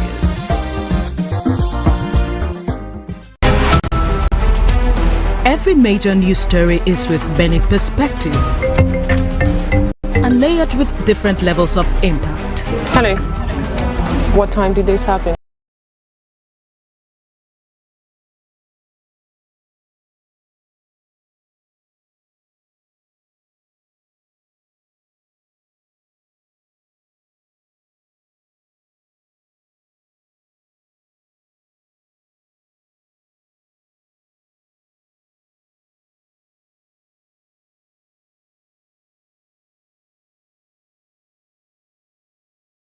TVC News. First with breaking news.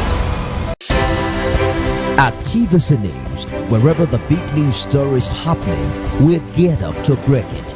TVC News, first with breaking news.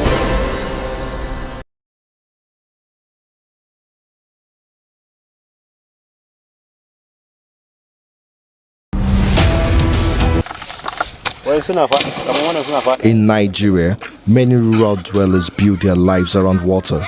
Rains and rivers determine when, where, and what crops they plant. The way they build their settlements, their hygiene, and transportation largely depends on water.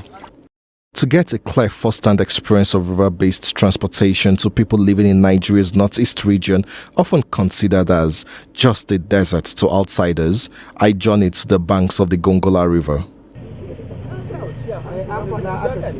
It started with a car, then motorcycles, and later on foot.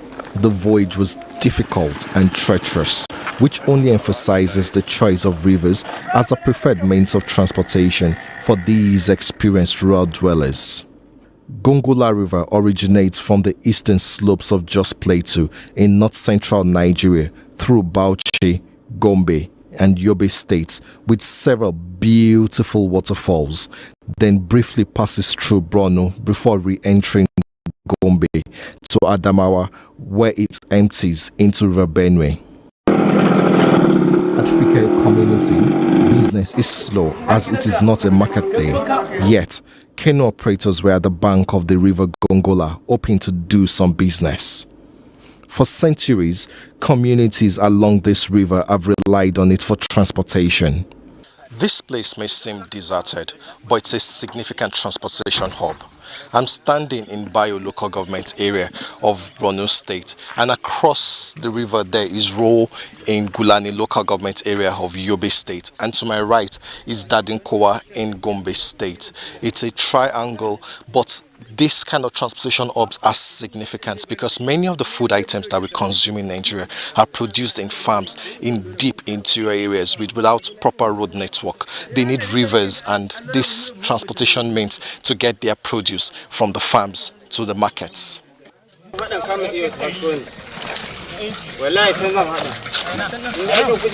Lawali Usman does not have a formal Western education, but he is well schooled in the way of water. He shares a glimpse of life at the edge of a river. I've been doing this work for about 30 years now. This work is what gives me what to eat and drink. We see things on the job. Sometimes we come out to work and there's nothing to do. The wind and other things hinder us from doing work. It could really be difficult.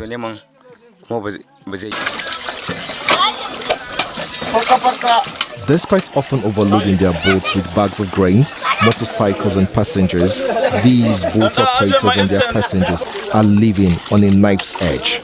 Without adherence to any rules or safety precautions, they are just an incident away from a major disaster. Another operator explains that in almost 30 years of engaging in this business, he has never used a life jacket or met any government official educating them on the rules of water transportation. Though there have been no loss of lives around this axis in a long time, they have experienced several close calls. If your vessel can take up to 50 people and it is windy, we would advise you to reduce the number to 30 people.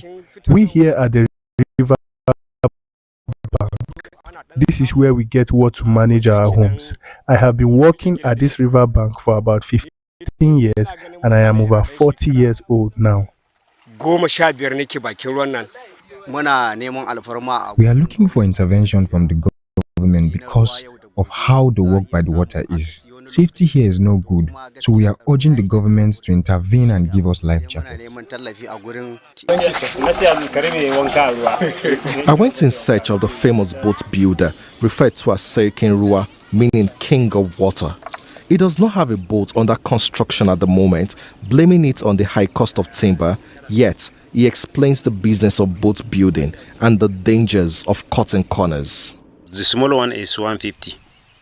Okay. The big one is about according to one you want. Okay. Even that is 3,000, 300,000 or 250, 280 based on. Anything that you do, if you work it very well, you will save.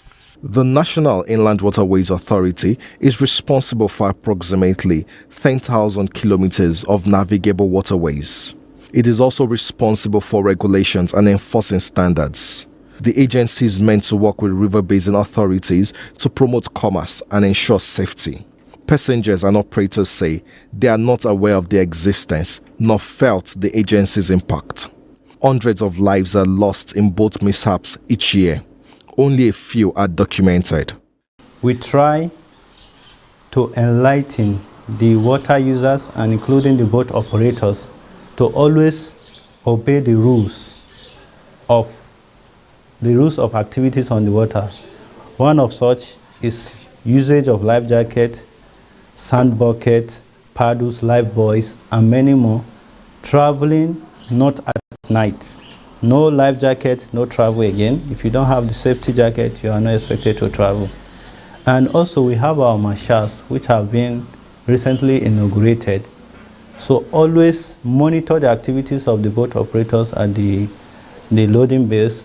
So they are always there to ensure that these rules are adhered to. Back to the makeshift port to take a boat ride from Bayo local government area of Borno State to Gulani in Yobe State. Our bright orange life jackets looked strange to other passengers and boat operators. I insisted they try it on. Only one brave passenger and a middle-aged boat operator agreed. Others would not trust what they know nothing about. Though wearing a life jacket, I was scared as a narrow boat sailed on the wide, choppy river. A passenger reassured me that the boat was perfectly safe. Abdul Karim has used the river as a means of long-distance transportation more than roads. Even during the insurgency, most of our people, they did not have access to follow them through because of the insurgency. It's even better and secure for you to take the boat to cross your state because it's more safer. If you follow the other route, anything can happen. So all this while we have been using this boat, we have been taking this route from Gombe. It will take you from Gulani to Gombe, to Bayo, to Koyakosar. If, as far as you are concerned, you are living in Gulani. If you want to leave Gulani in peace, it's better for you to follow this route. It will take you to wherever you want to go. I can't even count how many times that I use this boat to cross this river. Because I told you I'm farming in Gulani. So I must go to Gulani during the rain season more than like 5 times every year. That's only in rainy season. Apart from rainy season, we used to follow this road to Gulani because we don't have road access. We don't have anywhere to go than this place. So if we are using this place as our route, this is more safer and more closer to where we want to reach. Even after the harvesting, most people of this our town, you know, Ruhu town, many people, there is a lot of farmers. We are farming, we are fishing, we are doing everything. So after the farming, we use the boat to carry the goods, take it to market. If we want to buy some materials like the other things to use, we buy it from Gombe. Fertilizer, yeah, fertilizer, chemicals, and the others, and the food stuff where we don't have it here. We bought it from Gombe and use the river boats and take it to our people. That make our life difficult. People are suffering because of poor road accessibility. They don't follow any routes. There was a time that I even come here, we even overload. Some people say that, hey, wait, we are going to drop. Some people reduce from the boat. And there was a time I was thinking that the boat was even break, man. As we just enter, thank God we are not in the middle of the river. We just onboard it, so the boat can't break. So people have to reduce the goods. And you see this boat, you carry like bikes, maybe like 8 bikes. You carry like maybe 20 to 15 bags of rice or maize or sorghum, and you carry people more than 20. On one boat? On one boat. 8 bikes? 8 bikes. Bags of food? Bags of food. 20 people? And 20 people in one boat.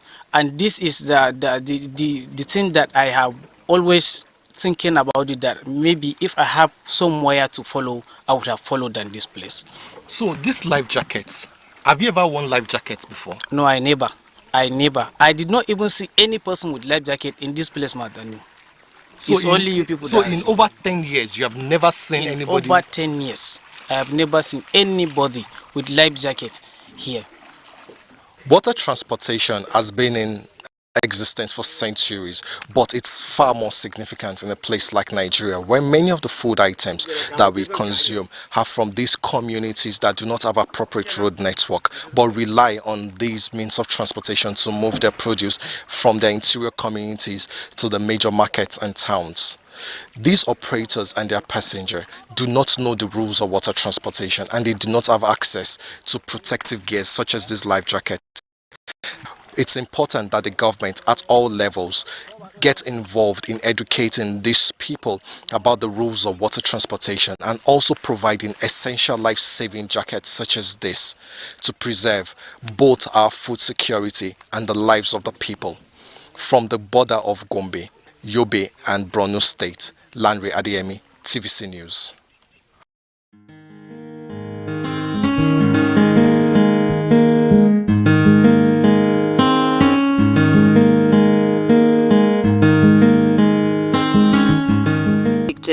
While 54,249 are standing trial.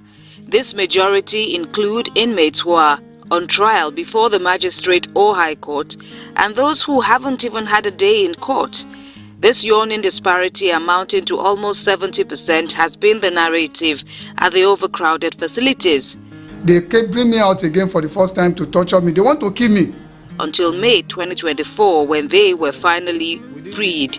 48 years old Moses Abiodun and 53 years old Kazim Adeshina were among this population of non-convicted inmates. They say a series of arrests across Lagos by the now defunct Special Armed Robbery Squad of the Nigeria Police Force in June 2008 brought them together on a 16-year-old journey, spanning from the SAS detention facility to being remanded at the medium security correctional facility, Kirikiri. When the officers now came, the officers now interrogate us. That's what happened.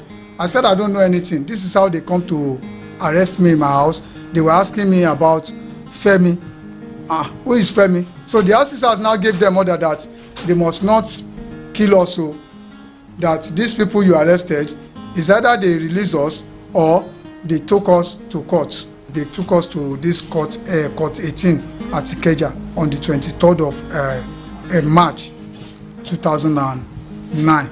So the magistrates now asked us that we should not plead guilty, that we should wait for DPP advice at court 18 Ikeja. So when we get to Kirikiri medium prison, no, it was at even at the court dock there. I know that me and these people were casemates. Me, Kazim, Sikiru Taiwo, and Lukman Jimo. They took the four of us to court together. We were standing at the door. They said we should wait for DPP advice. So when we get to Kirikiri, it's hello. Time of Gajini. It was during Gaji's tenure as OC SARS. Their teams usually carried out several raids daily and would bring in many people they arrested to the cell. When they arrested me, I didn't see the IPO for up to a month. We were arrested in June 2008 to 2024 when God used these lawyers to help us. We were freed on May 1st this year. I have not found work to do since I left jail. The lawyers who helped in their release say the police refused to heed the advice of the Director of Public Prosecutions at the State Ministry of Justice for their case files to be moved to Ogun State, where the matter originated from, and that was why they were abandoned in custody. The National of the Police kept the young men to stay 15 extra years in custody without trial, without charge, just upon the remand of a magistrate. The victim of a system should not be pushed into the streets. He is going back, nursing that injury on him, especially when he left custody without any proof of conviction. 2 years, 3 years, 10 years in some cases, and today, for example, we are seeing 16 years from the day of arrest. Away, Tila spent 5 years awaiting trial at Kirikiri until a magistrate court struck out the case in November 2023. But he didn't leave the facility until more than a year later because of, quote, administrative errors. He too says the conditions under which he was detained were harrowing. They give me, say, attempt to kidnap. SARS then fight themselves, let us leave this man go. Some said, no, as you not see money give us, we take him to court. So later they come give me, say, attempt to kidnap, and then take me to court, from court to prison. When we enter the prison yard hot like fire. There's no space to sleep. We sleep like sardine one side. So when we sleep like sardine one side, if you get up, you want to turn yourself, they will get security inside the cell. You carry cane, beat us, and we be 172 inmates for one cell.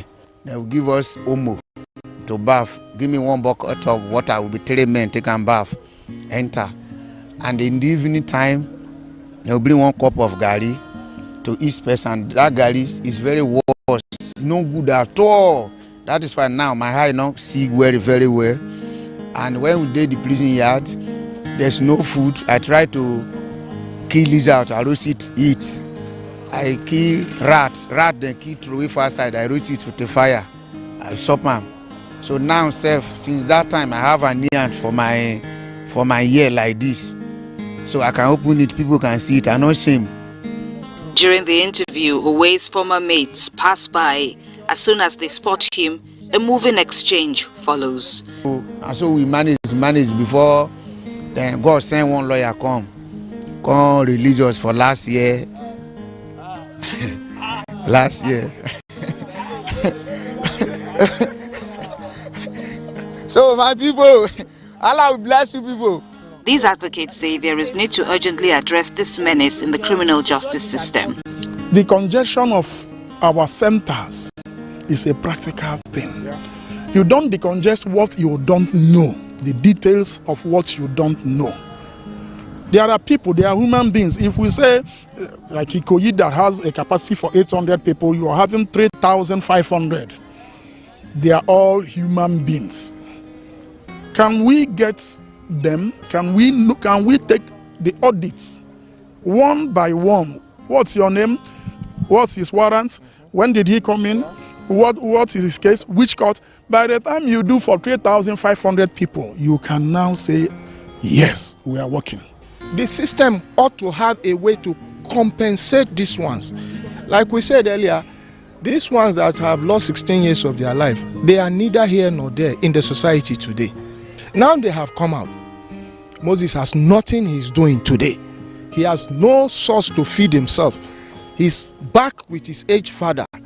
At his age, he's 48 years today. Kasim is 53 years old today. He's staying with his mother. Owei Itila has a family before he went in. Most of his family are scattered. They are neither here nor there. We are calling on public-spirited Nigerians. Please come to the aid of these three. They need to be rehabilitated. This is beyond government. We are not asking only the government. They add that a speedy trial accords with the human rights of every accused person who is adjudged innocent until proven guilty, and that any situation that deprives one of timely trial is actually adjudging them guilty without the opportunity of defense. Kemi Foladeyemo, TVC News, Lagos.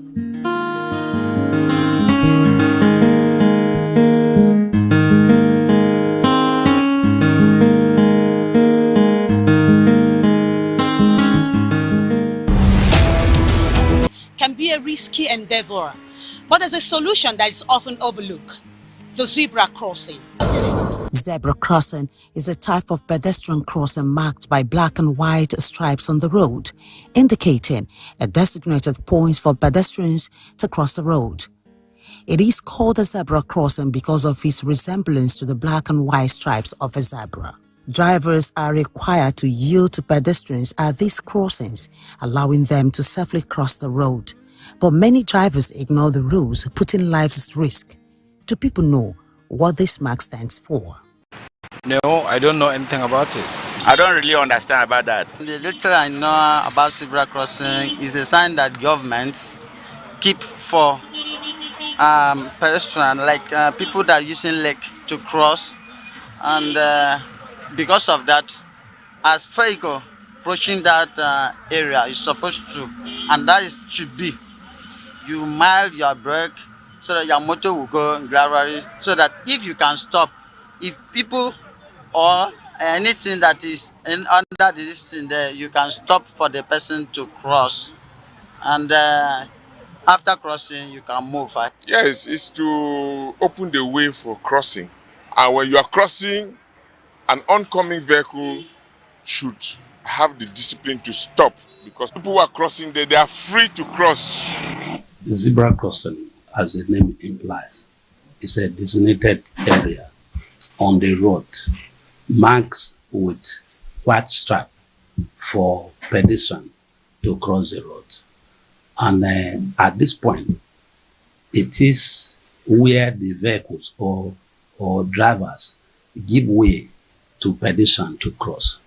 And because drivers will give way to pedestrians to cross, it does not mean that pedestrians will just cross without being cautious. If you are about to cross or you're already on the zebra crossing, there's need for you to do traffic drill so that you can be seen.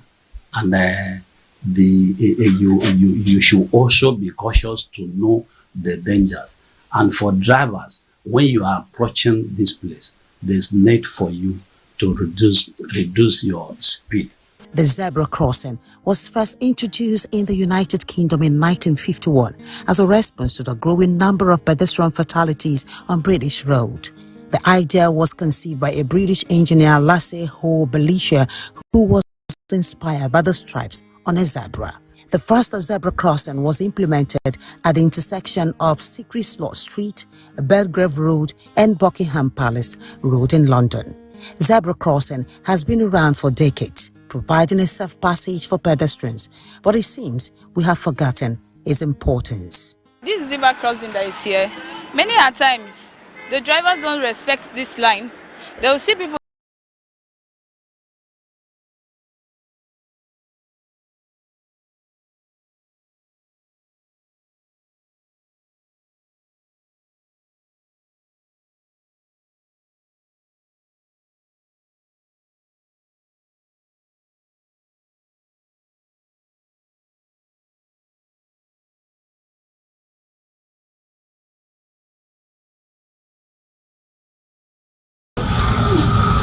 along the highways and many other intersections visited. Zebra crossings are often disregarded by drivers. This negligence can have devastating consequences.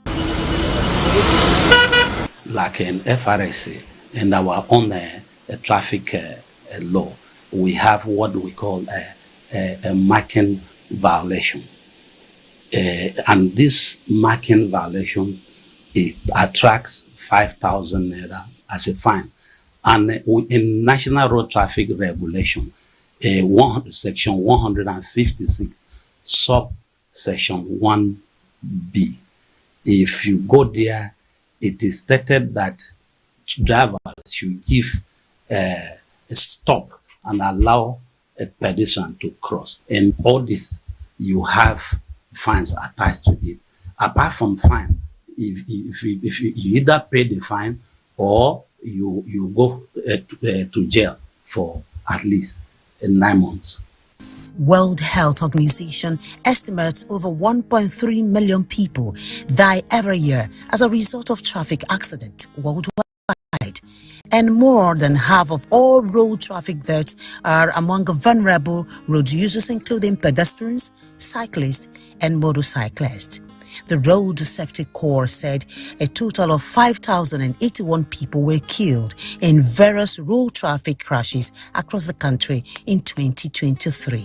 Some pedestrians suggest traffic lights should be positioned at a short distance from zebra crossing to reduce the risk of accident and deter drivers from disregarding pedestrians crossing. There are other instances where you have a situation where this zebra crossing is just close to the traffic light for people to pass without hitches. And then vehicles are coming on. What do you expect will happen? What will happen at that time is that the oncoming vehicles, if they stop, they may hit them from behind. So the zebra crossing is also supposed to be a bit far off from the traffic light. My advice for our driver is that when they see somebody stop at the zebra crossing, you have to follow that driver and stop. See in case. We have those using the zebra crossing.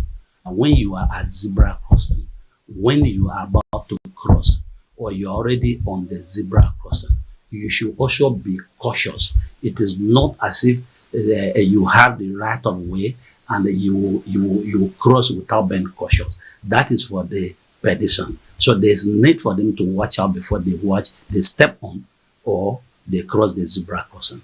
Then for drivers, I want to educate them that there is need for them when they approach zebra crossing, they reduce their speed and give a right of way to the people crossing the zebra crossing. I think when we do it like that, we will have effective traffic management and reduce road traffic crashes in the state. Zebra crossings are a simple yet effective way to save lives. Let's work together to make our roads safer, one crossing at a time. Tina Akweke, TVC News, Calabar.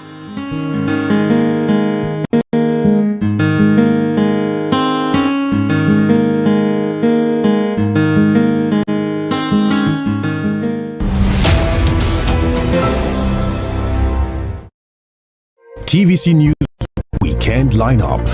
TVC Breakfast Saturday with Kemi Fola Adeyemo and Emmanuel Ajayi. Political Standpoint with Precious Amayo. Newsweek with Mark Otabo. Politics and Sunday with Femi Akonde. Community Forum with Sarah Yeku. Get ready for the biggest stories, fresh perspectives and burning news discussions that round up the weekend. Only on TVC News.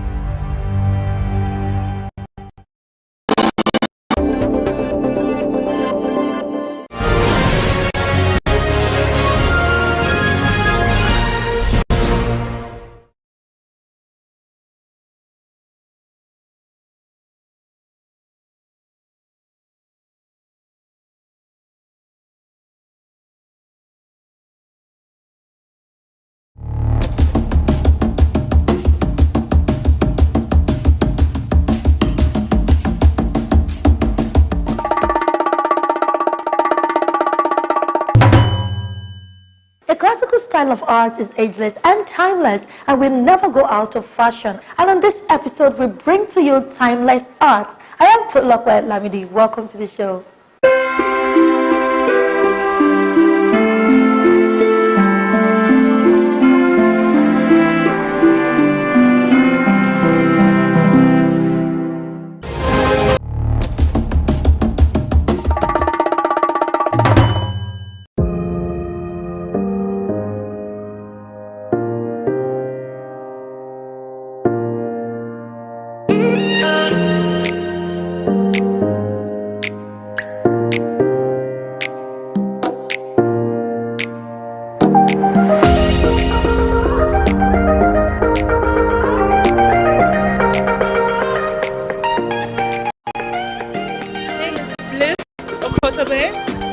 So the late artist, her name is Onome Omokoro. She was a law student. She was also a very talented artist that specialized in physical paintings, digital art, as well as animations and also written works as well, poems, stories, all these other things, and photography most especially. And all of that work is displayed here today.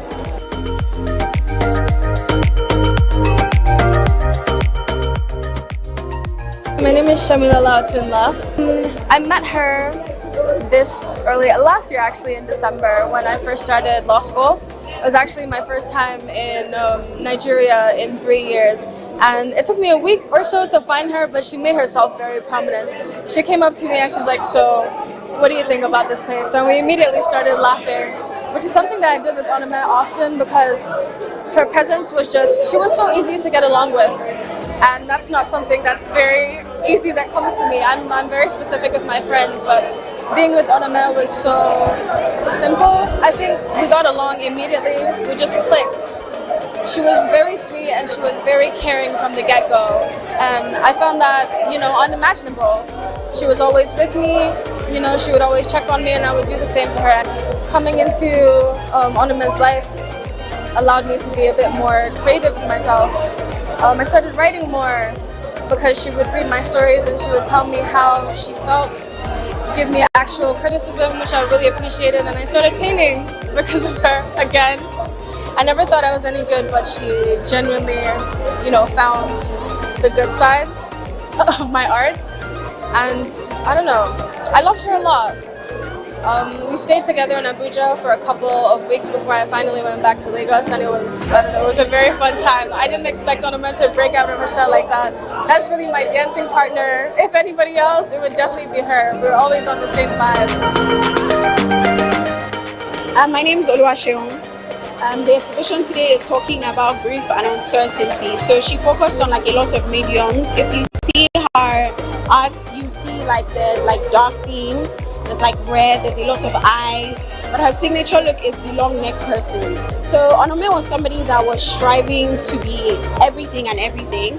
She was in law school with us together. She was following her art ambition on the side. She was also doing like social development and things.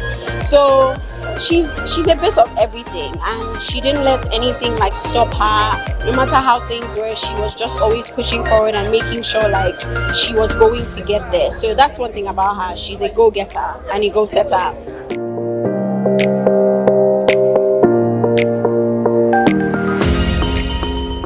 My name is Amy Kayajama. So today's exhibition is Onome's exhibition, a life called Obaro, and it's centered on grief. It has to do with mixed media, so there's digital art, there are pictures as well, and there are also some paintings centered around grief. Yeah, so Onome was always very like impactful in her friendships. She was always very friendly, she was always very welcoming, and I think that has reflected in the number of people that are here that have showed up for her today, and it's just amazing to watch everything blossom and come together today.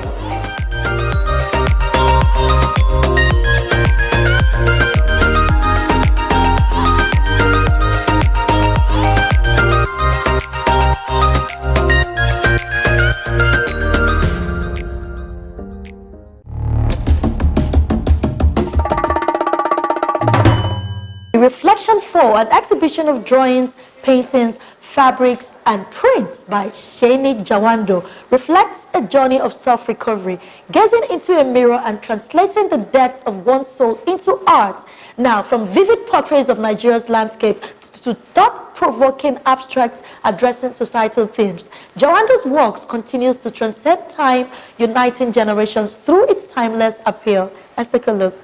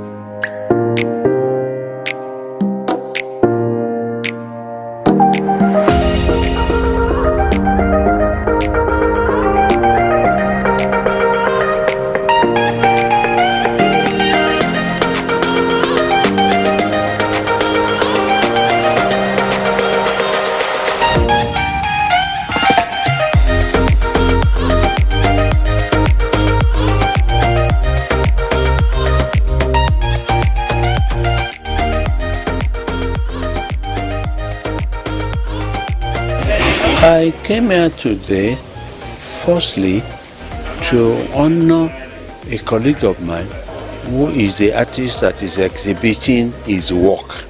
That's the first one. And the second one is that I like art myself, because art in its right senses is a culture. And when you believe in a particular culture, your mind goes out for it. I like art a lot of them. You see a good piece of work of art, it can explain the mythology of this world to you. Just a little piece of art.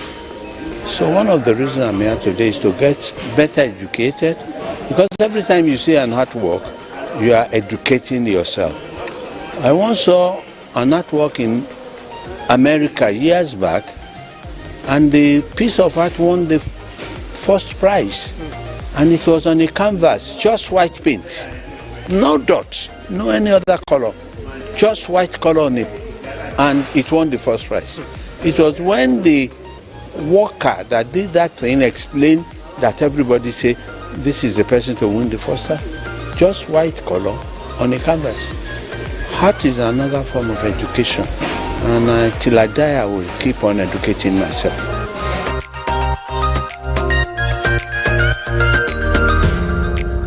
Is Funola Keshiro and Miss Aguro, and I enjoy what he has done so far. There are a lot of vibrant colors. You can see vibrant colors, beautiful colors. You can see it exudes a lot of our culture, you know, the heritage, Lagos State heritage. So many beautiful things. Our culture, about existence, the core of our existence. You can see it all around. I mean, and the 78-year-old man who can bring all of this out, it's actually from his memories of what he had seen, I mean, in his 78 years on earth. And you can actually see how beautiful all of these things are. They are actually works of art that will stand the test of time. And I really wish a lot of our youth can start to do all of this rather than doing the other way around, the yahoo and all that. I see him sit down, a lot of tenacity, painting all these things. He cannot stay without painting. And I actually did not expect that he would still do another exhibition like this, because he did one some 3 years back when he was 75. I never expected that he was going to do this. But he cannot sit down doing nothing. And once he does it, of course, you have to do exhibition. I give kudos to him, and in all honesty, I envy him, and I wish him all the best.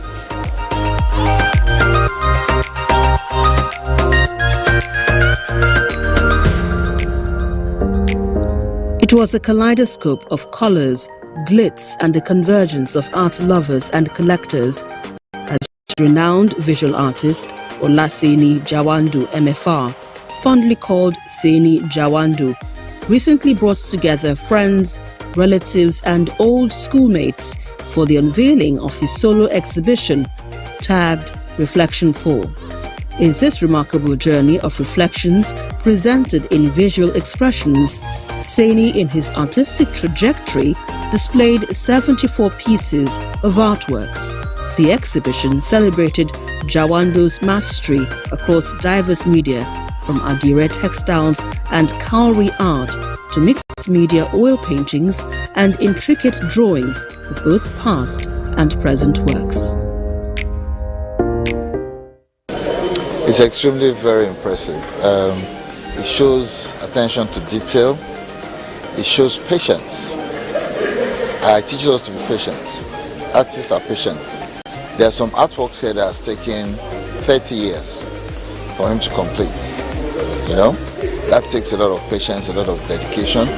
There are some 40 years. There was one I acquired from him. It's about that long.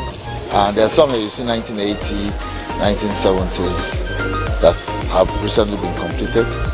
So it's attention to detail, patience, perseverance and dedication is what it's teaching me here. And they're all lovely and wonderful pieces.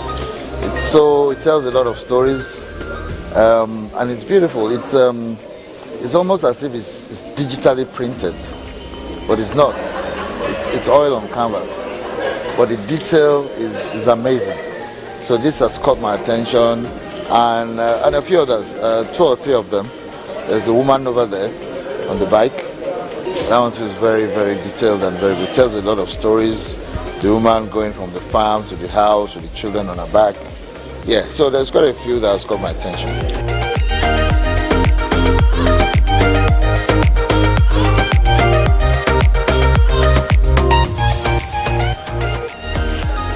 I love what I'm doing, and I still want to do more, because to me, I think the best is yet to come.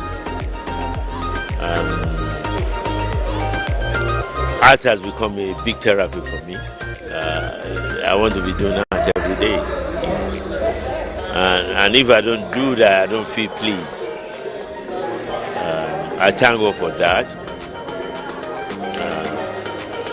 My background, yes, like any other Nigerians, we have easier for a lot of people.